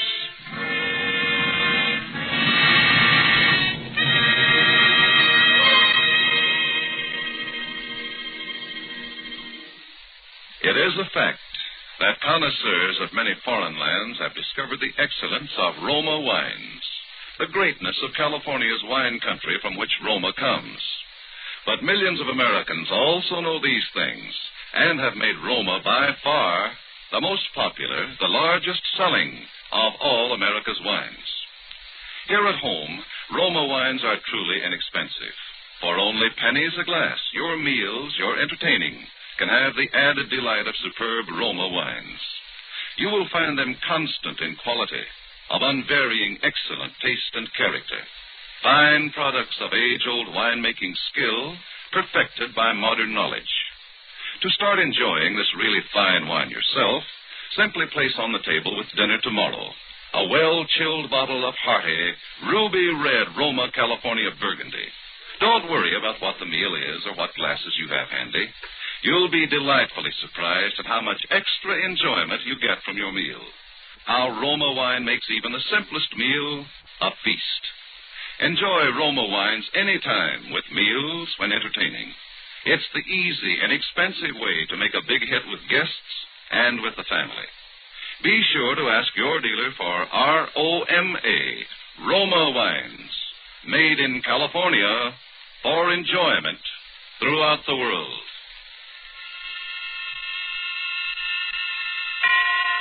And now it is with pleasure that we bring back to our sound stage Miss Olivia De Havilland and Mr. Reginald Gardner as they continue Voyage Through Darkness, a tale well calculated to keep you in suspense.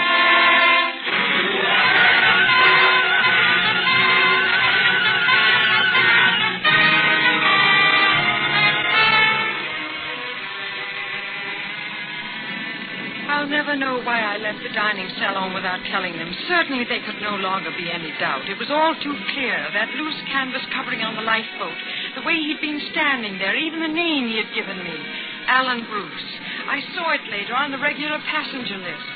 He must have killed Bruce and thrown him overboard, taking not only his name, but his stateroom and clothes. It was all so fantastic. Worse than anything else.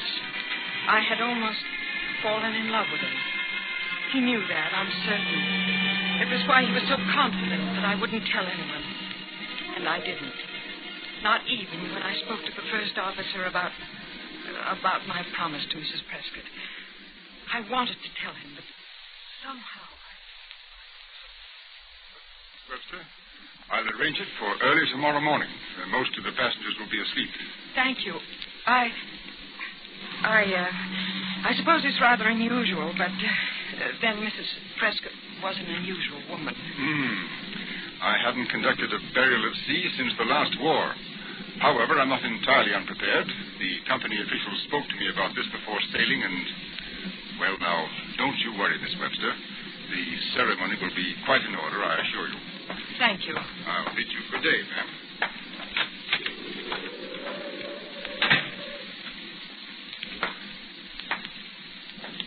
I wish you hadn't done that. Oh, I'm sorry. I seem to have a habit of startling you. What do you want? How long have you been standing there? Long enough to overhear that conversation. You had no right. What are you doing in my cabin? Please, I know what you're going to say. I had no right to be here or to listen. However, it's fortunate that I did. What do you mean?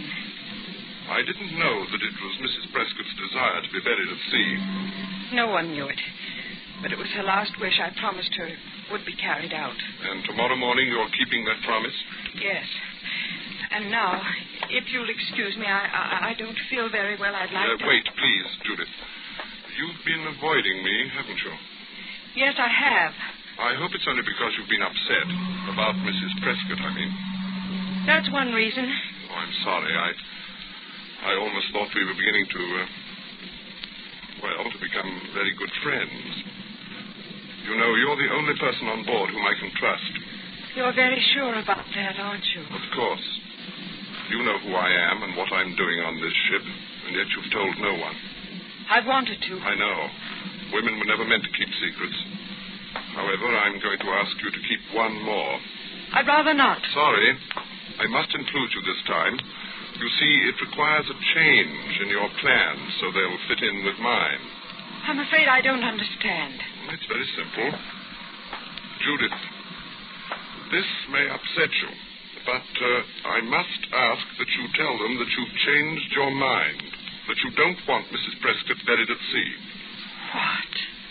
You remember what they said. Even if they couldn't find the stowaway, he'd never get off the ship. Well, he could get off very easily if you'd allow him to take Mrs. Prescott's place in that casket. What, in that casket? Yes. Clever, eh? Clever? Well, not every man would think of it. Simple as it may seem, everyone searching the ship, questioning each passenger, and all the while the man they were seeking would be safe inside the casket. He would only have to wait, patiently, and then be hoisted from the ship's hold, lowered onto the pier, and whisked safely away in a funeral car. And when he was discovered by the funeral attendants? Oh, I'm sure they'd be so shocked at the dead coming to life, he'd have little trouble in... Stop it! Stop it, do you hear? If you haven't any respect for the dead, I'm afraid I have. Oh, Mrs. Prescott, you mean? I should have told you that part of it. Her last wish has already been carried out. You see, her body was removed from the casket the night we sailed. Mrs. Prescott is already buried at sea. You've thought of everything, haven't you? Yes. In my position, one must.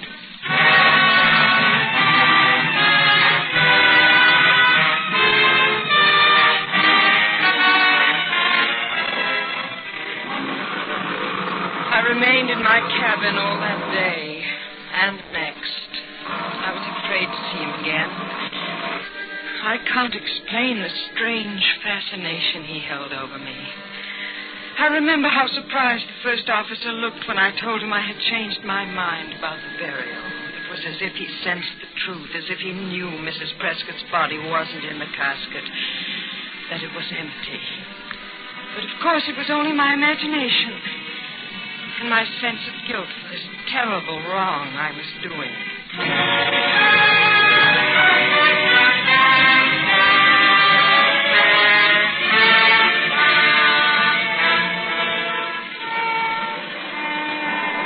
When we sailed into New York Harbor, I went out on deck.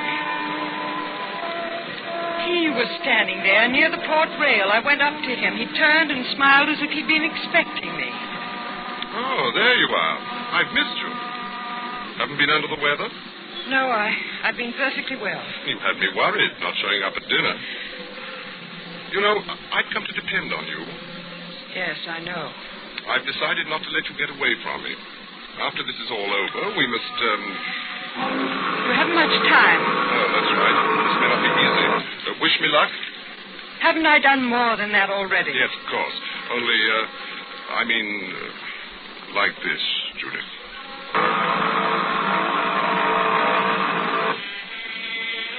As suddenly as he had taken me in his arms, he released me, and I remained there by the rail as he hurried away. I watched as the ship moved on into the harbor under the guidance of the tugboats with their shrill, insistent little whistles. I listened to the shouts of the crew and longshoremen. Soon we were alongside the pier. And the steward was shouting from the head of the gangway, and then I saw it. The casket. They were lowering it toward the pier. There was a car waiting, a long black car, and suddenly I realized what I had done, what a fool I had been, what a cowardly, frightened little fool.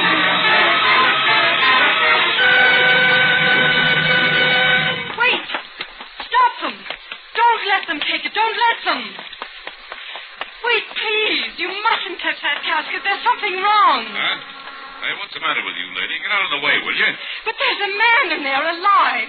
He's hiding. Sure. Hide and go seek he's played in a coffin. Go on, lady. We got work to do. Slam those rear doors tight, eh? Please, you must listen to me. If you won't, I'll call the police. Someone has got to stop him. Did I hear you call for the police? Oh, yes, these men won't listen to me, but there's a man hiding in this casket. Of course there is. We put him in there, Judith. What did you say? I said we put him in there. Or rather, we let him walk right into our trap. Wait a minute. Are you trying to tell me there's someone else inside that casket? Well, surely you're not trying to say that you thought I was in there. But who else?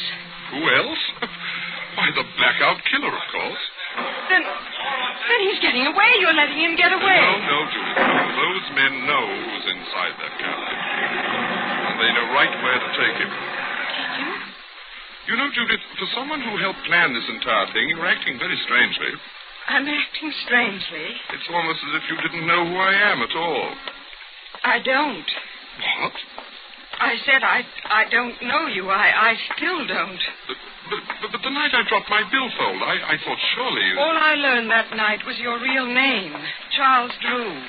You mean you didn't look at the rest of my papers? Certainly not. But that's amazing. Say, you are different. Yes, and I suppose you're the everyday run-of-the-mill type. Look, what is this? Oh, it's all very simple, Judith. I thought you'd learned of my affiliation with Scotland Yard when you had my billfold. You mean you're a detective? I've even been called a bloodhound. Then all this time, you've been trailing the killer. That's right. We had a tip-off he might be on this ship, and when I discovered the loose lifeboat covering, I was certain of it. Then Alan Bruce, he wasn't murdered at all. He never existed.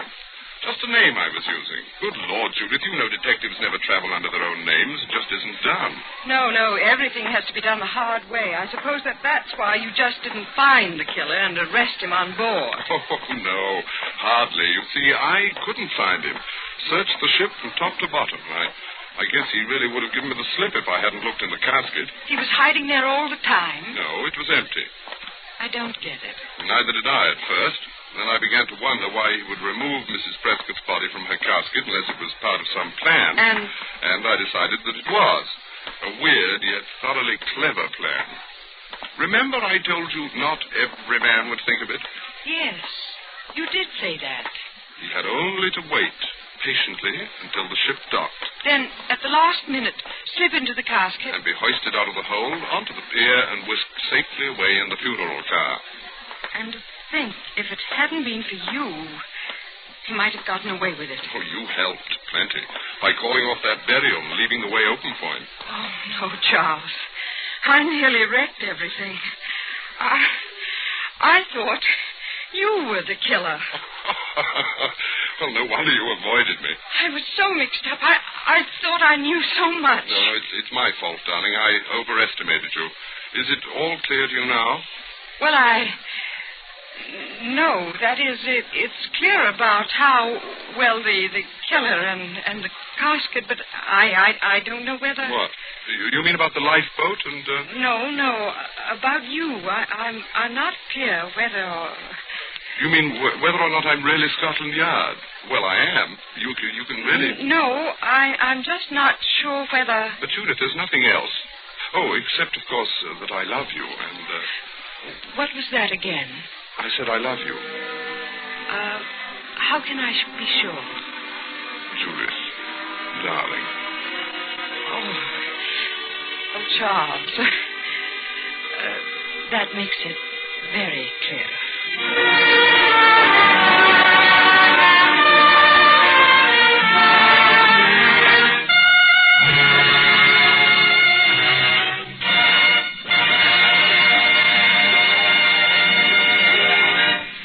So closes Voyage Through Darkness, starring Olivia De Havilland and Reginald Gardner. Tonight's study in Suspense. Suspense is produced and directed by William Spear. If you are one who does not yet know how much and how delightfully Roma wines add to your meals, well, let me urge you not to miss out any longer on such a treat as this. There's nothing complicated about it. Just get and serve Roma wine with any meal or any time in any kind of glass you wish. Serve it chilled. Try the many different kinds of Roma wine until you find those you like best of all. Try Roma California Sherry with its wonderful nut-like flavor as an appetizer. Or Ruby Red Roma Burgundy, or the deliciously delicate-flavored Roma Sauterne. These superb wines cost you only pennies a glassful.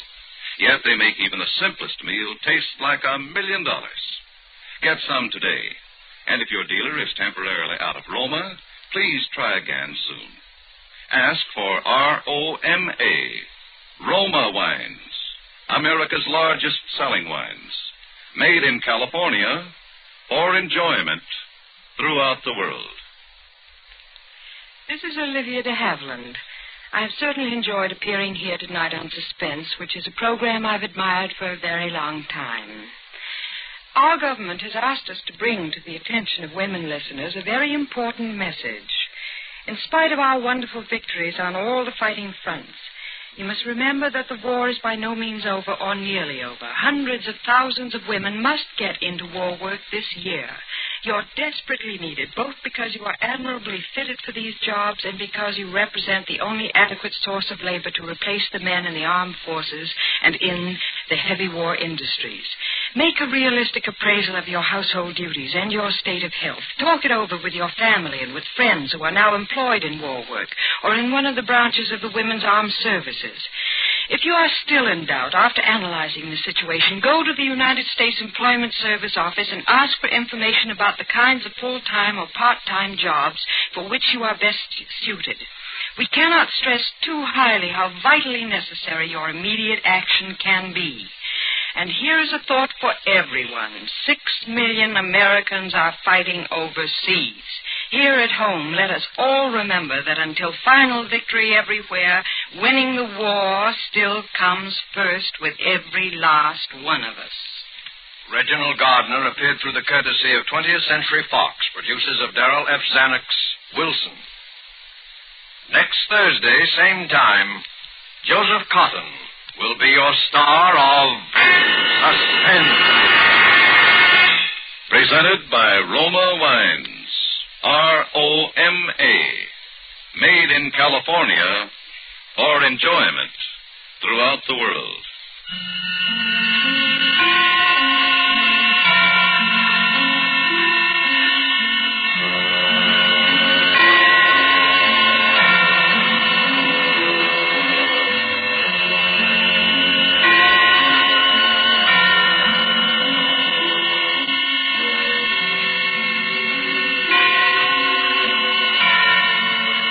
This is CBS, the Columbia Broadcasting System.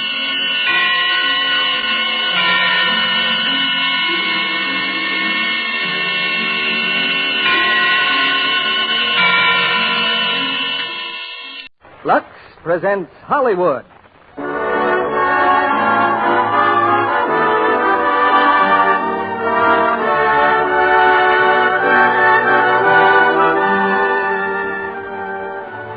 The Lux Radio Theater brings you William Powell and Olivia De Havilland in Suspicion. Ladies and gentlemen, your producer, Mr. Cecil B. DeMille.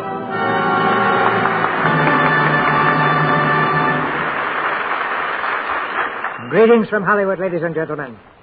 Not long ago, a noted editor sat down to figure out what he called the basic elements of human interest. That is, the things that interest people most and motivate their thoughts and actions. Love, of course, was at the top of the list. And close after love came fear. And then curiosity. Tonight in the Lux Radio Theater play, the RKO screen hit Suspicion, we have a mixture of these elements. Two people very much in love, whose lives are shadowed by a dark fear and bitter curiosity. And out of this combination comes what I think you'll agree is one of the most absorbing dramas of our time. And to do full justice to it, we have as our stars that able master of mystery, William Powell, and the ever-versatile and lovely Olivia De Havilland. In just a moment, we'll start to satisfy your curiosity. But first, don't forget that we want you to satisfy our curiosity on an important matter. Our 10th anniversary celebration, 4 weeks from today. We'd like you to help us select the play and stars you want to hear on that eventful date, October the 16th.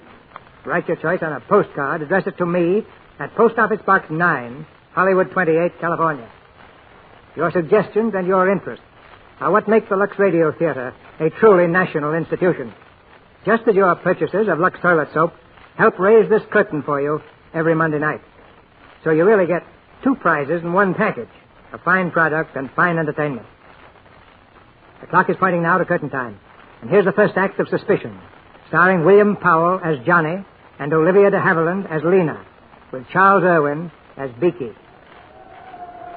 Let me go. Let me go. Don't be a little fool. What's the matter with you? Let me go.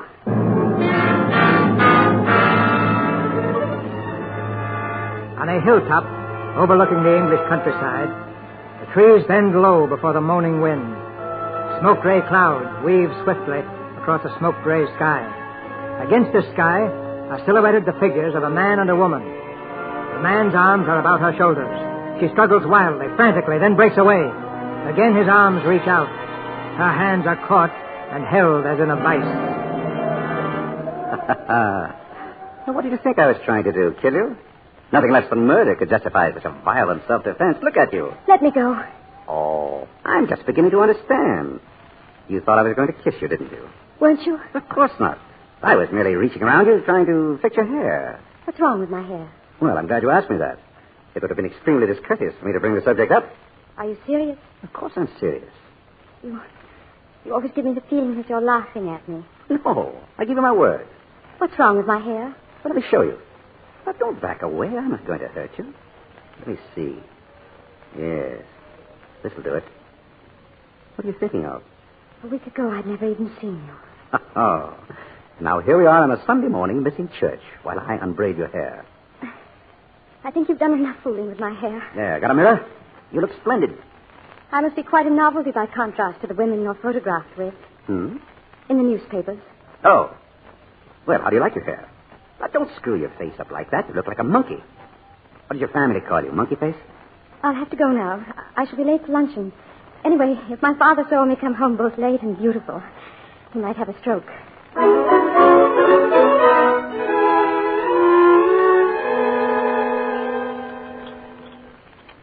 Are you sure Miss Lena isn't in her room, Burton? I knocked her just before I announced luncheon. She said she was going to church. Oh, what were you saying just before, my dear? About Lena. I do wish she'd get married, Stanley. I don't believe Lena will ever marry. She's not the marrying sort. Anyway, she's no need to worry. There'll be enough to take care of her. I suppose you're right. I'm afraid she is rather spinsterish. What's wrong with that? The Old Maid's a respectable institution, and Lena has intellect and a fine, solid character. Sorry I'm late. Oh, Lena, dear. Come and sit down. Oh, Lena? What kept you so long at church, dear? I didn't go to church. I went for a walk. A walk? With a man. A man? Yes, his name's John Aysgarth. Tom Aysgarth's boy? How did you meet him? Pity he turned out so wild. Rough luck on Tom. What do you mean? Well, he was turned out of some club for cheating at cards, wasn't he? I don't know. I didn't ask him. Something unpleasant, anyway. What's he doing down here? He's staying at Penn's Hayes. I shouldn't have thought Lord Midland would have had him there if he'd ever been turned out of a club for cheating. Well, perhaps it was a woman. He was correspondent or something, I believe. Or ought to have been correspondent. Well, anyway, I'm going to see him again this afternoon. He's calling for me at 3. Miss Lena, you're wanted on the telephone. Oh. Thank you, Bertie. Tenley. She seems quite excited. Do you suppose? Hello? Oh, hello, Johnny. What? Oh, yes, a long time ago. When are you coming at... Oh, you can't. Oh, yes, of course I understand. Yes, please write. And thank you for calling. Goodbye. Hello? Yes, this is Miss McClaylaw. A telegram. Will you read it, please? I will see you, yes? Thursday, yes? At Beach and Hunt Ball.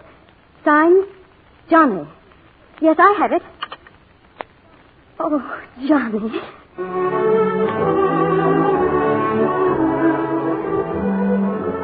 I believe this is our dance, isn't it? Hello, Monkey Face. Hello. Hello, Monkey Face. Hello, Johnny. Come on, we're getting out of here. But we can't. Of course we can. This way, Monkey Face. Johnny, where are we going? Which is your car? This is ridiculous. It's over there. Good. Come on.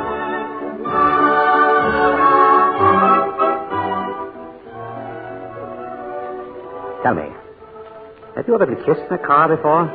Johnny. Johnny what? You mustn't joke with me. I'm no good at joking. I don't know how to flirt. Well, I'm not joking. I'm serious. Have you ever been kissed in a car? Never. Would you like to be? Yes. Well, you're the first woman I've met who says yes when she means yes. What do the others say? Hanged if I know. Anything but yes. But they kiss you. Well, usually. Have there been... Have there been what, Monkey Face? Have there been many? I'm afraid so. Quite a few. Are you always frank with them like this? No. No, not particularly. Then why are you frank with me? Because I'm different? No, it isn't that. I'm honest because, with you, I think it's the best way to get results. Johnny, I hope I'm not saying the wrong thing. But I love you. No, you haven't said the wrong thing, Monkey Face. I think I'm falling in love with you, too. But I don't quite like it. That's why I stayed away from you for a week. I was afraid of you. I never thought it would happen like this. Neither did I.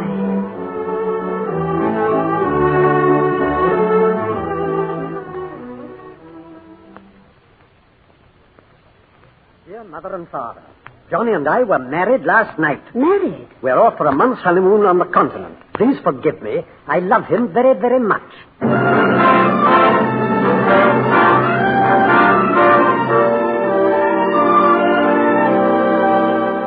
Let's put those scripts there. The front on. How do you like your new house? Oh, darn. Because if you don't like it, just blame it all on Mr. Bailey here. He rented the house while we were on our honeymoon. Yes, sir. He even decorated the place. But if you do like it... Oh, I adore it. I'm mad about it. Ah, well, in that case, you are talking to the right man.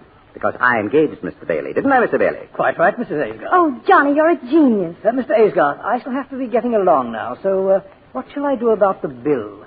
Oh, just drop it on that pretty little table on your way out, old boy. Oh, yes. Thank you, Mr. Aysgarth. Thank you, Mr. Bailey. Oh, Johnny, I never dreamt I'd ever have such a gorgeous place. Are you sure you can afford it? Here, look. Just press that button there on the phonograph. There we are. My dance, I believe. Oh, yes. Where are we? At the Hunt Ball. What else? In Venice. And? And Naples and Capri and Nice. And? Paris. Paris. I beg your pardon, sir. Yes? Oh, darling, this is, I've forgotten your name. Ethel, sir. Oh, yes. Well, Ethel? A telegram for you, sir. Oh, thank you, Ethel. What do you think of Ethel? Oh, she seems perfect. It isn't bad news, is it? Oh, no. It's an old friend of mine. Stupid fellow. He wants £1,000. You couldn't spare 1,000, could you? 1,000? What does he want it for? Hanged if I know. Probably because I borrowed it from him. You borrowed it? Why? Well, because I was going on a honeymoon with the loveliest girl in the world. I wanted her to be happy. Didn't you have any money of your own? No, not a shilling. But I thought... I had the impression... Johnny, are you broke? Monkey face, I've been broke all my life. Well, why didn't you tell me? And whatever made you take this extravagant house? Well, I didn't think you'd want to live in a shack. A girl like you who's going to come into plenty of money someday. Wait a minute. I can't quite get this in my head. Were you thinking of my inheritance when you... Oh, I don't know what to say. Oh, now, darling, really. Isn't it silly to spend the best years of our lives waiting? Why not be comfortable now? Johnny, I'm just beginning to understand you. You're a baby. Oh, I know you didn't marry me for my money, but my income will never pay for all this. Never. Well, what about your father? Well, I couldn't possibly ask my father or even Mother. You saw how restrained she was when she met us at the station. Anyway, you wouldn't actually want to live on your wife's allowance, would you? Oh, of course not, darling. Well, then. Well, I suppose if the worst comes to the worst, and there was no other way out of it, well, I suppose I'd have to, What? Borrow some more. I haven't touched old Middleham yet. You ought to be good for a month or two's housekeeping. I think you must be mad. Oh, now, darling, let's not... Johnny, listen to me. Well? There's going to be no more borrowing. But what else is there to do? You've got to go to work. Work. Yes, work. You mean put on old clothes and go out with a shovel? Don't be flippant. Oh, well, what do you mean? Well, I'm afraid you're a bit of a dreamer, darling. You realize that in order to be a plumber or a carpenter or an electrician... Darling, you haven't been around. There are all sorts of jobs, Johnny. Well, I'm broad-minded. Let's have some tea and talk it over. We can make out a list of jobs. Might be fun. Oh, who's that? It's right there behind you, darling. Hello? Oh, hello, Mother. Oh, yes, it's wonderful. A most beautiful house. Would you tell Father how badly I felt? Oh, he is? Oh, wait a minute till I tell Johnny. Johnny. Yes? Father is sending us a wedding present. No. Mother told him how happy I looked, and... Oh, I can't tell you how much this means to me. Me too. Yes, Father? Yes? Go on, ask him when he's sending it. It's coming right away by messenger. Well, invite him over for dinner. And if you can slip it in, just say that we were in the throes of job hunting when he telephoned. Oh, Johnny, really, you are the limit. What, Father? Yes, Johnny and I were just discussing that very subject, and he has several interesting ideas on the kind of job he'd like to do. Mr. Edgar, there's a messenger from General McLeodlaw. Oh, it's just come, Father. Hold on. Bring it in, Ethel. Yes, ma'am. I think I know what it is. Oh, Johnny, you'll be thrilled. In here, please. Oh, it is. Oh, how wonderful. Johnny, look. What is the thing? It's a chair, darling, a Queen Anne chair. Oh. We had them in the family before I was born. Here's another one, ma'am. How many more, for heaven's sake? Just these two, sir. He sent us both of them. Oh, Johnny, these are our first heirlooms to be handed down to our children, and then to their children. Well, that's the thing to do with them, all right. Oh, I must tell him. Oh, Father, you're so good to me that it makes me want to cry. Yes, you've made me very happy. Oh, you've made Johnny very happy, too. Oh, yes. Wait a minute, Father. He wants to say something to you. No, I don't. Say something very nice. These chairs really belong in a museum. Go on. Hello, General. Yes, but really, shouldn't you have sent them to a museum? Oh, well, naturally, we're thrilled. A job? Oh, yes. Lena and I were just going into that. Well, I have several excellent opportunities. I just received a letter from my cousin, Captain Melbeck. He wants someone to manage his estate for him. I thought I'd take the job. Well, I'm glad you approve.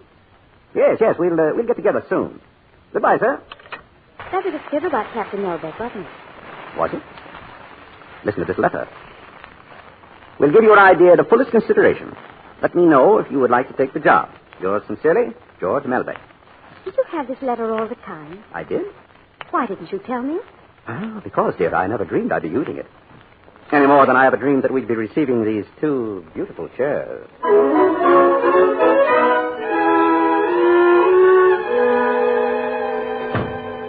Oh, good afternoon, ma'am. Hello, Ethel. Mr. Aysgarth at home yet? No, ma'am. But there's a gentleman waiting for him in the drawing room. Oh, thank you, Ethel. Hello. I say, nice place old Johnny's got here. Oh, I'm Vicky Thwaite. You must be old Johnny's wife. Yes, I am. Didn't he ever tell you about me? Beaky? Oh, you're Beaky. I happened to be driving by. I thought I'd just pop in for a cup of tea. I've heard so much about you, Mr. Thwaite. Johnny told me about you, too. Ran into him at Newbury Races last week. The races? Oh, put my foot into it as usual, eh? Oh, why, he says, didn't he tell you? But But Johnny has a job. He couldn't have been at the races. Besides, he's given up betting. Oh, he has he? Well, don't you believe it? Not Johnny. He's a great lad, he is. You mustn't mind Johnny cutting up. That's what makes him Johnny. Besides, he thinks you're a topper. Won't you sit down, Mr. Thwaite? I'm sure Johnny... Oh. Something wrong? Yes. There were 2 chairs here this morning before I left. Chairs? Disappeared, have they? Yes, apparently. Were they expensive? Yes. They were museum pieces. Quinnn. Oh, that Johnny, he'll be the death of me. Don't you understand? No, I don't. I bet you 20 to 1 old Johnny has sold them. Sold them? What for? For money, of course.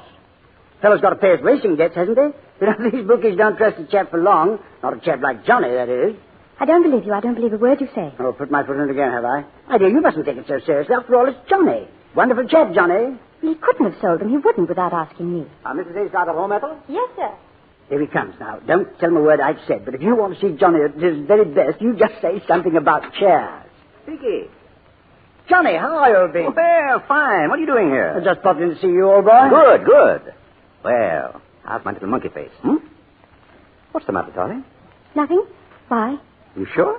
Your wife seems to be missing some chairs, old boy. Vicky, your pipe's not lit. Let me give you a match.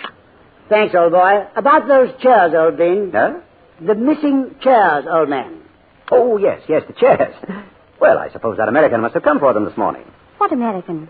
Oh, didn't I tell you, darling? Oh, stupid of me. Well, he dropped by about a week ago. A friend of Melbeck's. Go on, old man. Well, anyway, he admired the chairs, offered $100 apiece for them. Anybody would take that. I wouldn't. Oh, wouldn't you really, dear? Well, that never occurred to me. Why didn't you mention it? I'm sorry, darling. I thought I did. Oh, that's all right. If they're gone, they're gone. They're gone, all right. Shall we change for dinner? You're an angel. Hold on a minute. You say he offered you $100 apiece for them? That's right. Let's have a look at the check. Oh, he'll send it along. I bet you 10 pounds to a shilling you wouldn't dare let your wife pick up the telephone and ask old Melbeck, or whatever his name is, if he ever saw this American. Are you implying that my husband is a liar, Mr. Thwaite? Oh, now, monkey face. Don't mind Beaky. He's only joking. Well, I prefer jokes on other subjects. Are you staying for dinner, Mr. Thwaite? Dinner? I'm spending the weekend, unless you throw me out. Johnny's friends are always welcome, as long as they remain Johnny's friends.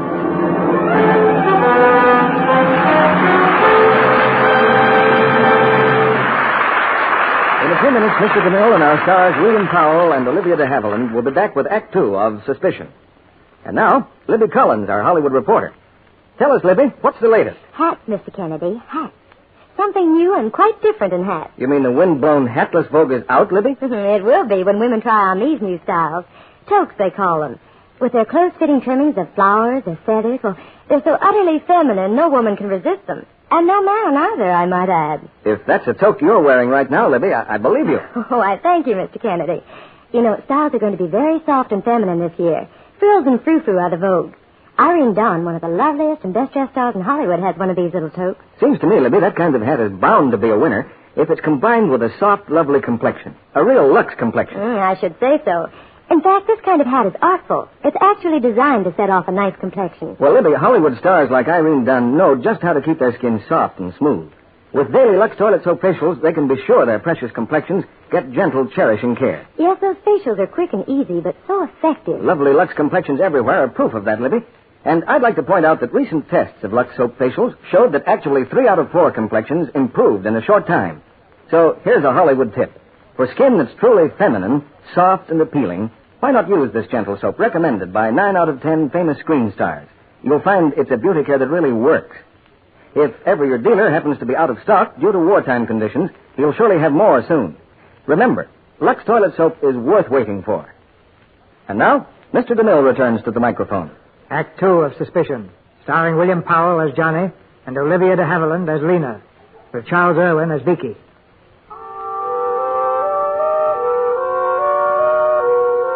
A week has passed, but in Lena's mind there is still a dim shadow of doubt, a faint, indefinable fear, the dawning of suspicion.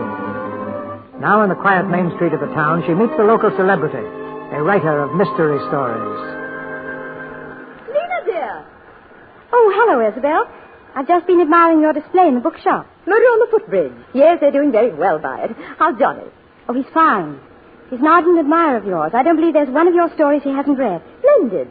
By the way, have you seen Talbrook's window? The antique shop, not lately. Well, my dear, they've got the most beautiful things. 2 lovely old Queen Anne chairs. I'd give my soul to own them.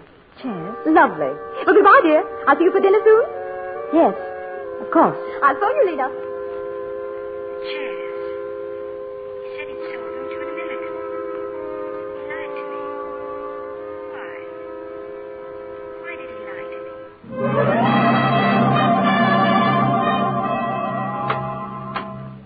Hello, girl. Back so soon? Vicky, I owe you an apology. Good. I mean, what for? I'll explain to you later. Oh, you seem to be rather hot under the collar. Must be about old Johnny. My dear, you mustn't be angry with Johnny. It's a waste of time. Now, if you want to get sore with me, that's different. I annoy everybody. Always did. Lena! Vicky, where are you? Hello. Now, don't move, either of you. I must watch the expressions on your faces. So what have you got in those packages, old bean? Vicky, this is a red letter day. Lena, look. Do you remember that little necklace you admired in Regent Street? Here. Well. And Vicky, here's a little present for you. What is it, old bean? Oh, a stick. Darling, do you remember this coat? Oh, I saw the hungry eye you gave it the last time we were up in London. It's yours. Well, what do you say? Johnny, I don't understand what made you do all this. Oh, no, dear, don't be angry. Johnny, I want to know what this is all about. Yes, what's it all about, old bean? Well, my friends, I have the pleasure of announcing that the Goodwood Cup was run today, and I happen to have backed the winner. A 10-to-1 shot, ladies and gentlemen, and I had £200 on him. £200 at 10-to-1? Why, that's 2,000 quid. Darling, what's happened to your tongue? I suppose you disapprove of my betting. Oh, come on, darling, smile. Johnny, where did you get the £200? Why, say, old girl, that's not a very tactful question. Where did you get it? Oh, you know very well there was no American. I got it for the chairs, of course. You sold the chairs to gamble all your money on a horse. Well, not exactly. I owed the bookies some money. I got the £200 to pay them off. But then along came this hot tip. Oh, darling, give us a smile. Now, come on, old girl. Oh, I know. What? You tickle her chin and I'll make a noise like a duck. No. No good, Vicky. No good? No. Oh, I forgot something. Darling, look. This is a receipt from a certain antique shop. Paid in full for a certain pair of chairs. They'll deliver within the hour. Oh, Johnny. There. She's smiling. By Jove, so she is. Oh, Johnny, darling. Well done, old bean. I say, what about celebrating? Trust Vicky to say the right thing at the right time. Look at me, darling. Happy? Yes. Of course she is. Here you are, Lena. This is yours, old girl. Thank you, Vicky. Here's yours, old bean. Now for a toast. So wait a minute, Vicky. What are you drinking, brandy? Oh, just this once, old bean. Oh, you know that's not good for you. Oh, all right. Well, maybe just this once. Oh, thanks. Monkey face, I drink to the last bet that will ever be made by Johnny Aysgarth. The last bet, old bean. Bottoms up, eh? Vicky. What's the matter with him? Sit down, Vicky, here. Johnny, get some water, quick. No, it won't help. I've seen this happen before. There's nothing much you can do about it. Well, open his collar. He can't breathe. It's no use, darling. It'll either kill him or it'll go away by itself. Sorry, old bean. One of these days, it will kill him.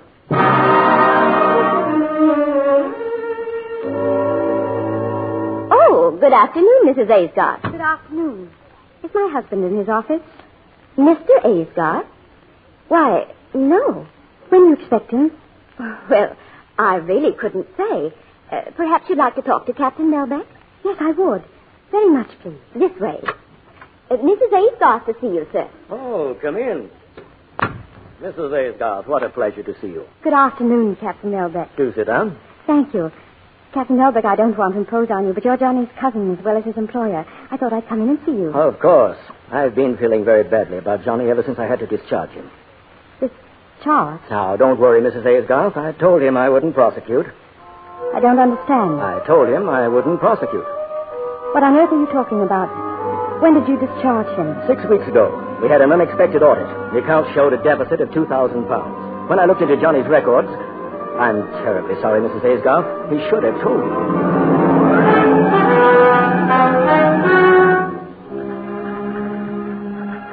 Johnny, I am leaving you. It is very important that we never see each other again. Lena.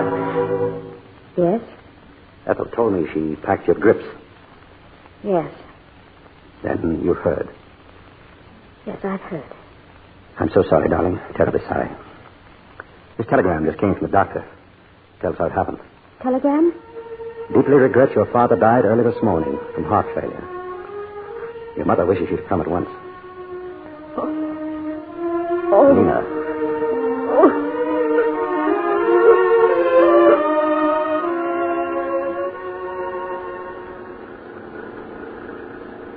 Tired, darling? A little. It's been a nasty week for you. I'll be glad to get you home. Nina, you ever have any regrets that you married me? Why do you ask that? Well, I was thinking of the will. Seems pretty obvious that your father would have left you a lot more than his portrait if you'd been anybody else but Mrs. John Aysgarth. Oh, is that what you meant? You haven't answered my question. What about you? Have you any regrets? Monkey face, marrying you is the one thing I've never changed my mind about. Do you really mean that, Johnny? Yes, I really mean that. I want nothing but to spend the rest of my life with you. And if you were to die first, I'd never... I would die first. Well, listen, what about you? I couldn't stop loving you if I tried. Have you tried? Yes. Once. When? When I found out you'd lost your job with Captain Elbeck. How long have you known? Since last Friday. Who told you? Captain Elbeck. I met him.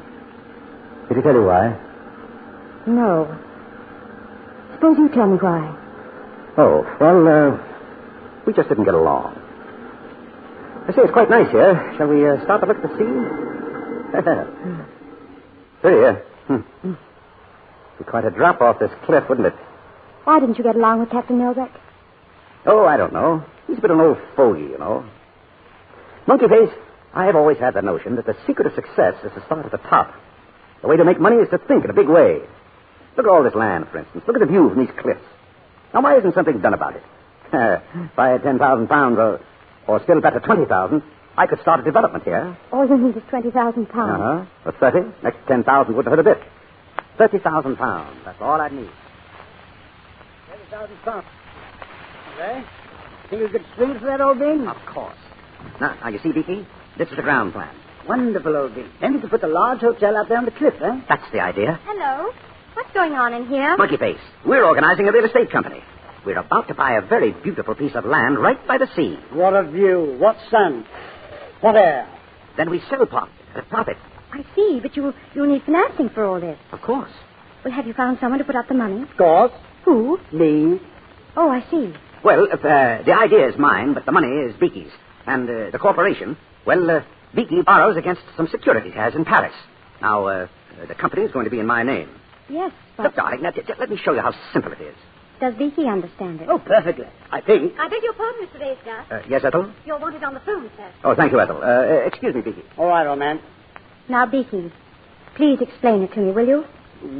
Well, you see, my dear girl, we buy up this land, and then we sell part of it. That gives us 100% profit. Then on the other part, we build something or other. Oh, yes, but from whom do you buy the land? To whom do you sell it? Well, that shouldn't be difficult, do you think?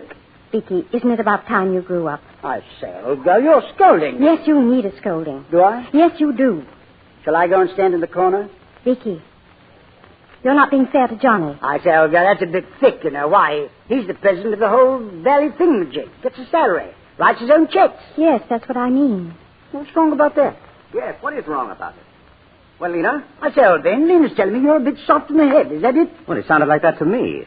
Beaky, hadn't you better be changing for dinner? Right, old Ben. I won't be at you. What right have you to interfere in my affairs? But I wasn't really. I was only... You were only what? Well, I was only trying to tell Beaky that he shouldn't leave everything to you. It's not as if you were both experienced businessmen. What the devil do you know about business? Oh, very little. I only... Suppose, Beaky, you're taking me seriously. You'd have ruined the whole scheme. Do you realize that? Yes, but if it weren't good... Well, that's my business, not yours. If I say it's good, it's good. But I don't want any interference from you or anyone else. Is that clear?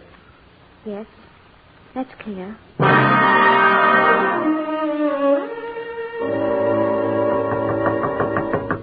Yes, who is it? Yes, Johnny? I thought you might like to know. I'm calling off the real estate plan. Why? What happened? Oh, I don't know. Perhaps the land isn't any good. Or perhaps I don't like the idea of risking Beaky's money. Or perhaps it's a stiff job and I'm too lazy.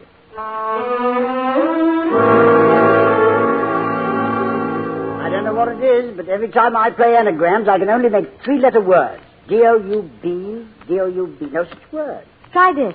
D-O-U-B-T. Doubt. Thank you, old girl. Your turn. Here, Johnny. I don't see why you want to call off this real estate scheme. It's no good. The corporation's formed already. The money's been put up in your name, old boy. The deal's off, Beaky. Why do we have to drive all the way up there to look at it?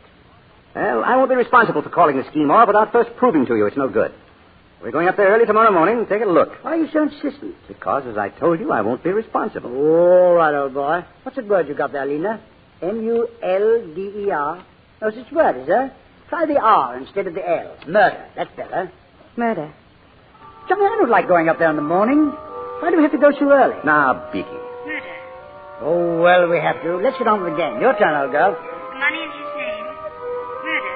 The cliffs overlooking the sea. I say, Lena. The edge of the cliff. Stay away, Beaky. Lena, I say. He'll put you off. He'll tell you. Murder. Murder. Murder. Lena, what's the matter? Lena. Give me a hand here, Beaky. She's fainted.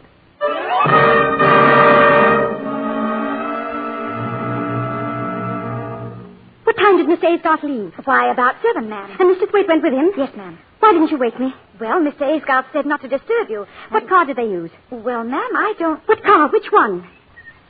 Listen. Oh, that's Mr. Aysgarth now, ma'am. He's back. He's come back. Morning, Lena. Johnny. Feeling better? What's the matter? You're white as a sheet. Where's Beaky? What?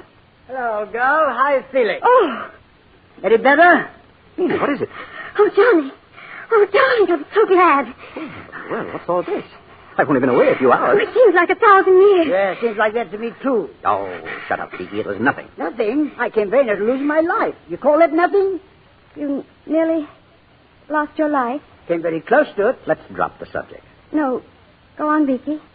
I want to hear about it. Well, very well on top of a cliff. I was trying to turn my car near the edge. Was Johnny in the car? No, it was a few feet away. Go on. Well, I didn't realize I was backing the car toward the edge, but I was. And if old Johnny hadn't taken a flying leap and grabbed the brake, I should have been kingdom come by now. Johnny saved your life? Oh, Johnny, I can never tell you what this means to me. To you, darling? Yes, it means a good bit to me, too. You know, I think the old fellow deserves a reward. How about a night out? Spot of celebrating on the old bean. Oh, well, that's very kind of you, Beaky, but don't you have to go to Paris? Paris? Yes, of course, I do. My securities. I've got to go over there and cancel the arrangements for them. Why don't you come over with me? Oh, the cad seems to forget I'm a married man. See, I tell you what I might do, Beaky. I might drive up as far as London with you. How about that, Monkey Face? Yes, Monkey Face. I mean, Lena, do let him come. Well, it seems to me that... Yes, I know. A job. Well, it seems to me that I'll have much more chance of getting a job in London than I would around here. Yes, of course he would. Do let him, Lena. Well, I don't see very well how I can stop him. Good girl.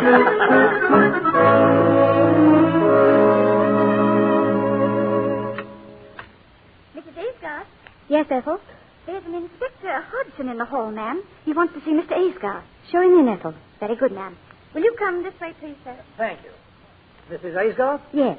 My name's Hodgson, Inspector Hodgson from the county police. How do you do? I understand your husband's not in, ma'am. No, he's been up in London for 2 days. Well, perhaps you might be able to help us. Yes, of course. I believe you know a Mr. Thwaite. Yes, he's a close friend of my husband. Well, I don't know how to put it quite. Perhaps it would be easier if I showed you this in this afternoon's paper. Right here, ma'am. Englishman found dead. An Englishman met with a mysterious death in a house in Paris. He's believed to be Mr. Gordon Cochran Thwaite of... Beaky. I'm sorry to have to do this, ma'am, but we're making inquiries for the Paris police. They found some papers on Mr. Thwaite's person which indicate he just formed a corporation with your husband. What did the French police think caused the death? Well, this is a copy of a telegram that we received from Paris. Thwaite visited the place in the company of another Englishman.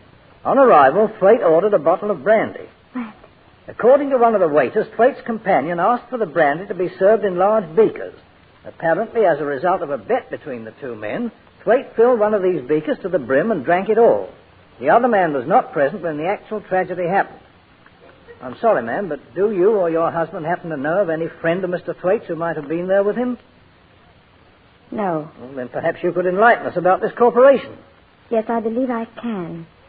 My husband had planned a real estate development with him. Mr. Thwaite had gone to Paris to dissolve the corporation. Thank you, ma'am. That's all. Good day. Good day. Didn't go to Paris. He's in London. Johnny's in London. He's at the club. He's got to be at the club. He didn't go to Paris, didn't he? Hello? Hogarth Club? May I speak to Mr. Aysgarth, please? He left? Left when? Yesterday morning. No. No, it doesn't matter. Thank you.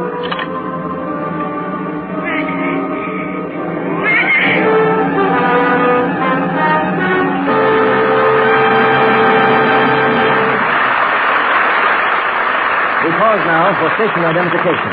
This is CBS, the Columbia Broadcasting System.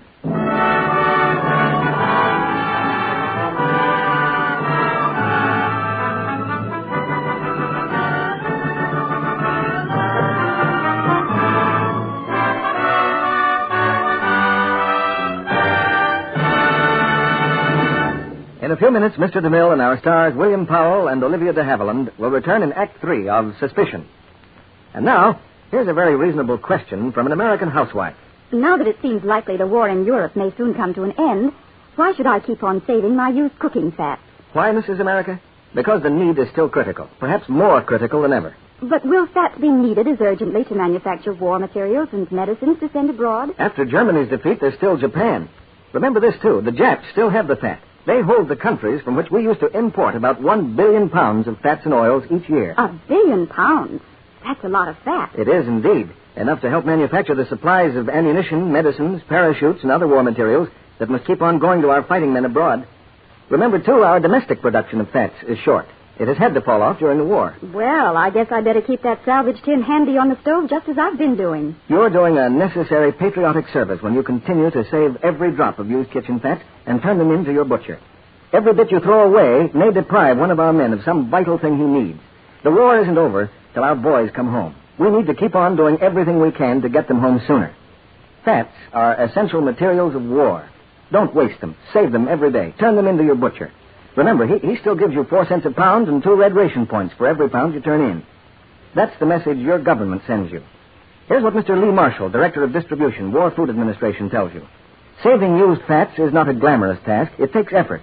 But it is one that only you, the American housewife, can perform for the country. We ask you to continue the wonderful job you are doing to help speed final victory. And now, Mr. DeMille returns to the microphone. When the play is over, we hope you'll join us behind the scenes for an informal chat with our stars. Now here's Act 3 of Suspicion, starring William Powell as Johnny and Olivia De Havilland as Lena.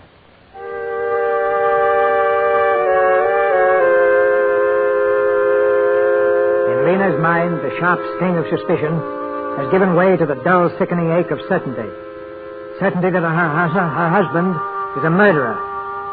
Returning to the house, he stands framed in the doorway, looking at her. She turns toward him with fear in her eyes. You've read about Beaky, have you?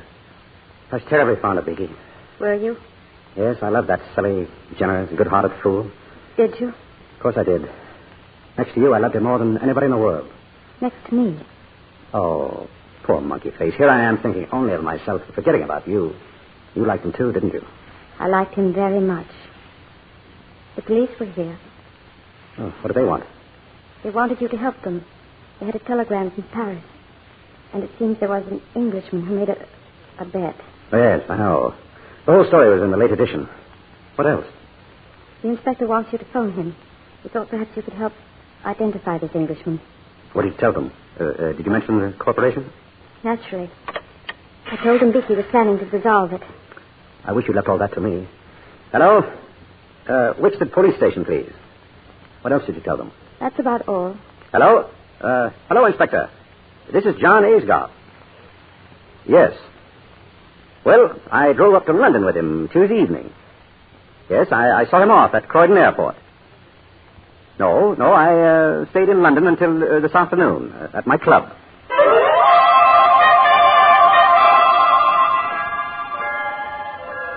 Lena, how nice to see you. Sit down, dear. Isabel, you know, I couldn't put my light out until 3 this morning. I was so interested in your last book, I had to come over and talk to you about it. That's the nicest compliment I ever got. I was completely fascinated by the way your villain enticed his victim across the footbridge. knowing that it had been sawn through. And he also knew his victim couldn't swim. Don't forget that. Well, what I want to know is this. Would you call that an actual murder? Well, from a moral standpoint, there's no question at all. It is murder. I suppose it is. What does Johnny think? Johnny? Oh, I hadn't discussed it with him. Well, I think he'd be interested. The same situation with his friend of his in Paris. The same? Well, that brandy business is just like my foot race. By the way, this brandy thing isn't new at all, you know. It's been done before. Oh, yes, and in real life, too. I have it here. A book called The Trial of Richard Palmer. Now, where is that book? The Trial of... Oh, I remember where it is. It's in your house. My house? Yes. Johnny borrowed it a week ago.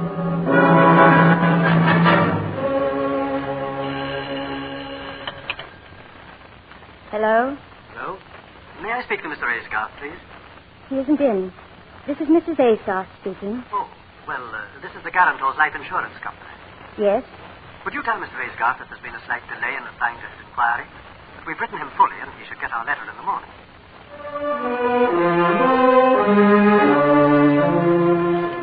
Dear Sir, replying to your inquiry regarding a loan of fire policy, we regret that such a loan cannot be granted. According to the terms of the policy, payment can only be made in the event of your wife's death. If you... Morning, dear. Any letters for me? What's the matter? Nothing. Darling, you're not shivering, are you? Oh, I've a bit of a chill. Cold in all this sunshine? Oh, my poor little shivering baby. How do you feel now? Better? Much. Good. What are we doing tonight? We're going to Isabel's to dine. Oh, what a bore.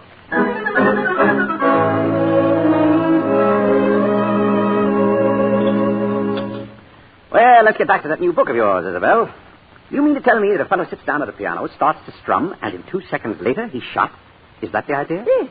A certain note on the piano was wired to a revolver concealed in the wall. Oh, I don't care much for that, Isabel.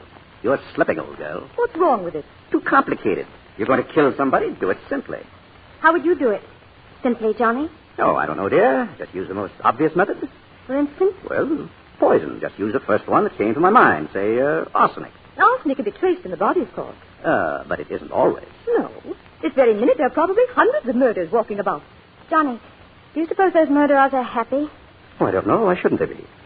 Well, anyway, Isabel, it seems to me that by now somebody would have discovered a poison that can't be traced. What's that? What about it? Isn't there? An untraceable poison? No. There's no such thing. Oh, Isabel, you're hiding something from me.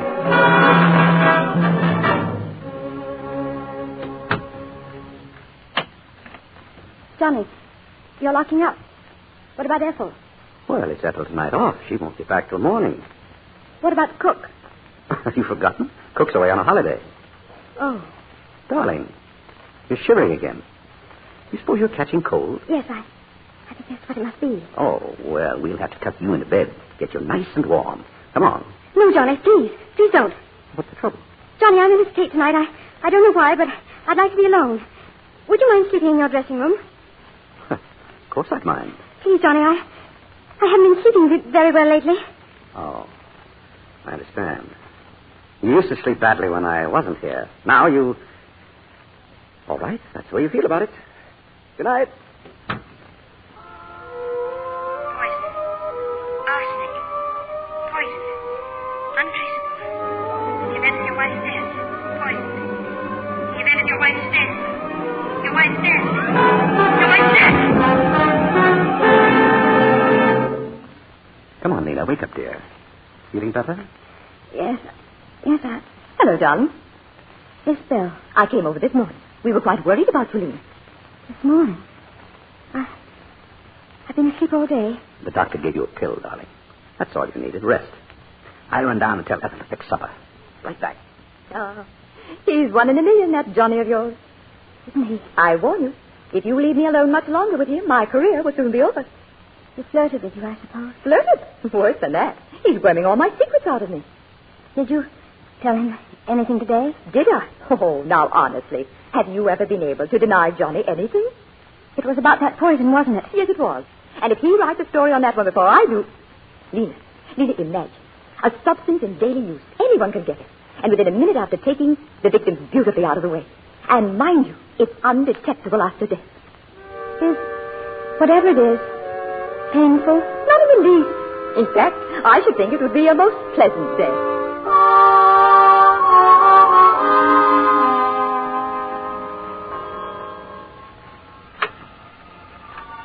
Lena, are you awake? Yes. I brought you a sandwich and a glass of milk. You might drink the milk before you go to sleep. I'll just leave it here. Good night, darling.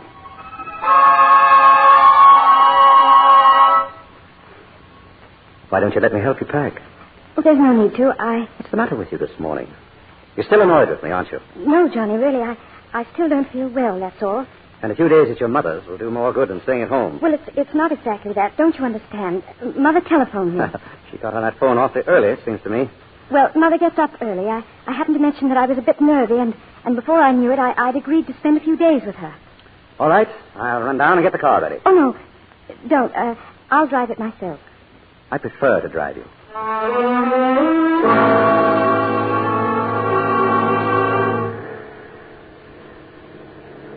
You're going too fast, Johnny. Well, you want to get there, don't you? Did you have to go by this road? Why not? It's a short way, isn't it? There's the hotel site. Another thing I failed at. He's going to kill me. The door is open. He's going to kill me. The curb up there. The door will swing. He's going to push me out. Down and down. Over and over. Murder. Down and down. Over and over. Get out! Get your hand off the door, Lena. Let me go! Let me go! Lena, come back. No! Lena. Let me go! Lena, what's got into you? Leave me alone, leave me. Stop it, you little fool. Stop it. I've had enough. How much do you think a man can bear? Listen to me. You turned me out of your room. You've been running away to your mother's. Now you shrink away from me, so you hated me. You're my wife, Lena. But I thought... You almost killed us both back there. Because you had to pull away from me even when I was reaching over to save you from falling out of the car. Well, you don't have to put up with me anymore. Johnny, wait. Where are you going? First, I'm taking you on to your mother's. And then what? Don't worry. I won't bother you again. Johnny, you mean you're going to... Johnny, why were you asking Isabel about that poison? What were you planning to do with... Johnny, you were going to kill yourself. Oh, my darling. Yes, but I've changed my mind. I'm going back to see it through. Prison time and... You mean mail back that money you took? I can't pay it back. I made the last attempt to raise the money when I went away with Beaky. Paris? I went to Liverpool. I tried to borrow your insurance, but it didn't work. You mean you were in Liverpool when Beaky... Then you didn't go to Paris? Of course not. Do you think I'd have let some idiot give poor old Beaky that brandy if I had? Oh, Johnny. If only I'd known. This is as much my fault as yours. I was only thinking of myself, not what you were going through. If I'd really been close to you, you could have confided in me. But you were ashamed to. Oh, if I'd only understood. Oh, Johnny, it'll be different now. We'll make it different. People don't change overnight, Leah. I'm no good. Let's turn back, Johnny. Let's go home and see it all through together. No, that won't work. It will work. I know it will. Johnny, please. You can't shut me out. Turn the car around and let's go home. Please, Johnny. I'll get in the car. Johnny, where are we going? We're turning back. We're going home.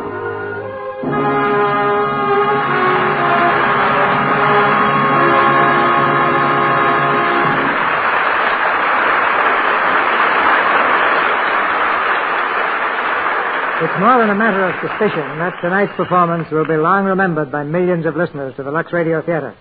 And for that, we can thank our stars, William Powell and Olivia De Havilland. Thank you, Cecil.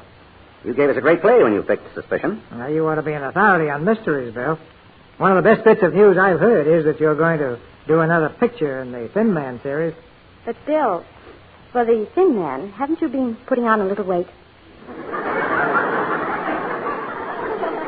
Libby, how can you say that? Why, I'm scared of my own shadow. Yeah. You mean it looks as if a crowd were following you? What weight I have comes from my iron constitution. Every morning when I get up, I turn on those exercises over the radio. And do them? No, my wife does. I watch her. Bill, I don't understand you. When I was your age, I used to think nothing of a 10-mile walk. I don't think much of it myself. But look, if you want to know, I'm on an A diet. An A diet, what's that? A steak, A baked potato, A piece of pie. Sounds like army rations. Well, it goes to the front.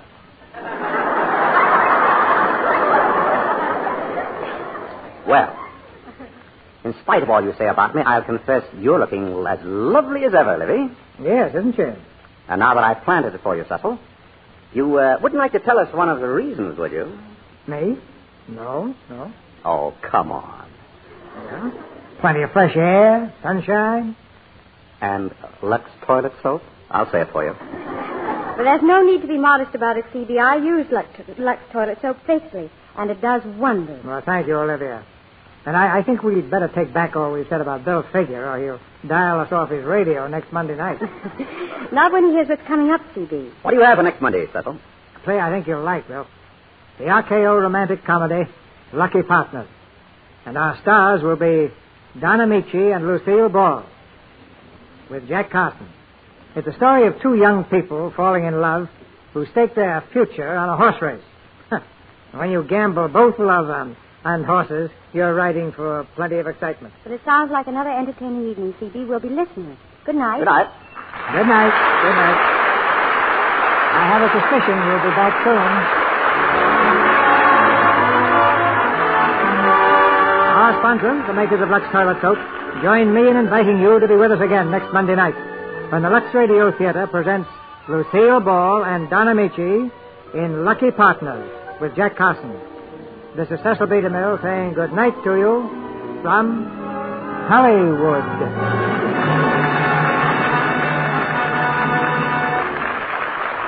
Next month, October 16th, the Lux Radio Theater celebrates its 10th anniversary on the air.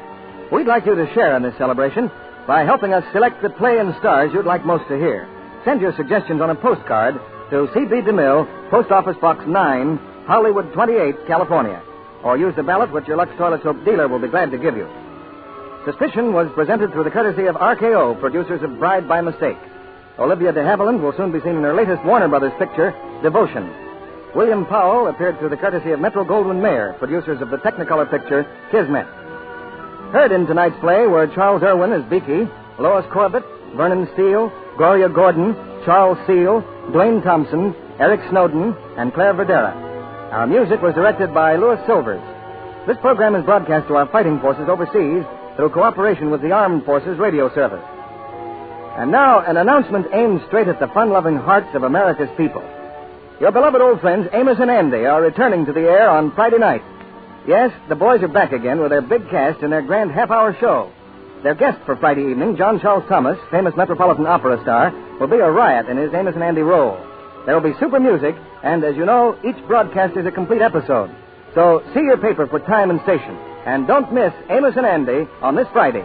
This is your announcer, John N. Kennedy, reminding you to tune in again next Monday night to hear Lucky Partners with Don Amici, Lucille Ball, and Jack Carson.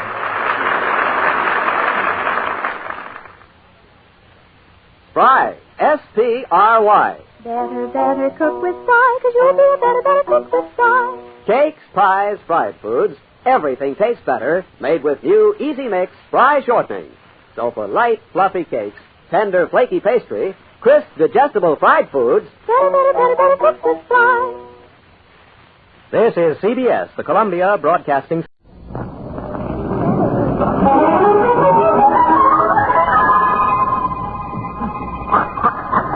You guessed it, it's Charlie McCarthy. And don't forget, Charlie McCarthy spelled backwards is Edgar Bergen.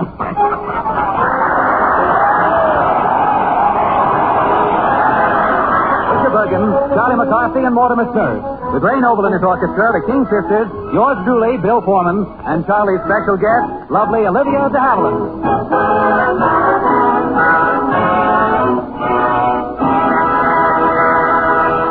And here are the King Sisters in a nostalgic bit of gay 90s sentiment, aptly titled, And Her Tears Flowed Like Wine.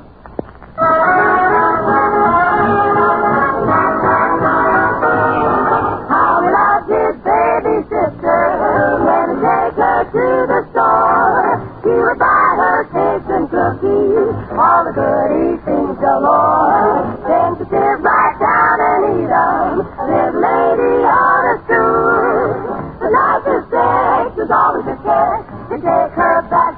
And her tears flow like wine. Yes, her tears flow like wine. She's a real sad tomato. She's a busted Valentine. Told her mama, told her that a man is gonna die.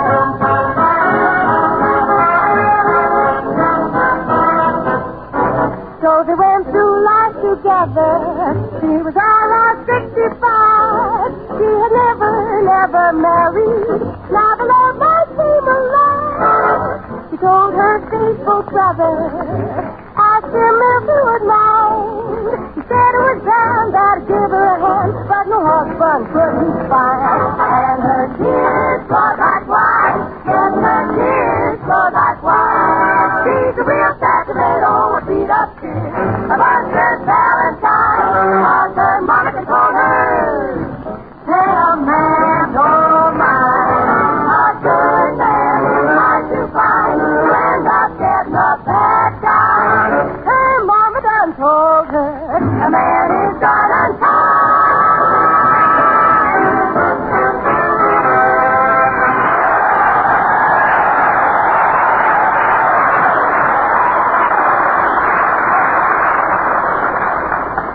Well, Charlie? Well, Bergen? Well? Shall we go around again? No, Charlie. What? Your hat. Well, what about my hat? What about it? It's on your head. No. How did I ever come to put it there? Yes, exactly. Surely you know when you should take your hat off. Yes, sir. When? When I take a shower? When you take a shower. Charlie, a gentleman always removes his hat. Yes, I know. Well? Well, today I feel like a cad. Oh, you do? I'm afraid I don't believe that that's the reason. Well? Well, if you must know, I want to be ready to leave in a hurry. Oh, so that's it. Yeah. And when do you want to leave? Well, when you find out why I'm wearing it. I see. Young man, you're hiding something from me. Now, remove your hat at once. No. Remove your... No. Why, Charlie, what have you done? What's happened to your red hair? Well, it's all black, messy. Yes, sir. Not entirely black. Some sort of greenish purple spot. Yeah. But that's an awful color, Charlie. An awful color. At least, Mr. Bergen, it is hair. Yes, I know. But what happened? Well, I just decided to dye my hair a different color. I see. What possessed you to do a thing like that? Well, you wouldn't understand, Bergen. I see. I did it for the love of a good woman. Oh, I see. Love. Yeah. Love. That's what it is. It's love. L-U-V, love. Now I'm beginning to understand. Yes, sir. I tell you, this time, Bergen, it's the real thing. Uh-huh. I tell you, I'm smit. Yes. Smit like I never was smut before. Yeah. So it's a girl. Yeah. Well, not a girl. It's the girl. Oh, the girl. She just started at our school. I see. Yes, sir. This is wonderful. Yes. So little Cupid has pierced you with his arrow. Well, and I'm a dead duck. Yeah. So it's really that bad. Yes. I gave her my pet rat. Yes. And she says every time she looks at it, she thinks of me. Oh.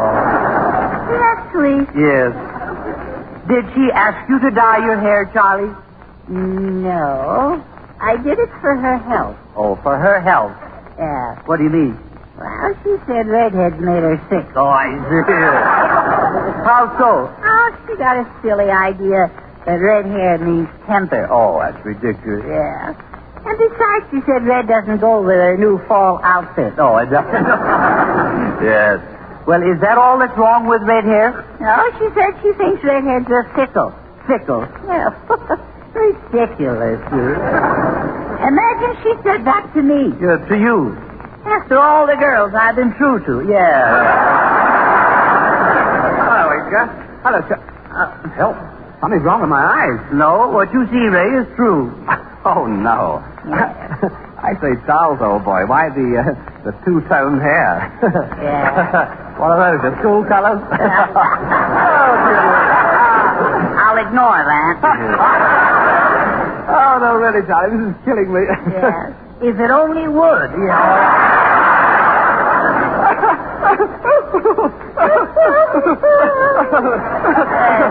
You know, Ray, when I see a guy like you, yes, I'm almost afraid to grow up. Oh, no.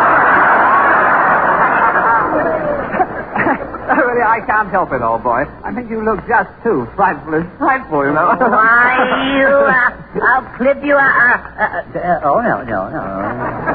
I forgot. I mustn't lose my temper. That's right. 1, 2, 3, 6. She wouldn't like that. No. The sacrifices I make for love, yes. Oh, nice, Mr. Noble. Why don't you go out and gently drown yourself, huh? Right, huh? Goodbye, old paint. Yeah. Holding my temper is too big a job for me. Yes. I'm afraid I'll have to put another man on. Yes, I think so, yes. Charlie, I'd like to know more about this girl. Who is she? Well, her name is Nancy Appleby. Oh, Appleby. Boy, she's a pippin. Yeah. Nancy Appleby? Yeah. Why, that's the girl that Schuyler Van Snort introduced me to. Yeah. No. Yes? My girl out with that Van Snort wart? Yes. Yes, and they were holding hands, too. Well, that settles it. From now on, I'm going to have nothing more to do with girls. Or women. Especially females. I'm so mad I could spit nickels. Oh, now, Johnny. Charlie, temper. Temper nuts. All right. Next time that Cupid guy comes around, I'll clip him, so help me, I'll mow him down.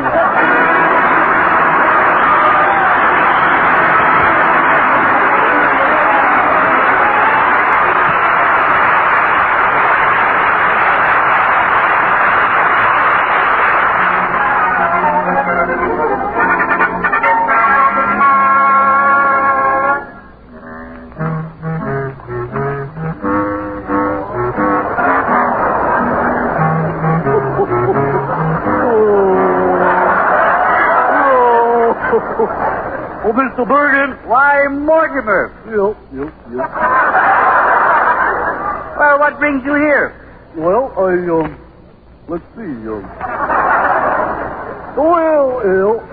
I got a letter for you. Oh, you have a letter for us? Well, thank you. Oh, wait a minute, why, Mortimer, this letter's for you. Yeah? Yes. For me, huh? Yes, it's from Snurdville. Well, that's funny, so am I. Yes.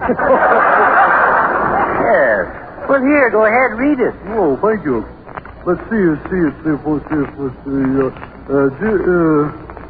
Oh, ain't that disgusting? Ain't that awful? Yes. Bad news? No. What's the matter? Well, can't read. Oh, you can't read?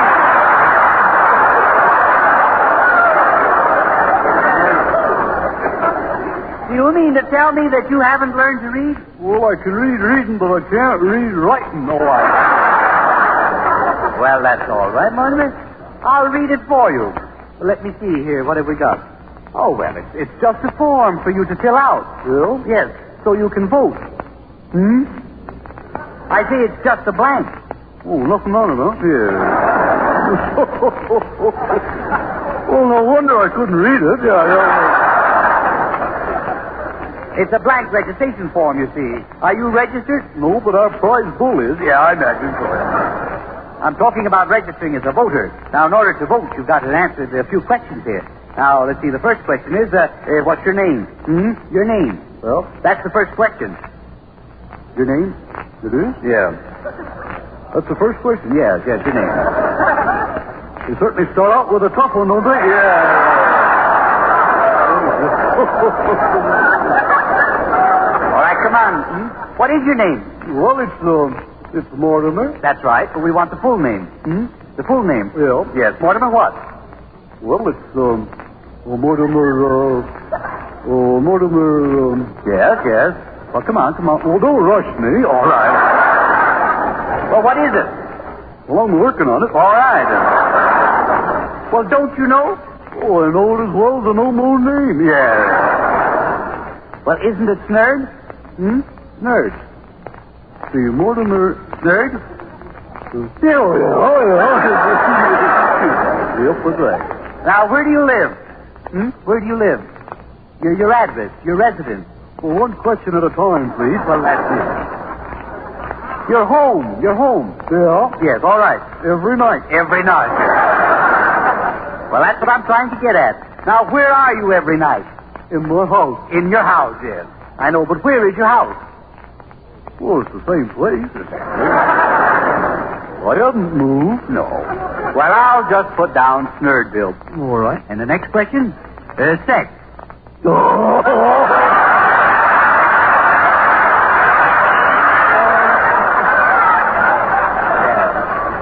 And now, how old are you? Well, I'm boy about my age. About your age. And what is your age? Well, I don't know, Keep changing all the time. Yeah.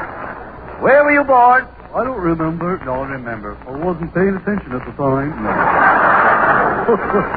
Mortimer, how can you be so stupid? Oh, I don't know. Just politics, I guess. I don't know.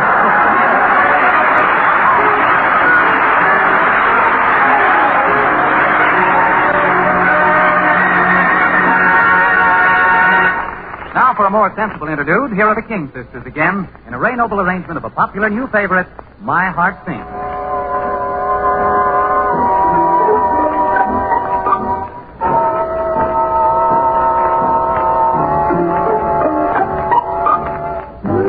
All of a sudden, my heart sings when I remember little things. The way you dance and hold me tight, the way you kiss and say goodnight, the crazy things we say and do,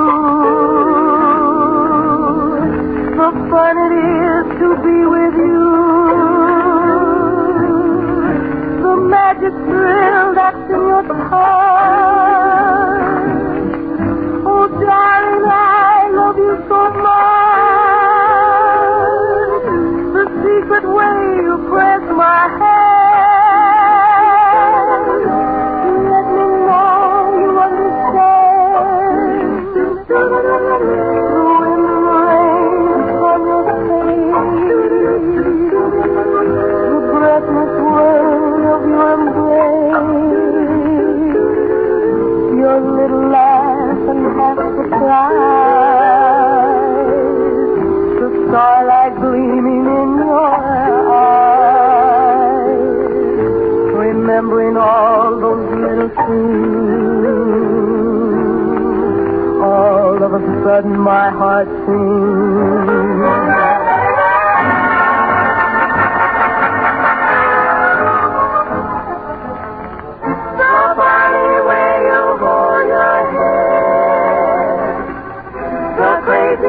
You've often said, the way your hair will stay in place, the wind and rain upon your face,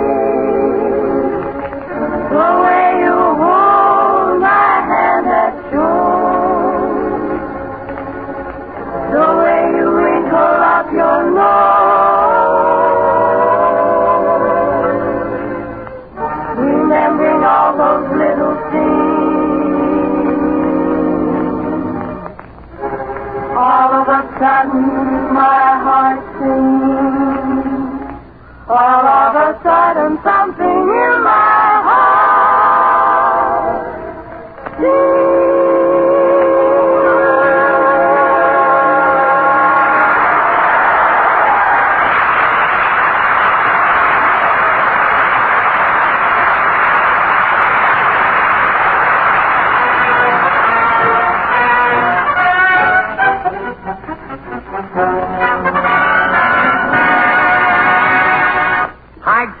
Business.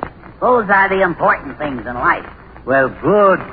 Now the girls are off your mind. You can spend more time on your homework. Mr. Bergen, one does not do homework in the Foreign Legion. Oh, our foreign legion. Aren't you being just a little extreme? No, not at all, Bacon. I've just been putty in their hands. Just putty. But from now on, Yes. I'm going to be as hard as iron. Yes. Why, I'm surprised at you, Charlie. That's a very cynical speech for such a handsome, romantic little fellow.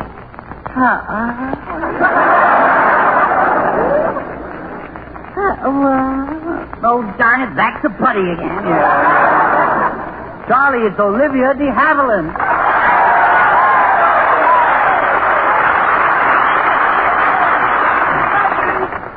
Hello, Charlie, my sweet.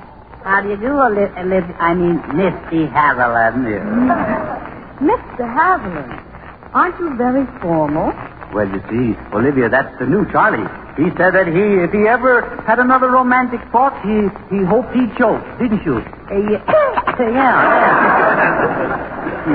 Well, I'm inclined to sympathize with you, Charlie. You poor boy. Someone must have hurt you terribly. Yeah, you will never know what I've been through. Well, you come here and tell me all about it. Yeah, well, I've suffered. I did everything for that girl. I even dyed my hair for her. But it was a useless sacrifice. Useless. Ah, I see. I guess you just died in vain. Yes.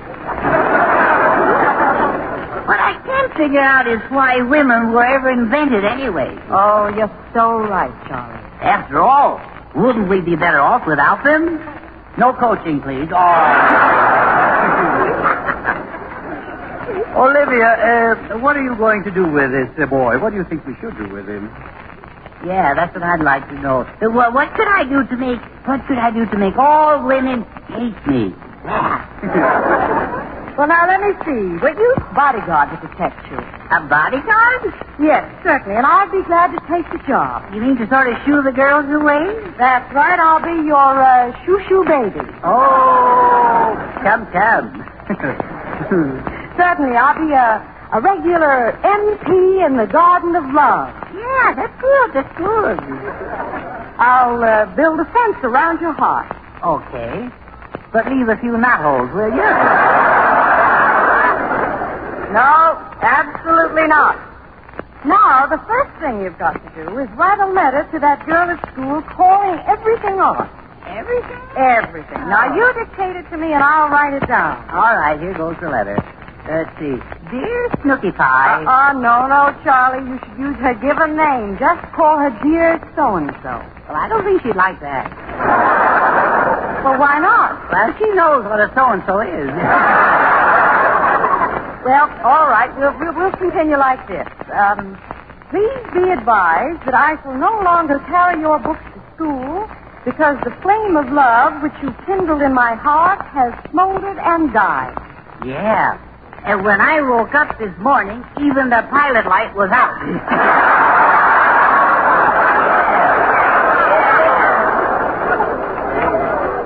That's laying it on good. That's good.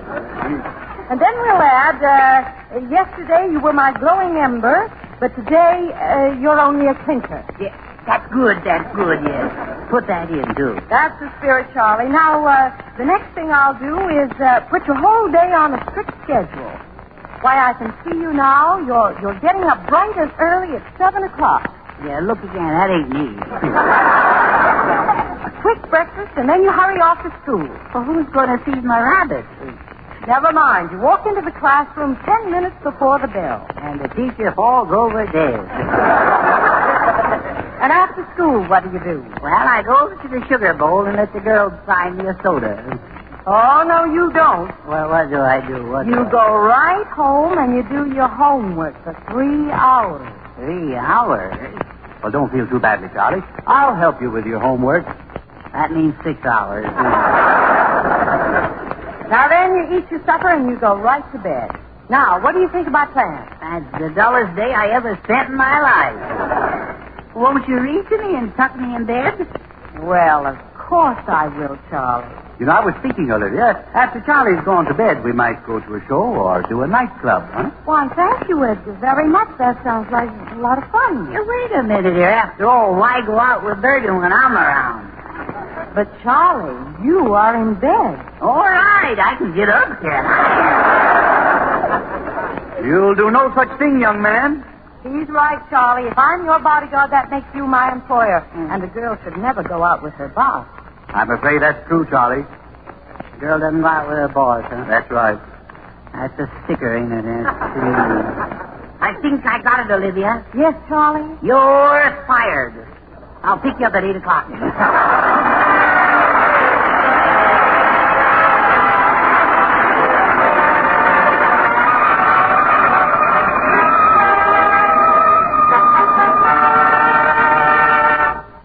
Les Brown and his orchestra take the spotlight now with the Anvil Chorus.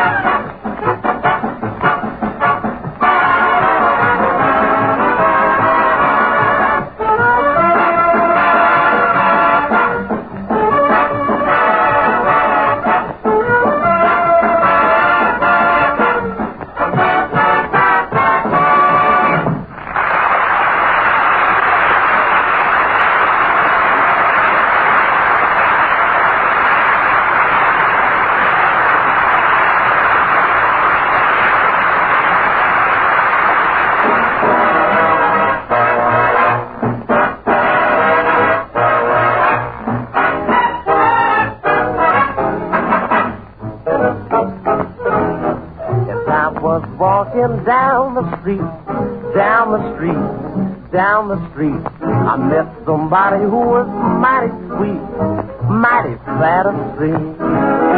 I asked her, would she like to have a talk, make some talk.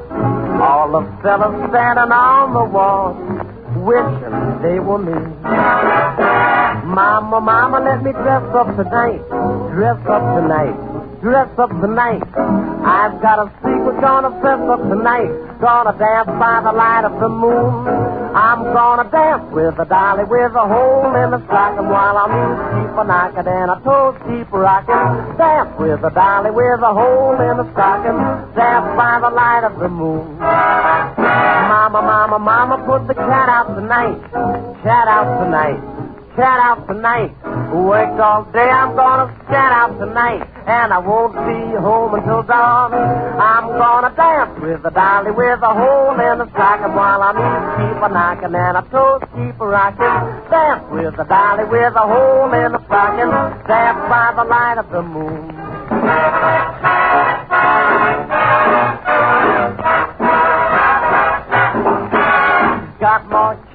and a candy star, candy star, candy star.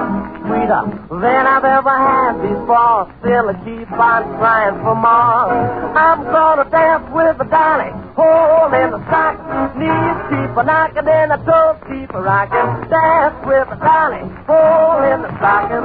Dance by the light of the moon. Gonna dance by the light of the moon. Dance by the light of the moon. By the light of the moon.